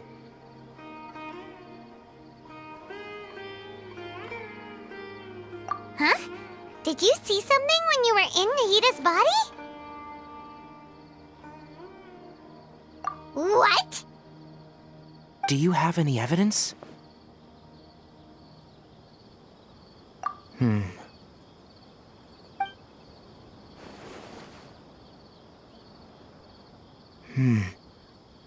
So that's what happened.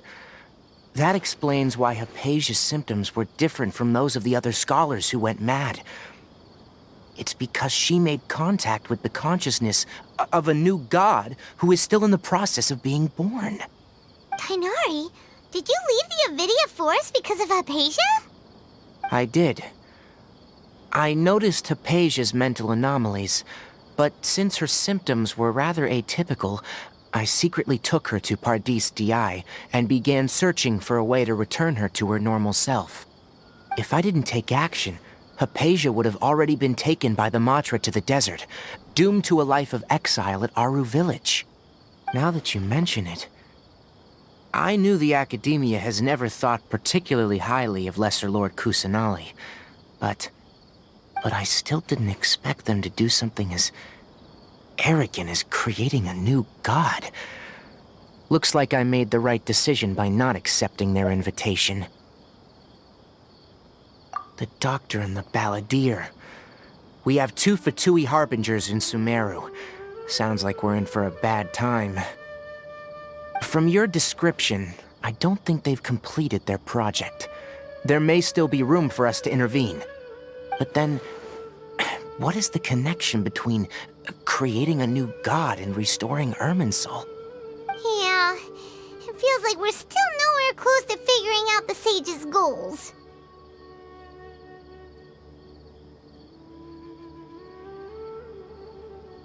Right, we've pretty much gone over everything we need to know, so we should head out.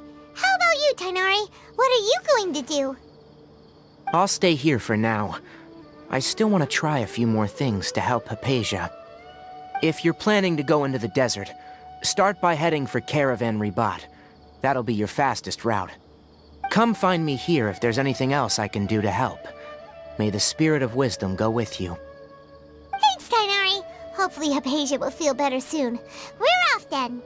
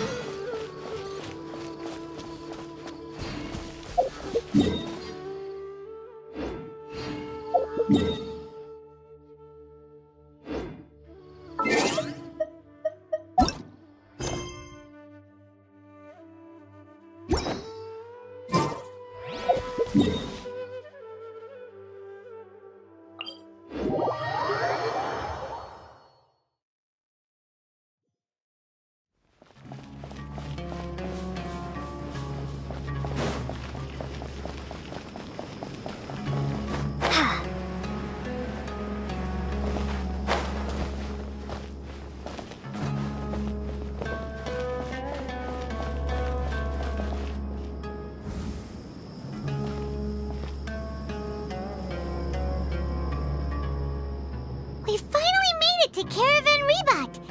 It's pretty lively here. So, just past this wall is the desert, huh? Oh, wow. Paimon remembers hearing people call this the Wall of Samiel. It's made to block sandstorms from the outside. Oh, if it's this tall, it's gotta be the divine work of Greater Lord Rukkhadevata, right?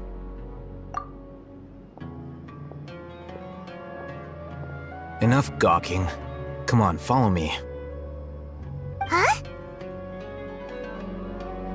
Over here.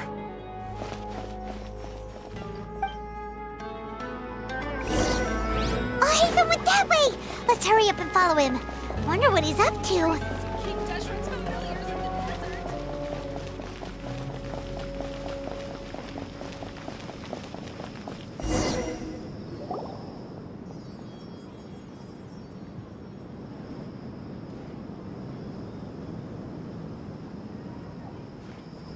What the?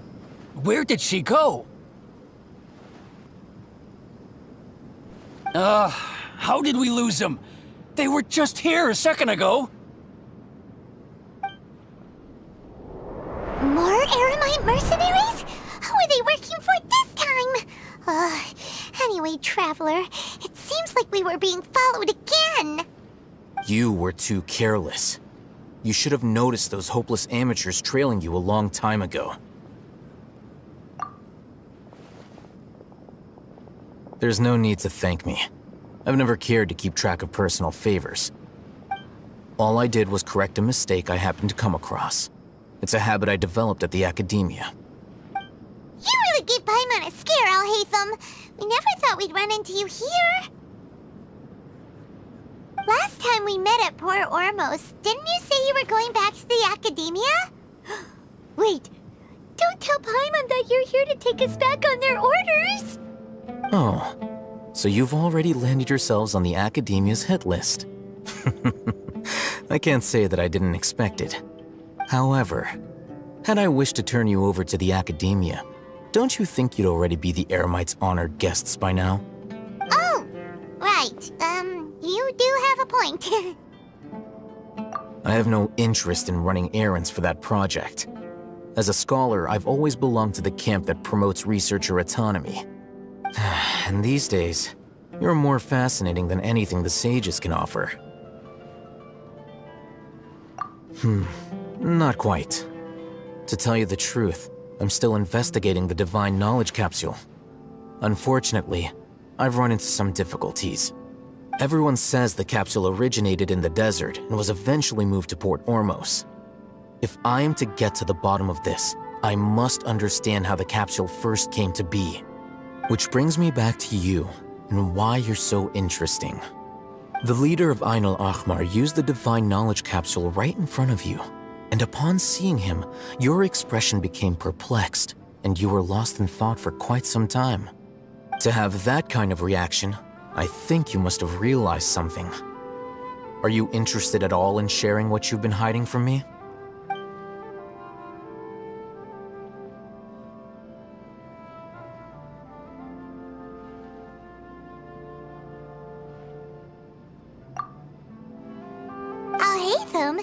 You really have a ridiculous eye for detail. What kind of person even notices or remembers stuff like that? So that's your answer.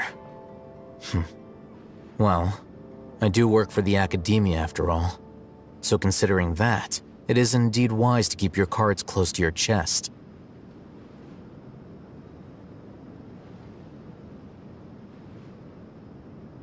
But that does prove you do have some undisclosed information about the Divine Knowledge Capsule.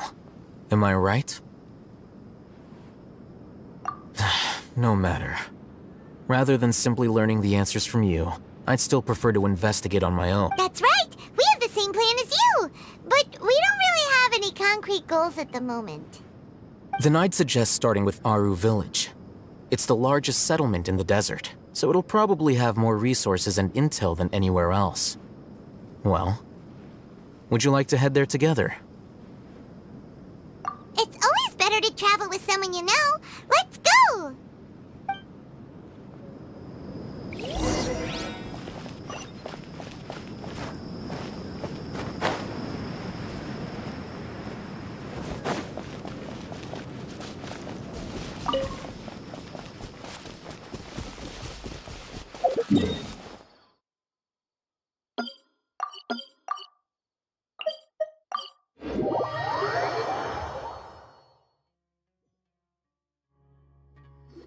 Before us lies Aru Village, the safe haven of the desert folk. Whoa, this landscape is really something else. What a cool place! Let's go check it out!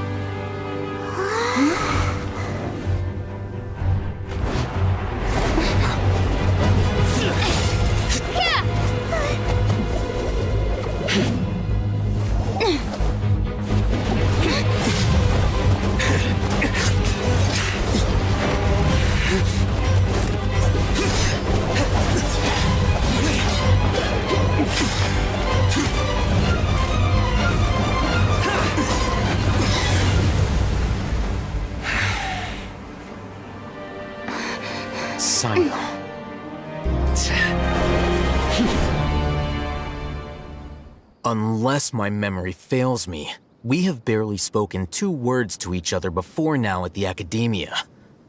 Would you care to enlighten me as to when and how I invited the General Mahamatra's wrath? Oh, Haytham.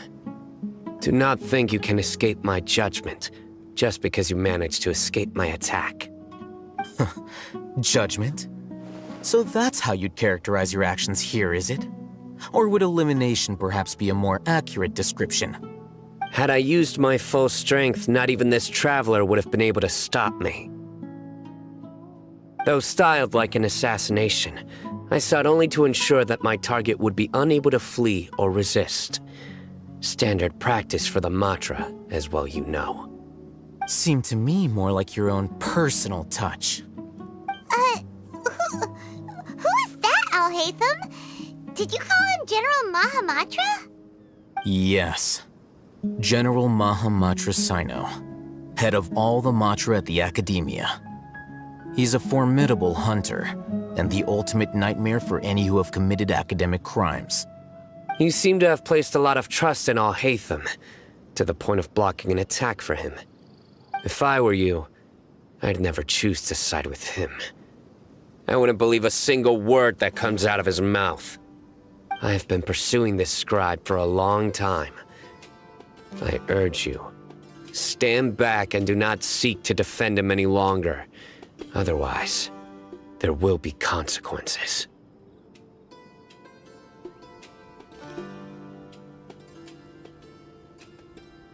Has Al-Haytham done something wrong? Paimon doesn't think he's as bad as you've made him out to be. I won't waste my breath explaining things. Al-Haytham, I saw it during our fight. Take it out. The divine knowledge capsule you're hiding on your person. Unless you want me to retrieve it for myself. Very perceptive of you. Nothing escapes a Matra's senses. Wait, the divine knowledge capsule? Didn't it fall into the Matra's hands in Port Ormos? No wonder you speak with such confidence, Sino. But I must admit, I'm very curious. What does this capsule mean to you? And why, as General Mahamatra of the Academia, are you all alone in the desert? As far as I'm aware, the other Matra have been speculating about your disappearance. Have you been given a mission that's, let's say, morally dubious? If I was the real target of your mission, what was stopping you from simply using your authority and resources to judge me within the walls of the Academia?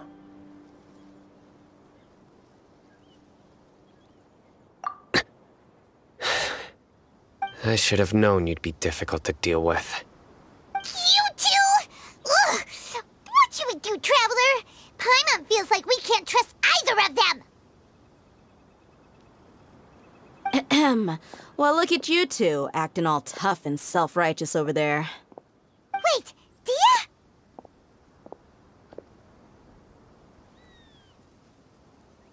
Great! Finally, someone that we can trust! You gotta help us out here, otherwise these two are gonna start fighting again! Yeah, sure looks that way. Two giants from the Academia duking it out once and for all. Not something you get to see every day, that's for sure. Listen, I know you academic types love to fill up your big brains with self-righteous morality and lord your empty rules and virtues over each other. But how dare you bring your petty disputes into the safe haven of Aru Village? It seems like someone's gonna have to beat some sense into your thick skulls until you finally learn to respect these grounds.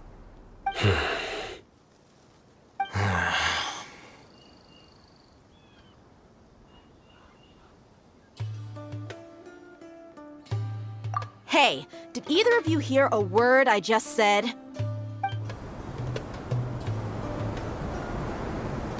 Whoa, what's going on? The wind's so strong! Is this a sandstorm? Paimon's gonna get blown away! Another sandstorm? What's up with these recently?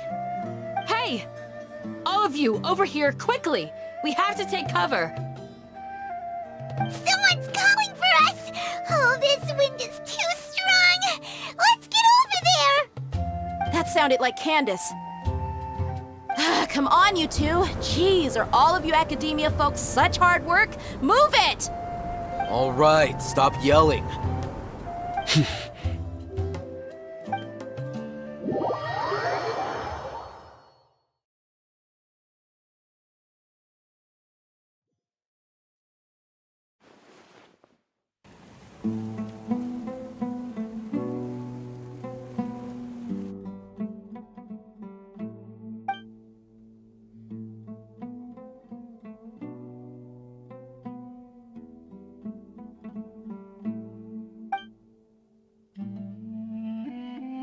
Well, this is pretty awkward. Hey, wanna play sardines with 3 people who wanna tear each other limb from limb? Sure, why not? Sounds fun. The air is so thick and heavy. Paimon can hardly keep floating anymore. My sincere apologies, everyone. This is the home of our village chief. I will have to ask you to make do with this small room until the sandstorm dies down. Please, let me introduce myself. I am Candace, protector of Aru Village. Our savior has come at last! Nice to meet you, Candace. The name's Paimon. Thank you so much for helping us.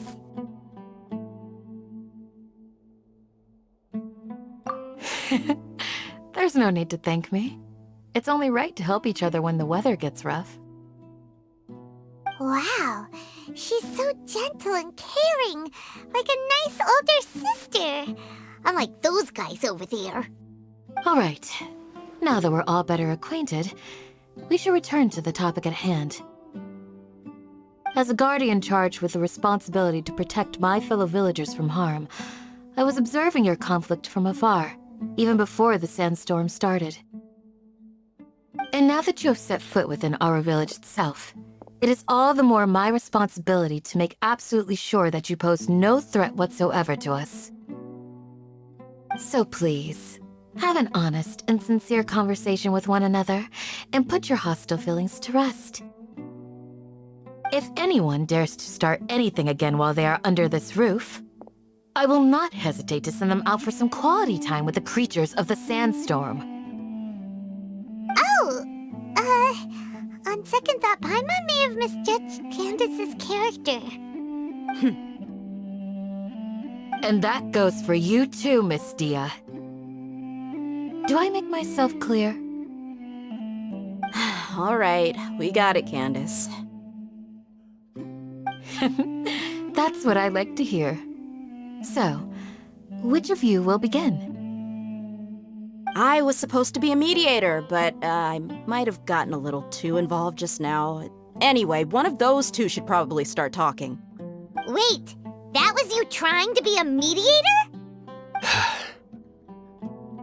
I have nothing to hide, so there's no shame in explaining myself.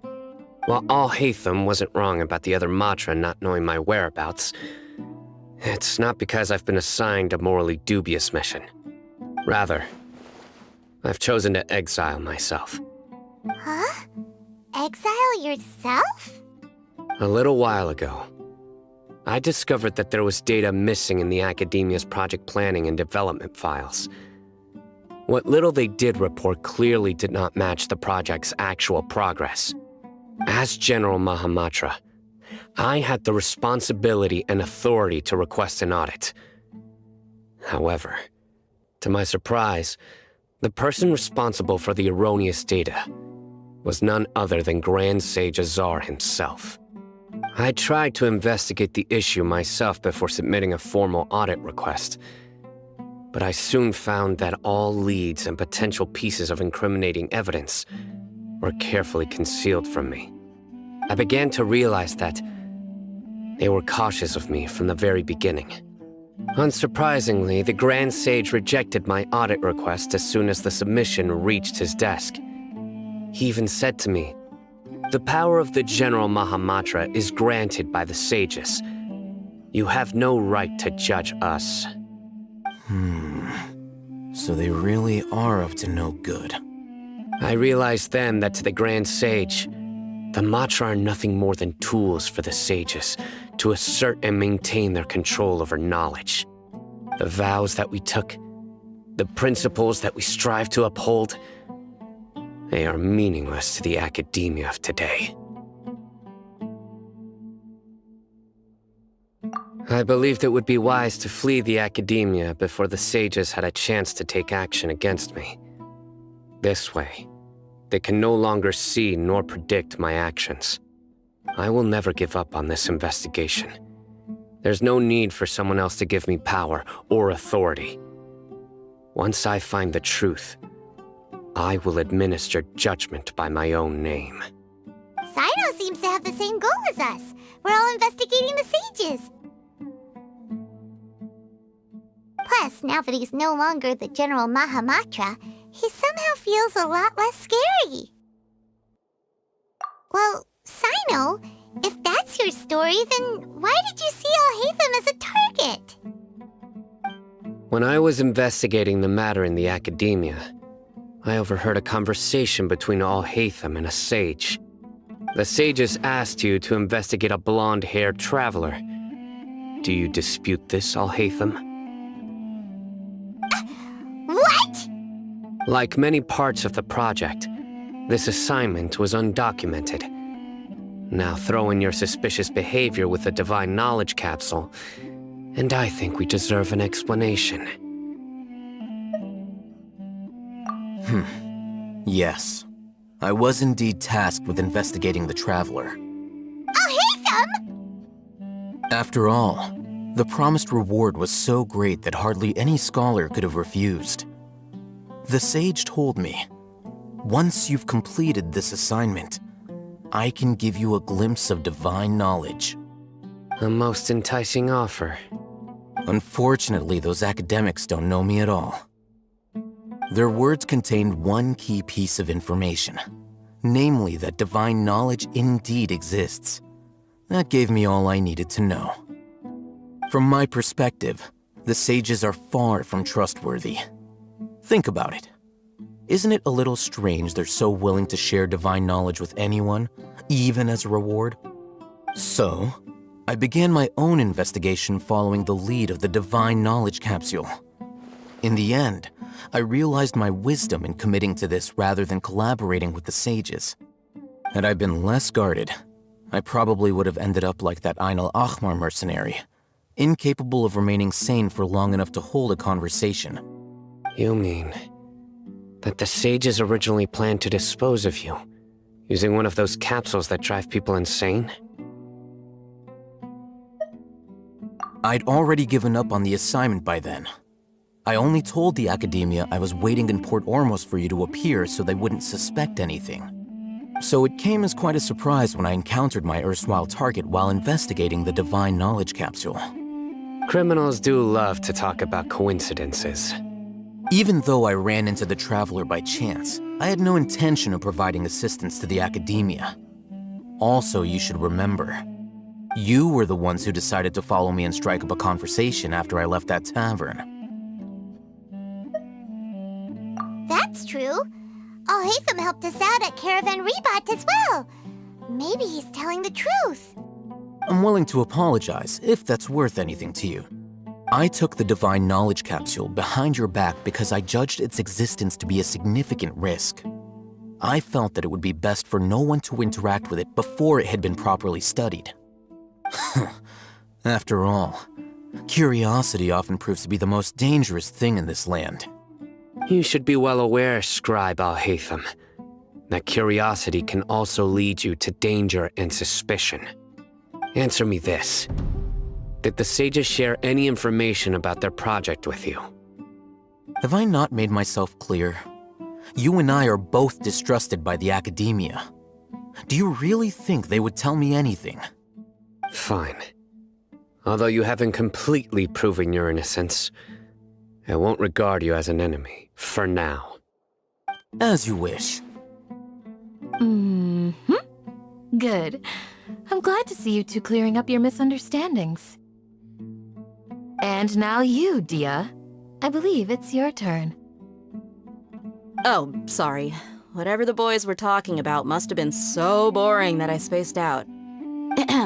My situation is pretty straightforward. My employer, Dunyarzad of the Homayani family, is friends with the Traveler and is currently recovering from her illness at home. I had nothing going on, so I decided to return to Aru village for a visit. I was actually looking forward to a pretty exciting time getting back together with everyone here. But then I saw these two random guys in the middle of a pointless argument. It ticked me off, and things went downhill from there. Is that all? Well, I will admit that definitely sounds like your style. In that case, welcome back, Dia. That's more like it. I missed you all so much, Candace.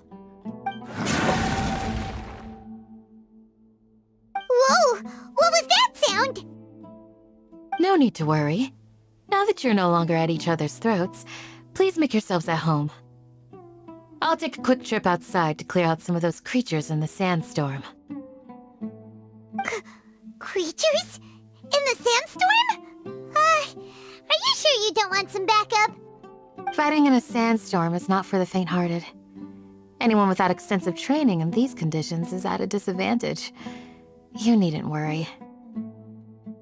Yeah, just leave him to Candace. Don't worry, she's as tough as they come.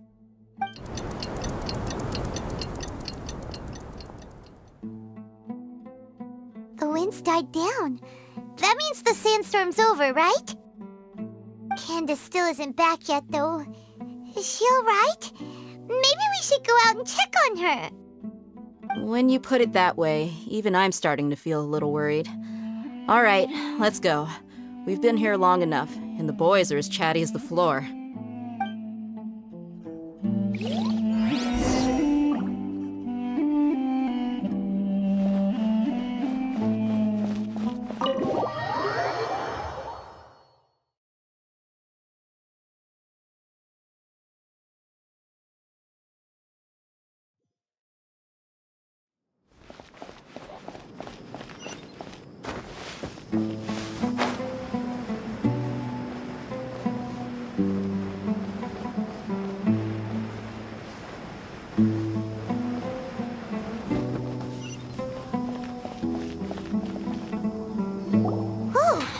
Candace, you're still fighting?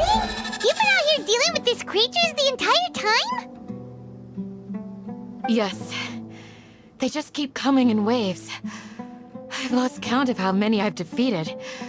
Before I realized it, even the sandstorm had stopped. Here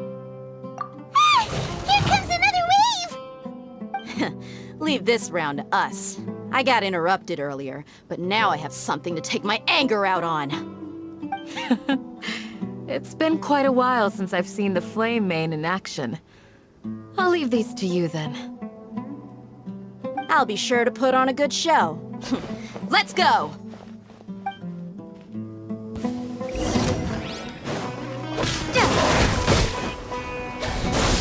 Boba, get them!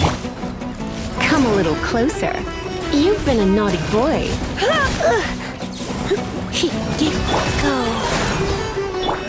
Propagate! Out of the frying pan, into the fire! Wow.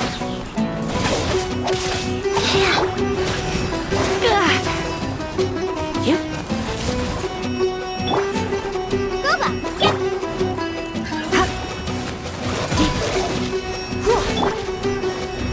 Scatter! Wheel of life.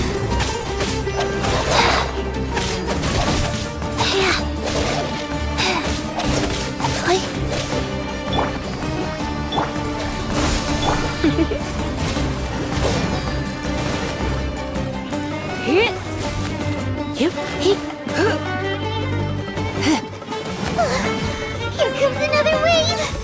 When are they ever gonna let up? Out of the frying pan! Ha! Come a little closer.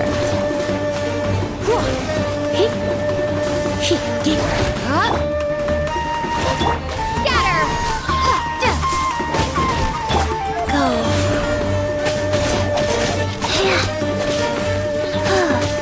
Opening box of Adepti tricks. Nice and spicy! Ha!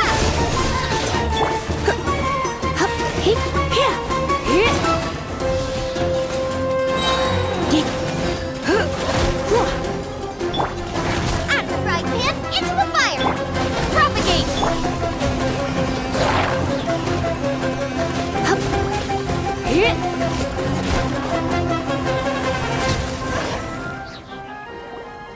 The creature stopped appearing. Was that the last of them? What we fought just now was probably the aftermath of the sandstorm. So we should be safe for the time being. Well fought, everyone. No injuries, I hope. Huh? Who are you? Ah, my apologies. I haven't had a chance to greet you yet.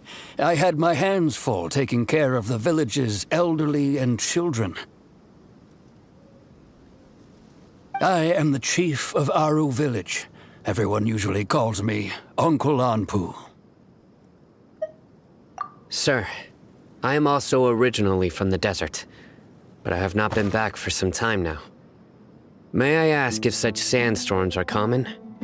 I can't say they've always been common, but recently the storms have become increasingly severe and frequent. Besides sandstorms, we also occasionally get earthquakes. According to an investigator who stayed in the village a while ago, these unusual natural phenomena are related to the withering of Irminsul. Another effect of Irminsul's withering. So, Irminsul's withering causes withering zones in the forest, and sandstorms and earthquakes here in the desert? Everything in the natural world is inextricably connected to Irminsul. These regional symptoms can indeed be a reflection of Irminsul's present state. Everyone in Aru Village needs to take good care of themselves. Speaking of which, why haven't I seen a single village keeper since I got here? Village keeper? Who are they? Village guards like Candace? Does your curiosity know no bounds? Village Keeper is how Aru Village refers to mad scholars exiled here by the academia. Most of them are scholars who lost their sanity after a period of training in the Avidia forest. The academia believes that their crazed mutterings may have a negative effect on the psyches of other scholars. So, they're forcibly exiled to the desert. Though if you ask me... Alas, that's exactly what we've been trying to investigate. One by one, the village keepers have been mysteriously disappearing without a trace. But no one in the village has ever seen them leave. If you're planning to stay around the village for the next few days, I'd appreciate it if you could keep an eye out for them. I've had encounters with those people in the past. I'll see what I can do to help. The Matra are the ones responsible for their exile. Now that you're no longer with them, are you trying to alleviate your guilt and atone for your past sins? I'm fascinated by how you think. Mock me if you will, but if you are guilty, I will eliminate you, regardless of my position or identity. Oh, you're the former General Mahamatra. You must be an expert in these kinds of investigations. Thank you for your help. Is it because you're reminded of Hypatia? Oh, these poor scholars. First they lose their sanity, now this! We need to help get them back home, safe and sound. But, is it really a good idea to tag along with Sino? You seem like you really don't trust him. I'll be grateful for the assistance. No doubt you will do a better job than some of my former subordinates. Let's start by finding a spot to share what we know so far.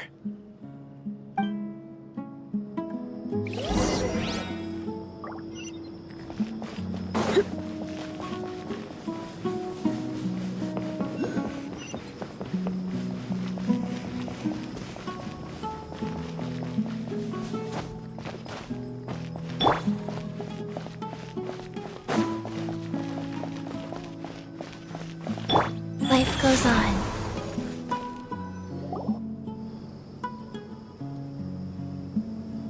Although I've sent myself into exile, I'm still doing essentially the same things as before. Do you still have any questions for me before we start our investigation? One of my former subordinates told me that this title has its origins in a strange incident. The academia has long exiled mad scholars to Aru Village. A mysterious phenomenon exists here. When mad scholars first arrive, they are as incoherent and deranged as before.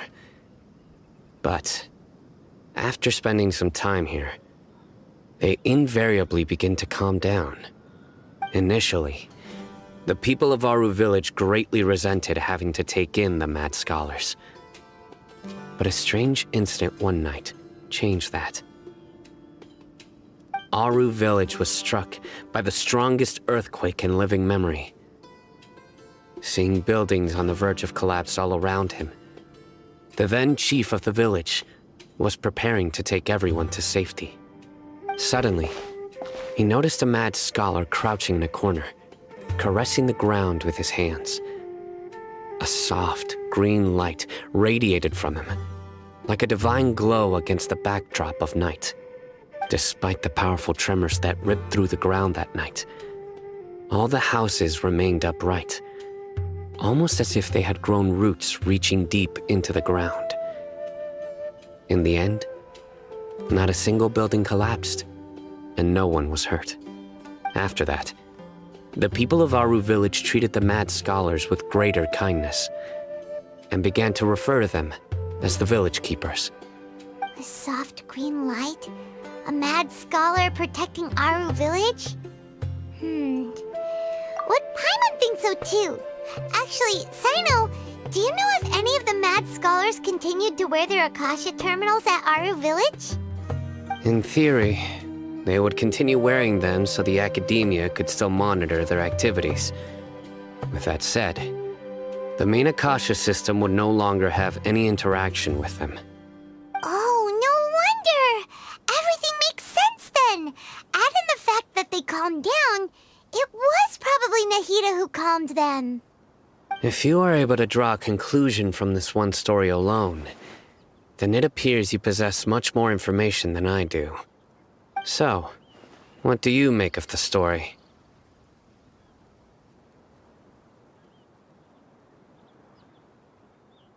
Really? Lesser Lord Kusanali. What? You don't believe us? Lesser Lord Kusanali was definitely using the Akasha to give her power to the mad scholars!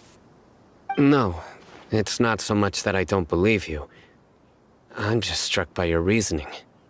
Lesser Lord Kusanali, the current Dendro Archon, is she really active in Sumeru? The Academia has always placed far greater importance on the late Greater Lord Rukkhadevata.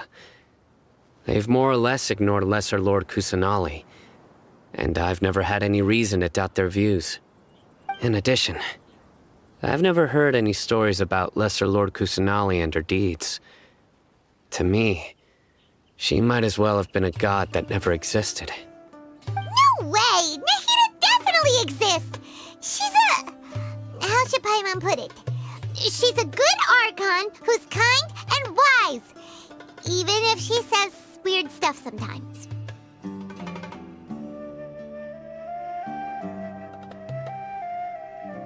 I've spent many years interrogating criminals, so I can easily tell when someone is lying. Good! Then you should know that we're telling the truth! That look in your eyes. I've never seen that from a liar. You two really must have met Lesser Lord Kusanali. How can this be? To think, our Archon has been amongst us this entire time. Alright, now it's our turn to put our skills to good use for this investigation. But easier said than done, especially since we don't have any leads. Maybe we can start by knocking on some doors. Excuse me, are you here to help me find my grandpa? Huh? Who are you? By the sounds of it, a resident of this village. My name is Isak. You'll help me find my grandpa, right? Is your grandpa a mad scholar? Hey, don't say that. Grandpa is just Grandpa. Why do you have to call him that? It's not like he's a bad person or anything. The person you're referring to is not a local, yet you are. Why do you call him Grandpa? Grandpa is just Grandpa. He's my family. I heard everything you said to the village chief. Please, you gotta take me with you. I want to find my grandpa. I swear I'll help. I won't be a nuisance. Ah, so you're the one who was eavesdropping on us around the village chief's house. I was planning to go out and take care of whoever it was. but I had a vague feeling that they didn't harbor any ill intent. Whoa. Hatham wasn't kidding about Matra having sharp senses. Sino, he's just a kid. All he wants is to find his grandpa. Let's find a way to help him.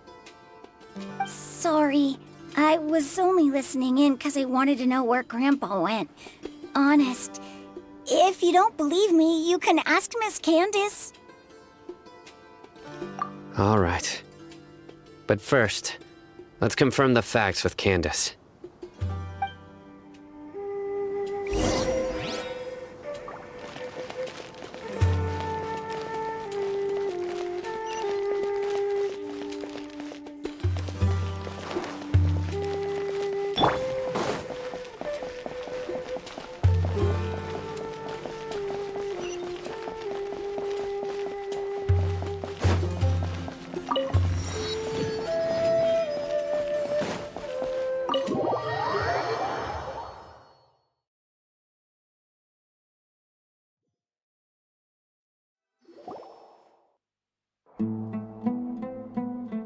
Sino is super vigilant. Is this what all the Matra are like? Ah, you're back already. We just wanted to confirm something with you. Do you know a boy by the name of Isak? I had a feeling he'd go looking for you. Huh? You knew this would happen? Yes. Although he tried his best to stay hidden, I still noticed him eavesdropping outside the window. He really wants to get his grandfather back. Isak's parents were both Aramite mercenaries who rarely returned to the village after finding employment in the city. He was raised by his grandfather. Unfortunately, it was only a few years before his grandpa passed away. Isak was still very young at the time, so various families in the village took turns caring for him so he could survive. Later, an elderly mad scholar arrived at the village. Isak thought the scholar bore a striking resemblance to his grandfather, and thus often spied on the man. However, the scholar was unkempt in appearance and incoherent in speech. Although Isak referred to the man as his grandpa, he was afraid and didn't dare to approach him. One summer night, the oft mumbling and bumbling grandpa suddenly calmed down and seemed to become more lucid. He even noticed Isak hiding in the distance. So Grandpa walked up to Isak and patted him on the head. He even took Isak to the entrance of the village, where he patiently taught the boy the names of the stars, and accompanied Isak until he fell asleep. The next morning, Isak woke up and wanted to go find his grandpa again, only to realize his grandpa no longer recognized him. However, even so, Grandpa retained his calm expression. It's said that those who saw the scholar claimed he no longer appeared to be crazy, but appeared to be living in his own world, almost as if he were sleepwalking. Isak was thrilled that his grandpa was able to find peace, and would follow him all the time, asking him things like, "Grandpa, want me to take you somewhere fun?" or, "Grandpa, could you tell me stories about the stars again?" All this somehow just makes Paimon feel really sad. It seems like they both deserve so much better. Perhaps. Nearly everyone who lives in the desert has some form of hardship or regret. But even so, we must still continue on with our lives. It's also my reason for fighting. I must continue to protect this land.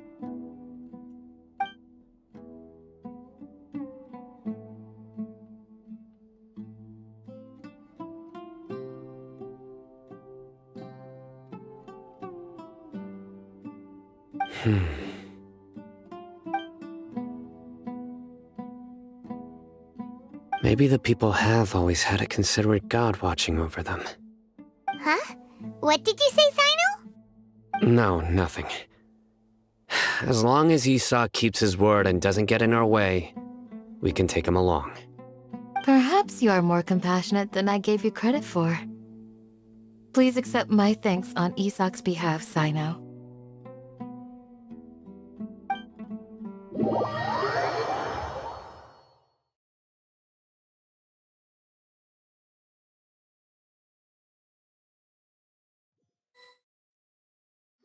Hey, Isak! Oh, it's you guys! We've cleared everything up! Let's go find your grandpa! Really? Wow! Thank you so much! Yeah! All right. Let's ask the local residents some questions first.